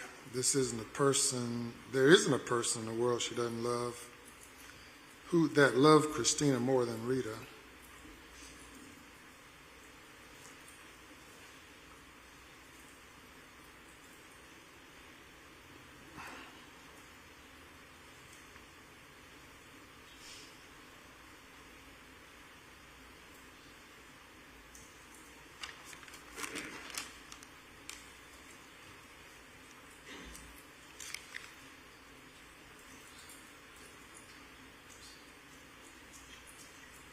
I don't feel that Rita deserves to spend the rest of her life in prison. People learn from their mistakes.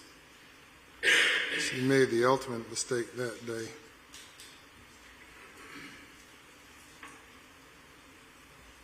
I believe she will take that off a day and teach people that the dangers of leaving a child in a hot car. I hope that lapse of judgment could result in the ultimate reality.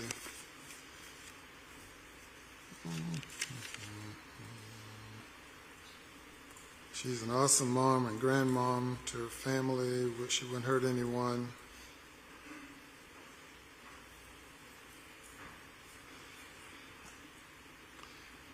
I'm asking the courts to find her not guilty and let her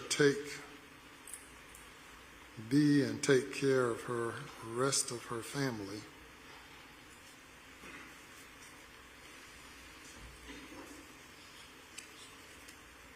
Again, I'm asking the court to find Rita not guilty.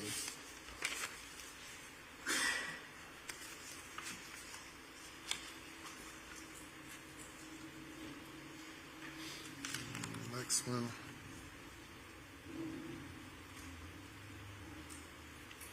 I'm writing this letter for Rita, my mother, so we've heard from her, Elizabeth Clyde, already. Okay. And you want me to read this letter as well? She'll speak. It'll be Okay.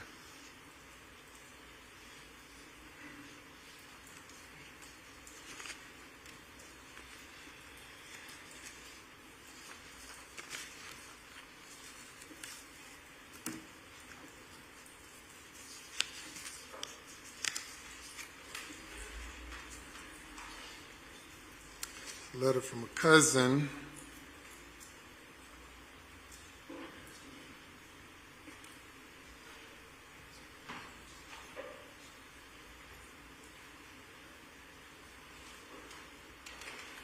Rita always wanted to be a teacher.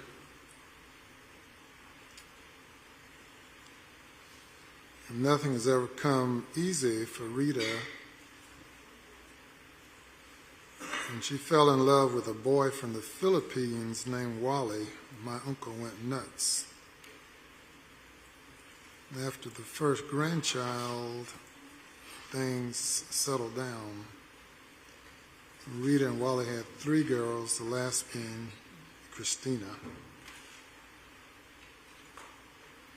She supported Wally with his endless years in college and supported the family until Wally could open his own medical practice as a chiropractor.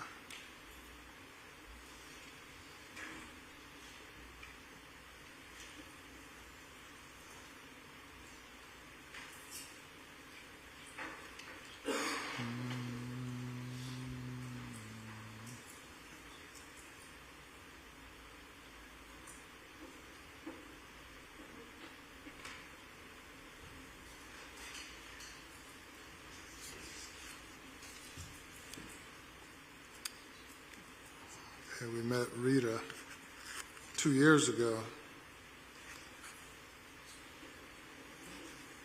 She's a caring Christian person who loves her family and working 2 jobs to help her husband financially. She cherishes her husband, children, and grandchildren. One of the most caring, supporting persons I know. She's been a flawless as a co-worker and team player.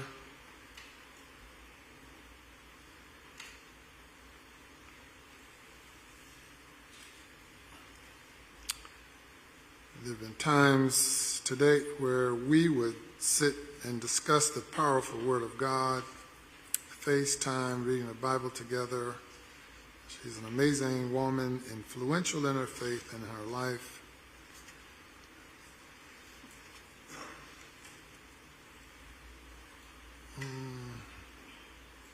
And this is one from her husband. He's here as well, Your Honor. He'll be speaking. At the appropriate time, you guys wish to address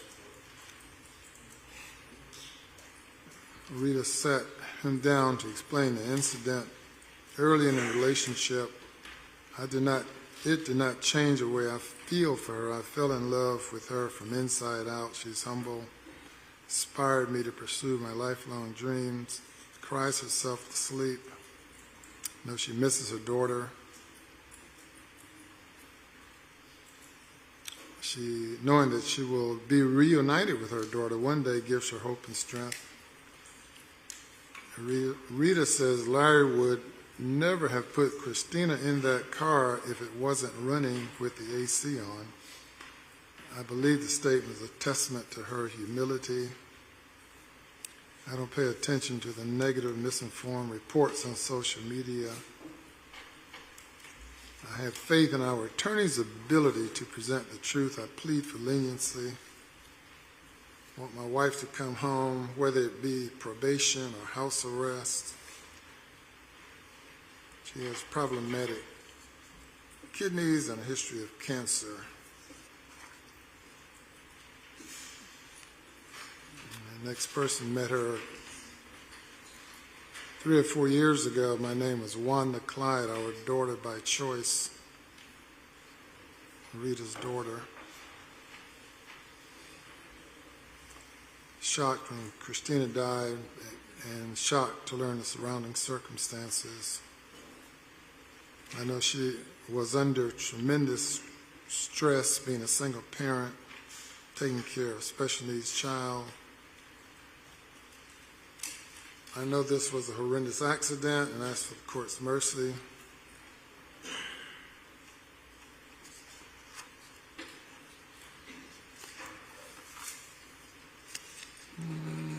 Respectfully, Your Honor, I've never seen this done like this before. I just respect it. Yeah. What do you want? You want me to review them or no? Yes, Your Honor.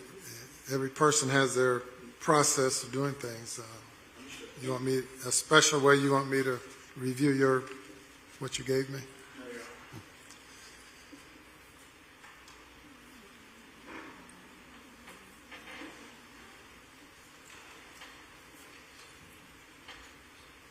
She was always involved with her daughter.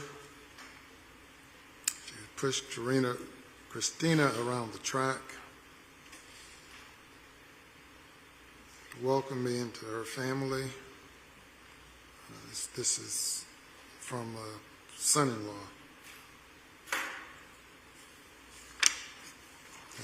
Character reference. Known her almost 4 or 5 years. We met at IHOP. Was honestly the best coworker I've ever had.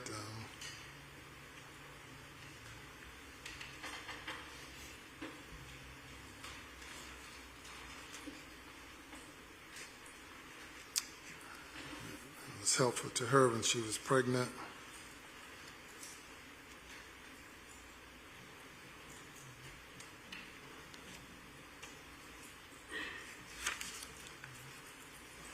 Spiritual and godly woman,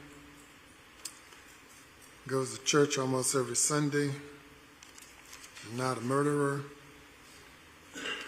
What happened to Cristina was an accident.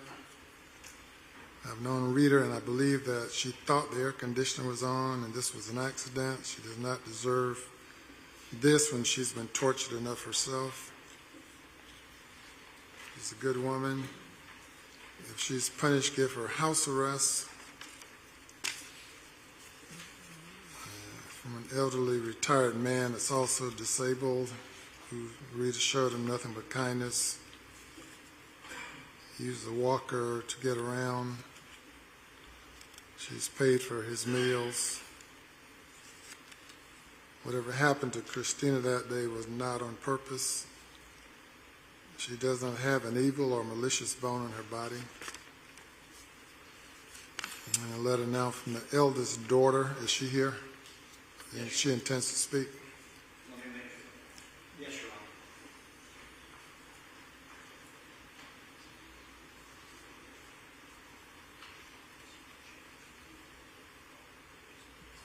I plead for the judge to show her mercy. Never been in trouble before. Pleading for Rita's freedom. I am begging for leniency and understanding, as well as an unbiased, fair trial. House arrest is the ideal discipline.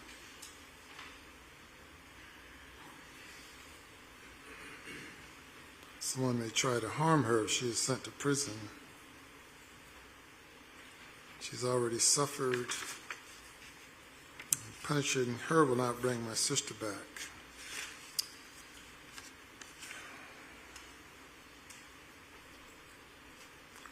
Someone who has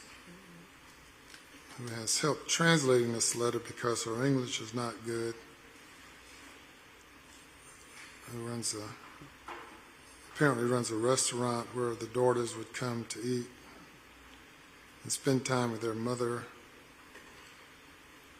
Has so much love for her child. I know in my heart this was an accident.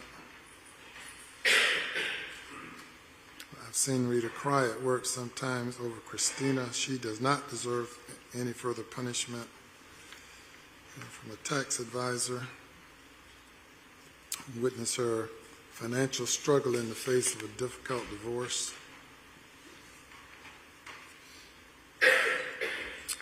Prepared her taxes.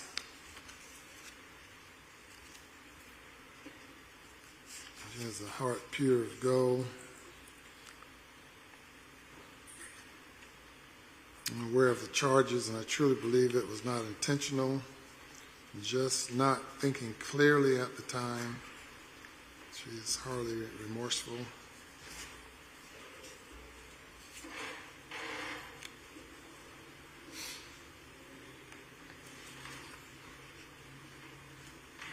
She's a devoted and caring parent. As a teacher, I was blessed to teach her daughters who are honor roll students.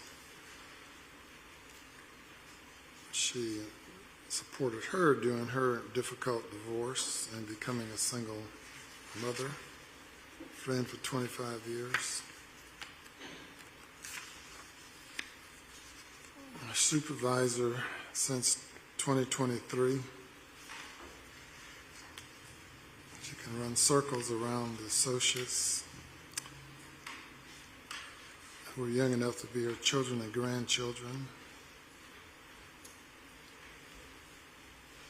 She's known as a workhorse.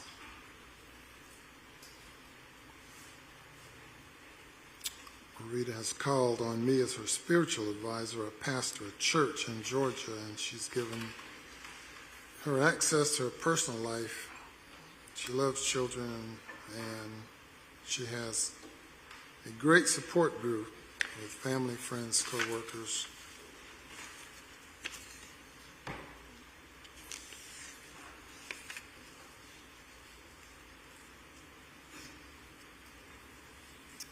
Encourage this person to go to school and finish their education.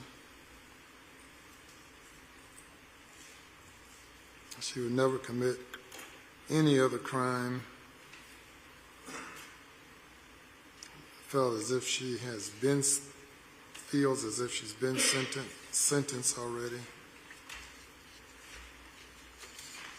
This one knows her through her ex-husband, who's this person's third cousin.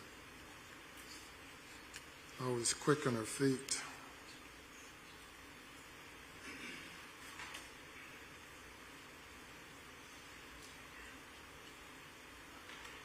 She has good moral character.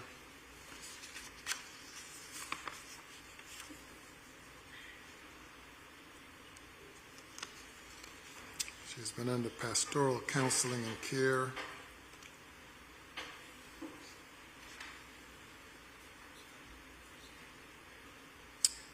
Has frequently shared stories and moments that she and Cristina share together, cherished moments.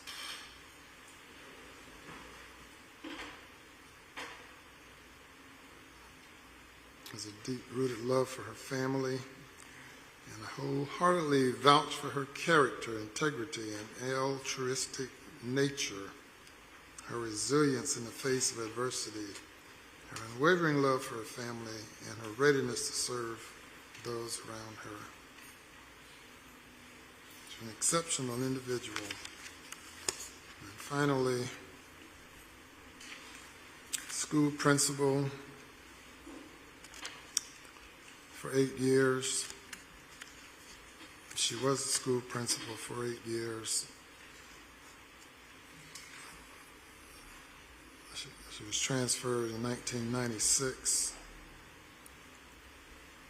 Thrilled when she was allowed to transfer to her school, continued to work as a first grade teacher. Had good relationships with her students, parents, co-workers.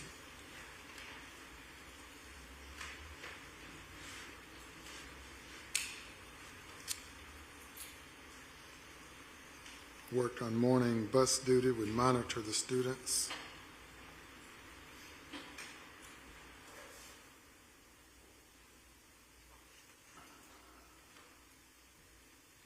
She's a math coach.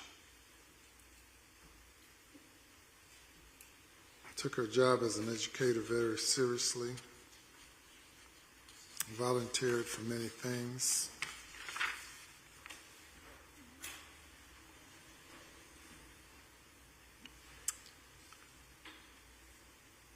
I had a very loving relationship with her two oldest daughters. Cristina was born later. And she saw what was placed on Facebook. Was she the person who testified? Mrs. Carter. So this is similar to her testimony. All right, I reviewed the letters. Yes, Your Honor.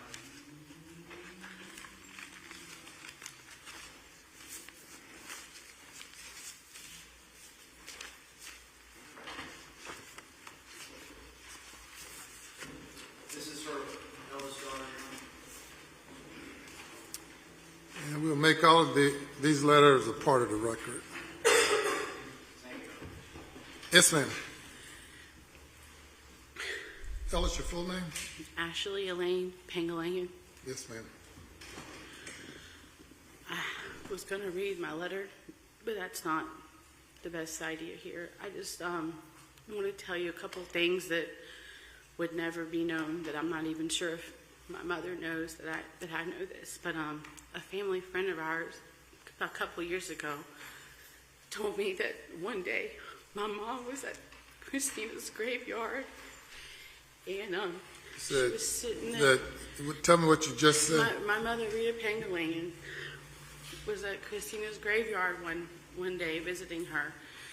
I think it was Christina's birthday a couple of years ago, and that she sat in the car and rolled the windows up herself in the heat at the graveyard because of how terrible and awful she felt about what happened to my sister. She's tortured herself every day. I have to hear her cry every night when I stay with her.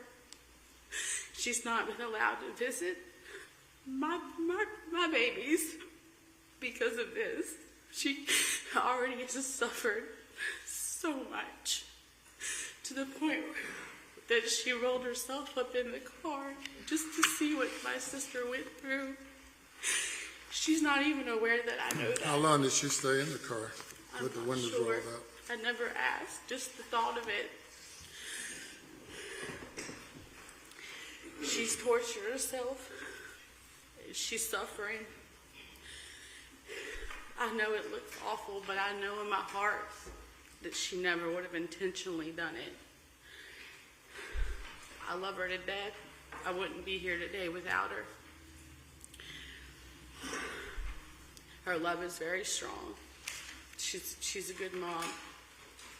I know, like I said, that sounds cliche at this point, but from the bottom of my heart, she's a good mom.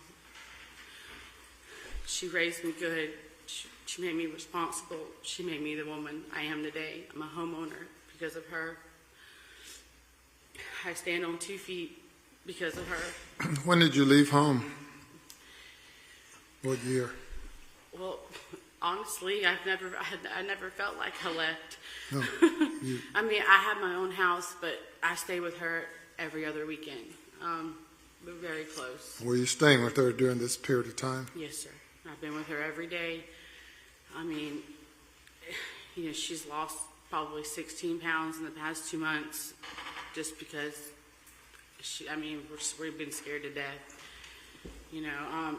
I've seen her. I've been going to church with her. I admit I haven't before recently, but I've been starting to go with her now. She's made me more spiritual. She's given me faith that I never had before, and just to watch her in church and raise her hands up and sing and praise God, it's done something for me, because to see her have that strong of faith in her situation means that I can have it too.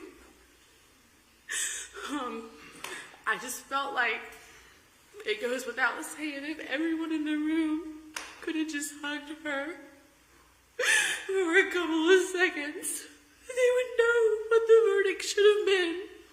But they just could have held her like she's held me.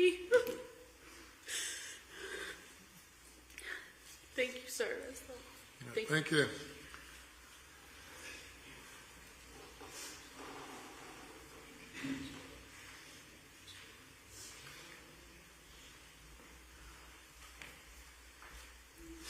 Do I need to state my name again?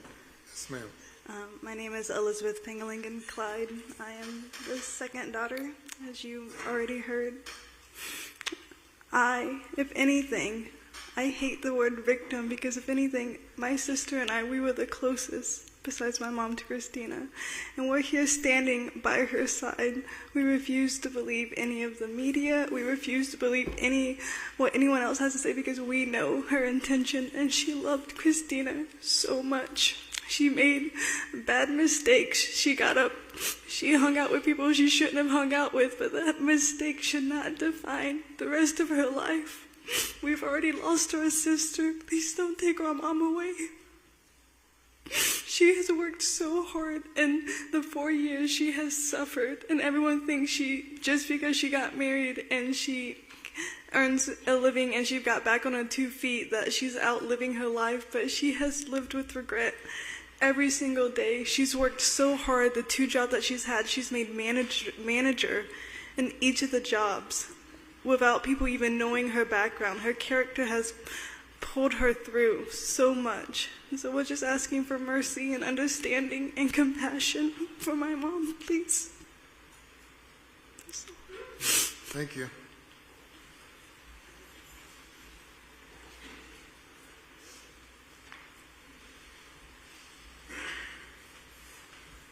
Good afternoon, Your Honor. Yes, sir. My name is Anthony Leisure. I am Rita's husband. Rita has been an inspiration to me, Lord. Sir, he really has. I'm sorry, I'm nervous. She really has. And I pray that you give her leniency and allow her to come home. You know, when a person is convicted of murder, there's I allow you. The minimum sentence. Will you please allow the minimum sentence, sir? Is 30 years. That's the minimum sentence.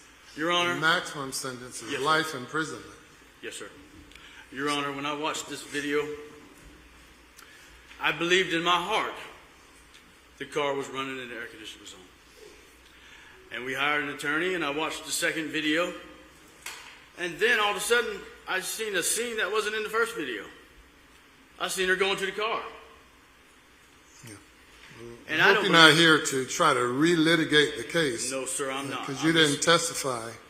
Sir? So we don't need your analysis of the facts of the case. Yes, sir. Yes, sir. I asked the court for leniency. Yes, sir. Yes, sir. Thank you. Thank you.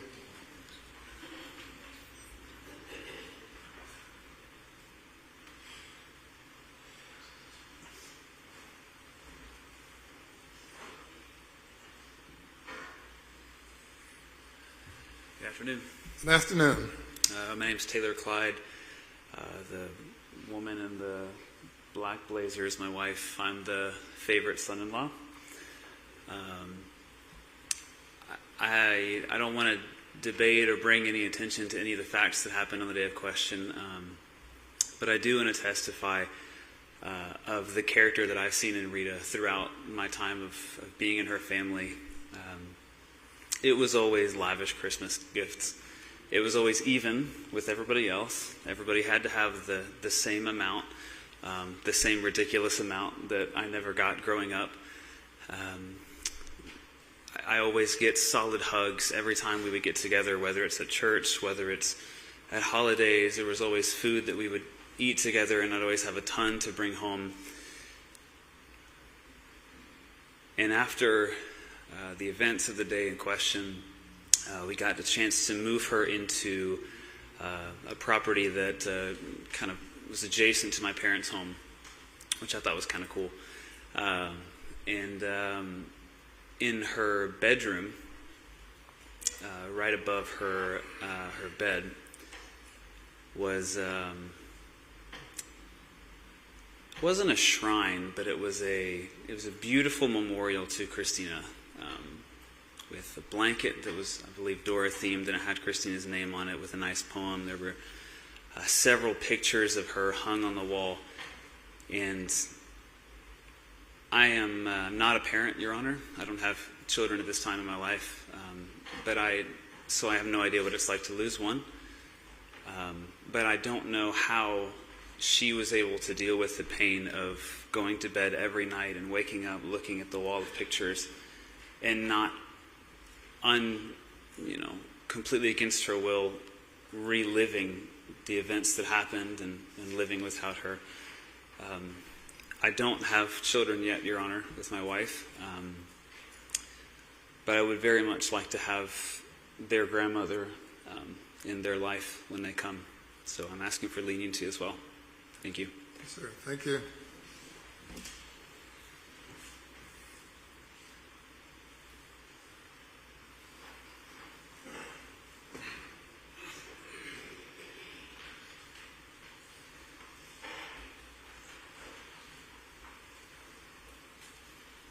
Good afternoon, Your Honor.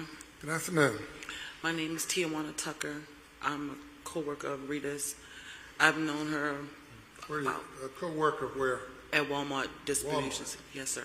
I trained Rita there, and we became friends, work friends, and we break together. Rita moved up very quickly within Walmart. She made a huge impact on a lot of the younger associates. Got a lot of them permanent that came in through temps.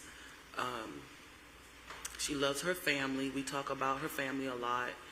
She shared a lot of videos of her and Cristina with me on breaks, where she had an in-ground pool put in at home because Cristina loved water, and she liked for Rita to throw her into the water. Almost every day we laugh and talk about our families and things, and about the situation at hand. And it was a very tragic situation. And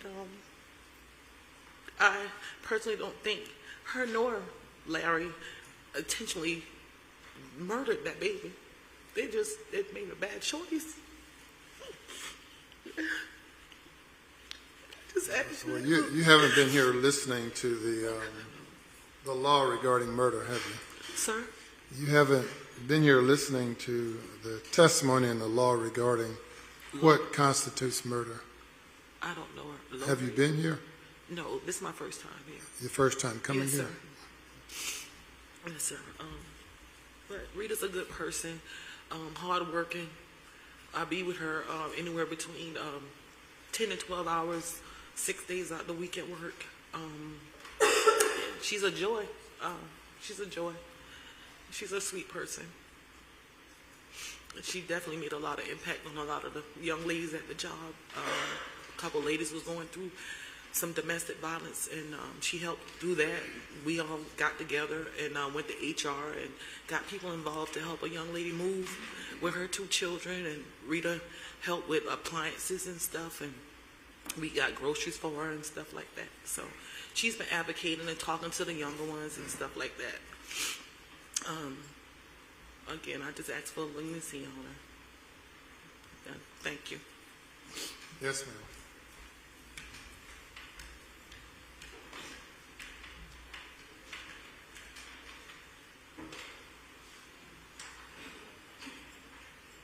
Your Honor, through the written wish to address the court in a second, but in mitigation, obviously, we're not trying to provide any excuse as to what happened that day. That in the common thread that what we presented in this courtroom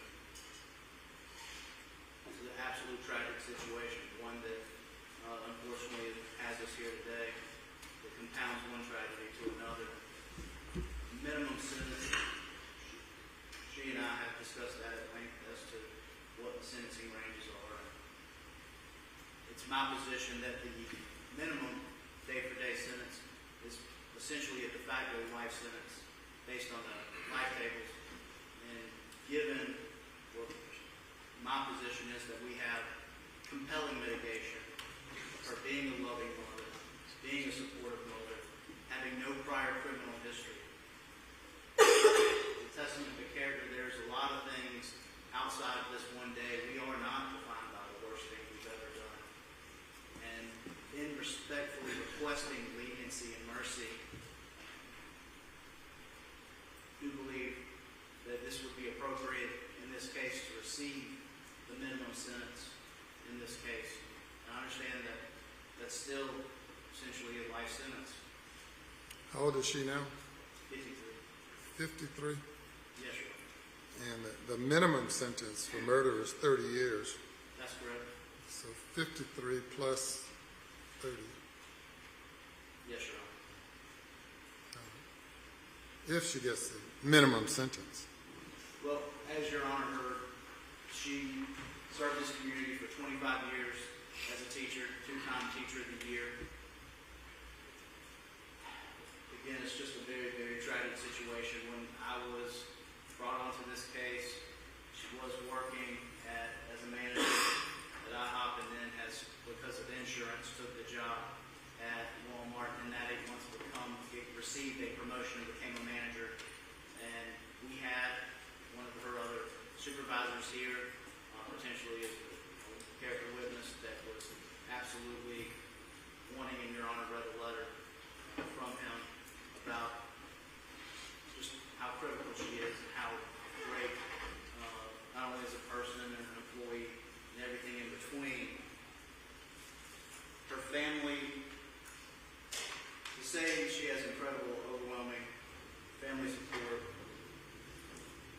is minimum. She has that. I know there's no words. That was part of what's that. There's no words that we can say other than we believe it's appropriate in this case, giving the compelling mitigation. Not to go into the legal part, because I think that's the next thing for another matter. But with that, Your Honor, I just feel, given what we have, this is the sentence that would be appropriate. The minimum day-for-day sentence would be essentially a de facto life sentence. And given the fact that the biggest punishment in this whole case is not the sentence that can be imposed, is the lifelong sentence she's given herself for the loss of her child. That can't be overstated. None of that was lip service. None of that was courtroom drama or manufactured. She is tortured with the loss of her child. That is real. She has real remorse, and she deserves leniency and mercy, and the minimum sentence in this case, Your Honor, specifically. Your Honor, what happened that day was the worst, most tragic mistake of my life. It was the worst day of my life. I was negligent. I told my attorney, well, I heard him almost a year ago, that a negligent homicide was one of the charges. I would have pleaded guilty, took everything myself, and we wouldn't have been here today. Because I was. When I put my baby, or I had Mary put that baby in that car, the air conditioner was on. It was on. When I checked her at 12:30, I just wanted to see your nose before I took her out. She was taking a nap, checked on her to school. I should have taken that out and checked on her. I should have busted out that window when the car was locked. I don't even know what's going on. I should have busted out that window. I should have got my baby out of that car. But it was nothing against her. And I will live with that for the rest of my life. Nobody loves Cristina more than I do. I was working 4 jobs to get a wheelchair fit for her. Just had her fitted for a brand new top of the line wheelchair. Had her clothes ready to school. I would have never hurt my baby. I can't believe that I was convicted of murder. Because what happened was not murder. It was negligence and something that whether I'm in prison or home, I will regret for the rest of my life. And I can't wait to be with my baby girl again. Please, Your Honor, if you can consider, give me a minimum hour arrest, anything. I don't care. I don't have much time left anyway, and I would like to spend as much time with my children and grandchildren as I can. And know that I would have never, ever stood outside that car and watched my baby suffer.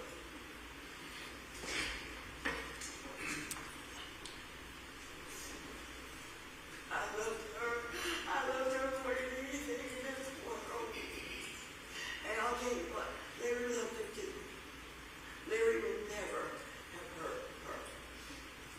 We were arguing that day, and we put ourselves in front of her. I lost total track of time, but it was not murder. It was not intentional. Well, you didn't write the law. And you weren't thinking about the law on that day, were you?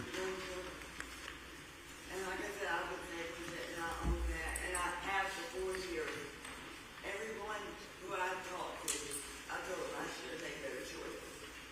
I should have gotten that car like Larry wanted me to, and I should have taken my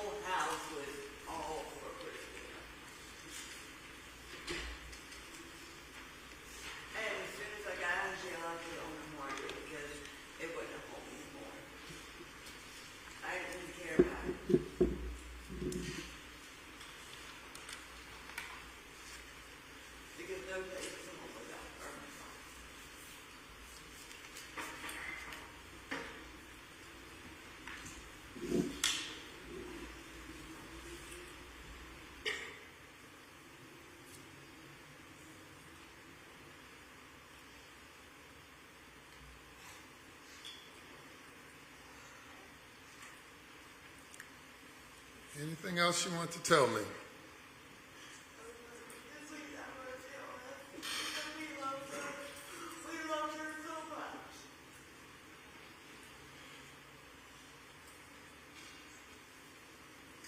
All right, response by the state.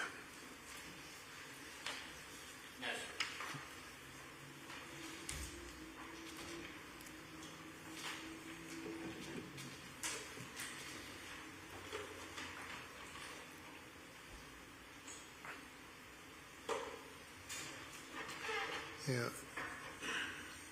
The conduct of the defendants in this case, true, is being represented now by the defense. It's not a traditional murder. It's not where you pull a gun and shoot someone in the head. But your conduct can become so extremely reckless that it constitutes a willful disregard for human life and constitutes murder. To place the child in a burning car, in effect, and walking away is murder. To leave a child in a car for 6 hours under the circumstances that occurred in this case is murder. It's not one of the situations that we see, and there have been studies most recently where people forget about the child, believe that they have dropped the child off for daycare and various things. But that's not this situation, where there's absolute, total disregard for the child.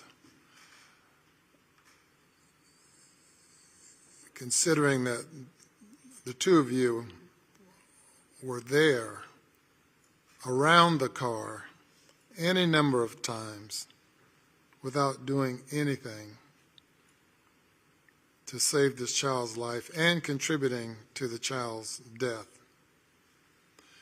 And all the good things I've heard today,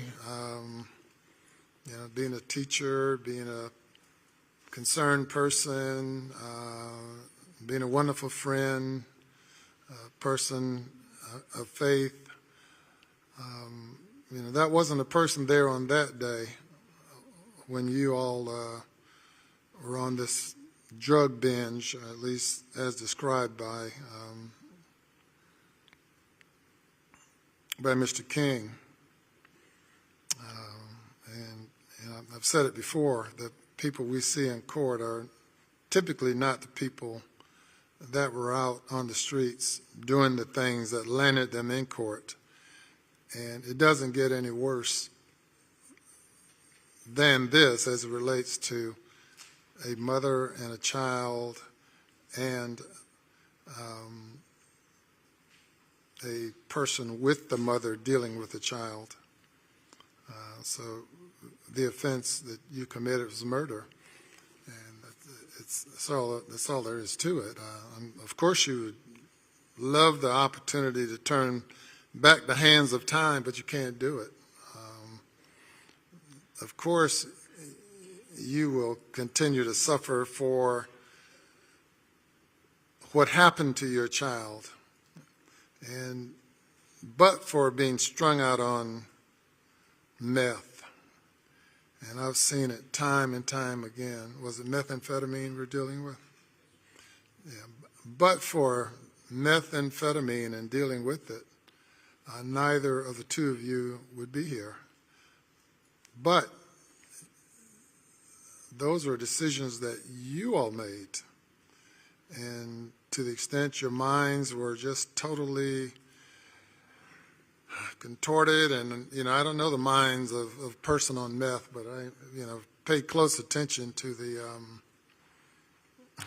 witness who testified convincingly about the effects of methamphetamine on the brain. It's as if you didn't have a brain on that day at that time.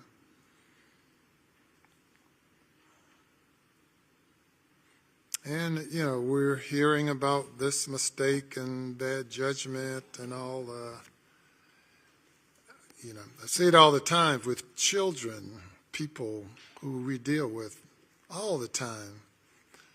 I call them children, 18-year-olds, 19-year-olds, 20-year-olds, people who do these same types of things, kill people because they're strung out on drugs, high on drugs. And, you know, a life sentence for them is more than the lifespan that you're talking about, because they're going to prison at ages 20, 21, 22, 23 for life. And you don't have the excuse that they might come in here with. Of course, none of it is acceptable, but they will come in, you know, strung out on drugs, parents strung out on drugs, all kinds of things that play into them going wayward, going astray. And for you, a person who had a good reputation in the community, to throw it away chasing drugs, and then coming and asking me for leniency?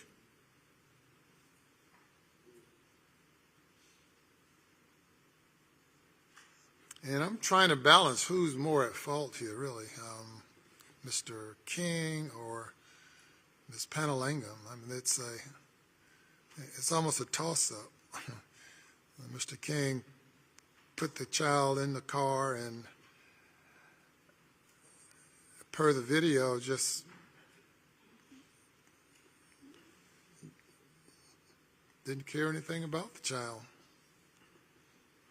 Just left the child there to die while they're pursuing each other. It's just so, it's almost unbelievable. How could you all do such a thing? And you could do such a thing because you're hooked on drugs, hooked on meth. I've always been anti-drugs. Pardon? I divorced my first husband because he was an addict. Mm-hmm. I do not do drugs. I never did drugs. It was in my brain that weekend, and I have told my lawyer that several times. But I don't do drugs, and I wish back then I would have taken a hair follicle test or something to show me that drugs was not a part of my life. Yeah, that makes you having less an excuse, less justification. Your mind wasn't screwed up as you're telling us now. Yeah, a mother who's not under the influence would leave their child in a car under those circumstances for 5-6 hours, who knew the child was in the car and knew the child had been in the car for that period of time, and drive off and leave the child. How could you?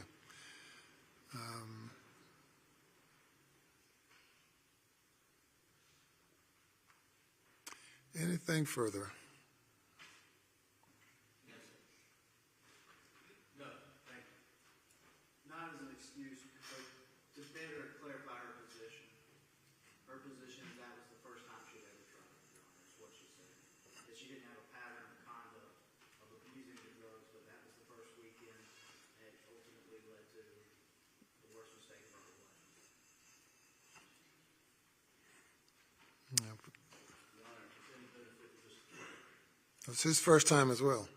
No, he's got to testify, and I'm not being lighthearted. Yes, sir. He did say that. No, it was certainly not his first time. He had tolerance, he was an addict, and he told the court that, and he told ladies and gentlemen jury that.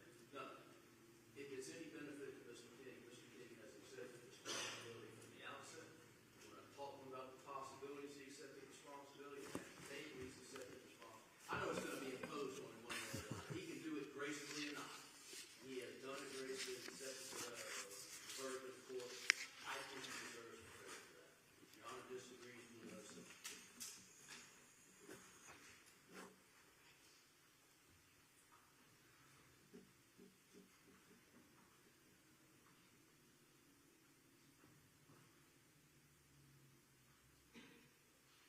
doesn't help me clarify in my mind who is the most culpable out of this situation, or are they equally culpable? Are there, whose conduct was the most extreme? The mother who abandons her child in that setting and does nothing to rescue the child, who chooses Mr. King and her own pleasure over the child, or Mr. King, who throws the child, or he didn't throw it, places the child in the back of the car and shows no concern, compassion, or anything for the child, and in effect joins with the mother in the treatment of the child. Though it wasn't his child, he initiated his role in it when he placed the child in the back of the car and when he did nothing to get the child out of the car. On behalf of Mr. King, in response to your Yes, sir. inquiry, Yes, sir. all my dealings with him and all my conversations with him, he doesn't want me to point the finger or some way to minimize his involvement or his culpability by saying, well, she's worse, she's worse. Your Honor's heard what he's done. He owns the conduct. He was candid on the stand. Yeah. He accepted Yes, sir. gracefully at the table. He's not. And I appreciate that. You've said that repeatedly, and I accept it, and I appreciate that. But when Your Honor asked me who is more culpable, In my mind, I'm trying to make that determination because I'm going to have to sentence each one of them to a period of years. They might get the same. One might get 30, one might get 40, one might get 50. They might each get the same. to the extent Your Honor was inviting me to point out the reason she's more culpable, Mr. King does not want to do that. He owns his conduct. All right, I understand. Thank you. And I'm not attempting to pit one against the other. I'm just, yeah. That's how, from our position, it is. And we agree. All right. Mr. Solicitor. I've tried to stay quiet, Judge, and I'm sorry. I don't like people to stay quiet on me. I can't. Well, before the case comes to you, it has to go through you. They're both here together today because of that. I couldn't make that decision. I could not decide where she worked because the more I looked at the video, which I have done, I assure you, more than just about anybody, even in this courtroom, I just kept getting madder and madder. And honestly, I could not make a determination who I was more angry at. The man who is putting the child in the car and just stands there, or the mother that abandons the child even before we get into that situation. And I've heard the support groups that these people have, and Your Honor, like you, been in a courtroom for a long time. And we deal with a lot of people that don't have any support group whatsoever. And to have it, and to ignore it, I don't think that's mitigation. I think that's aggravation. Sir, I cannot tell you which one is more culpable, but quite frankly, from my standpoint, I don't feel for either one of them. What is the penalty for great bodily injury? 20. That's 0 to 20. Yes, sir. And I looked it up before. I just wanted to be sure. All right, Mr. King, if you'll come around for sentencing.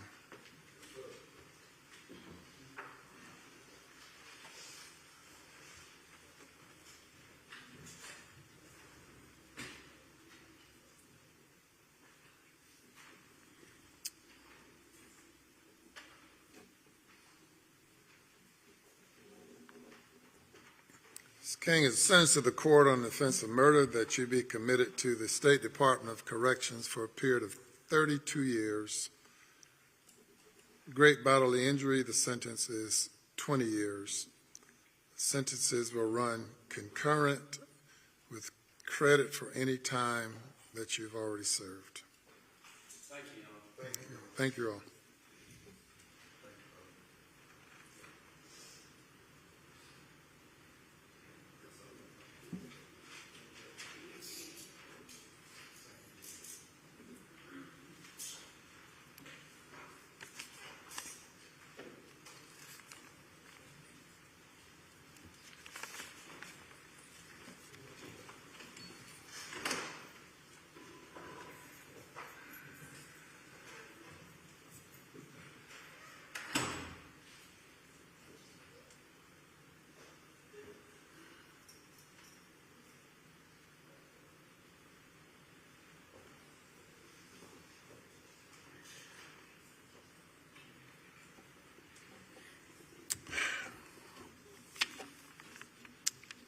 Ms. Pangalangan,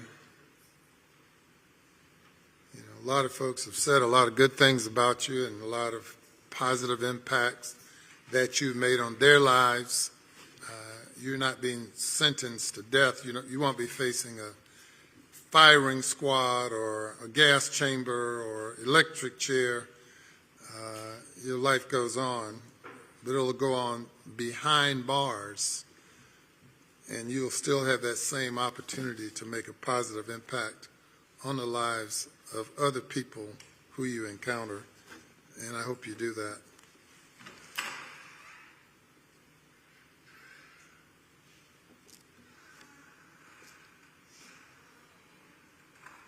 I simply cannot fathom a mother treating a child the way that you did and allowing that to happen to a child, to your child, the child that you birthed.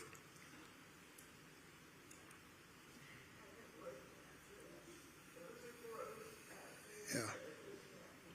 I don't know if the child at some point became a burden. I don't know what the circumstances were that would lead you to placing the child in that situation. And as if you left and went to Atlanta, Georgia, or maybe we'll say not Charleston, to Myrtle Beach, and went there and got in the beach in the water a few hours, and then came back, and then decided that it's a frantic situation. You did it. You have to live with it. And as bad as the conduct of Mr. King was, yours was worse, in my mind.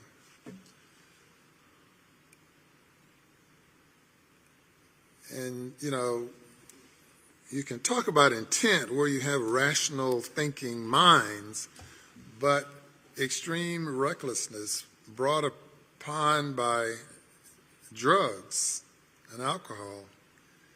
As we said, intoxication is not a defense and not an excuse.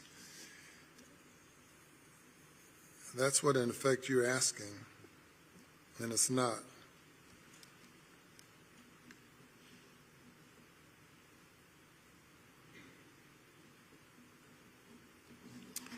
Sentence of the court is that you be committed to the State Department of Correction for a period of 37 years on murder, 20 years on great bodily injury.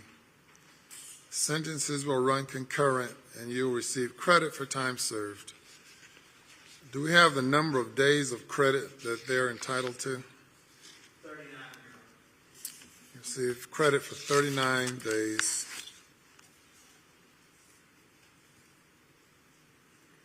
And Mr. King, do we know how many days he gets credit for? Did Mr. Other guy left, the lawyers? Does anyone know? I'll just have that calculated by the Department of Corrections. Yes, sir. Under the green case that I presented earlier, the one homicide, one punishment rule, that potentially could be triggered, and certainly what we've argued, based on that, there could be only one punishment. I understand it's a concurrent sentence, but under that case, even the conviction itself is an actual considered punishment. I know you're on a prior ruling regarding that position, but based on that, we would also argue that that applies in the sentence. So, and you might be right, and that might pertain to a single incident, not a continuous course of conduct over many hours. What says the state? I think it is. I think the law is clear on that there are two separate sentences, and just like this is it, Your Honor. All right. Well, I want to commend everyone for a good and thorough job in presenting your best case that you could present to the jury. And the jury has spoken, and now the court has spoken. And I want to thank everyone for your participation. And court will be adjourned. And thank you, jurors, and you stick around. You don't get up.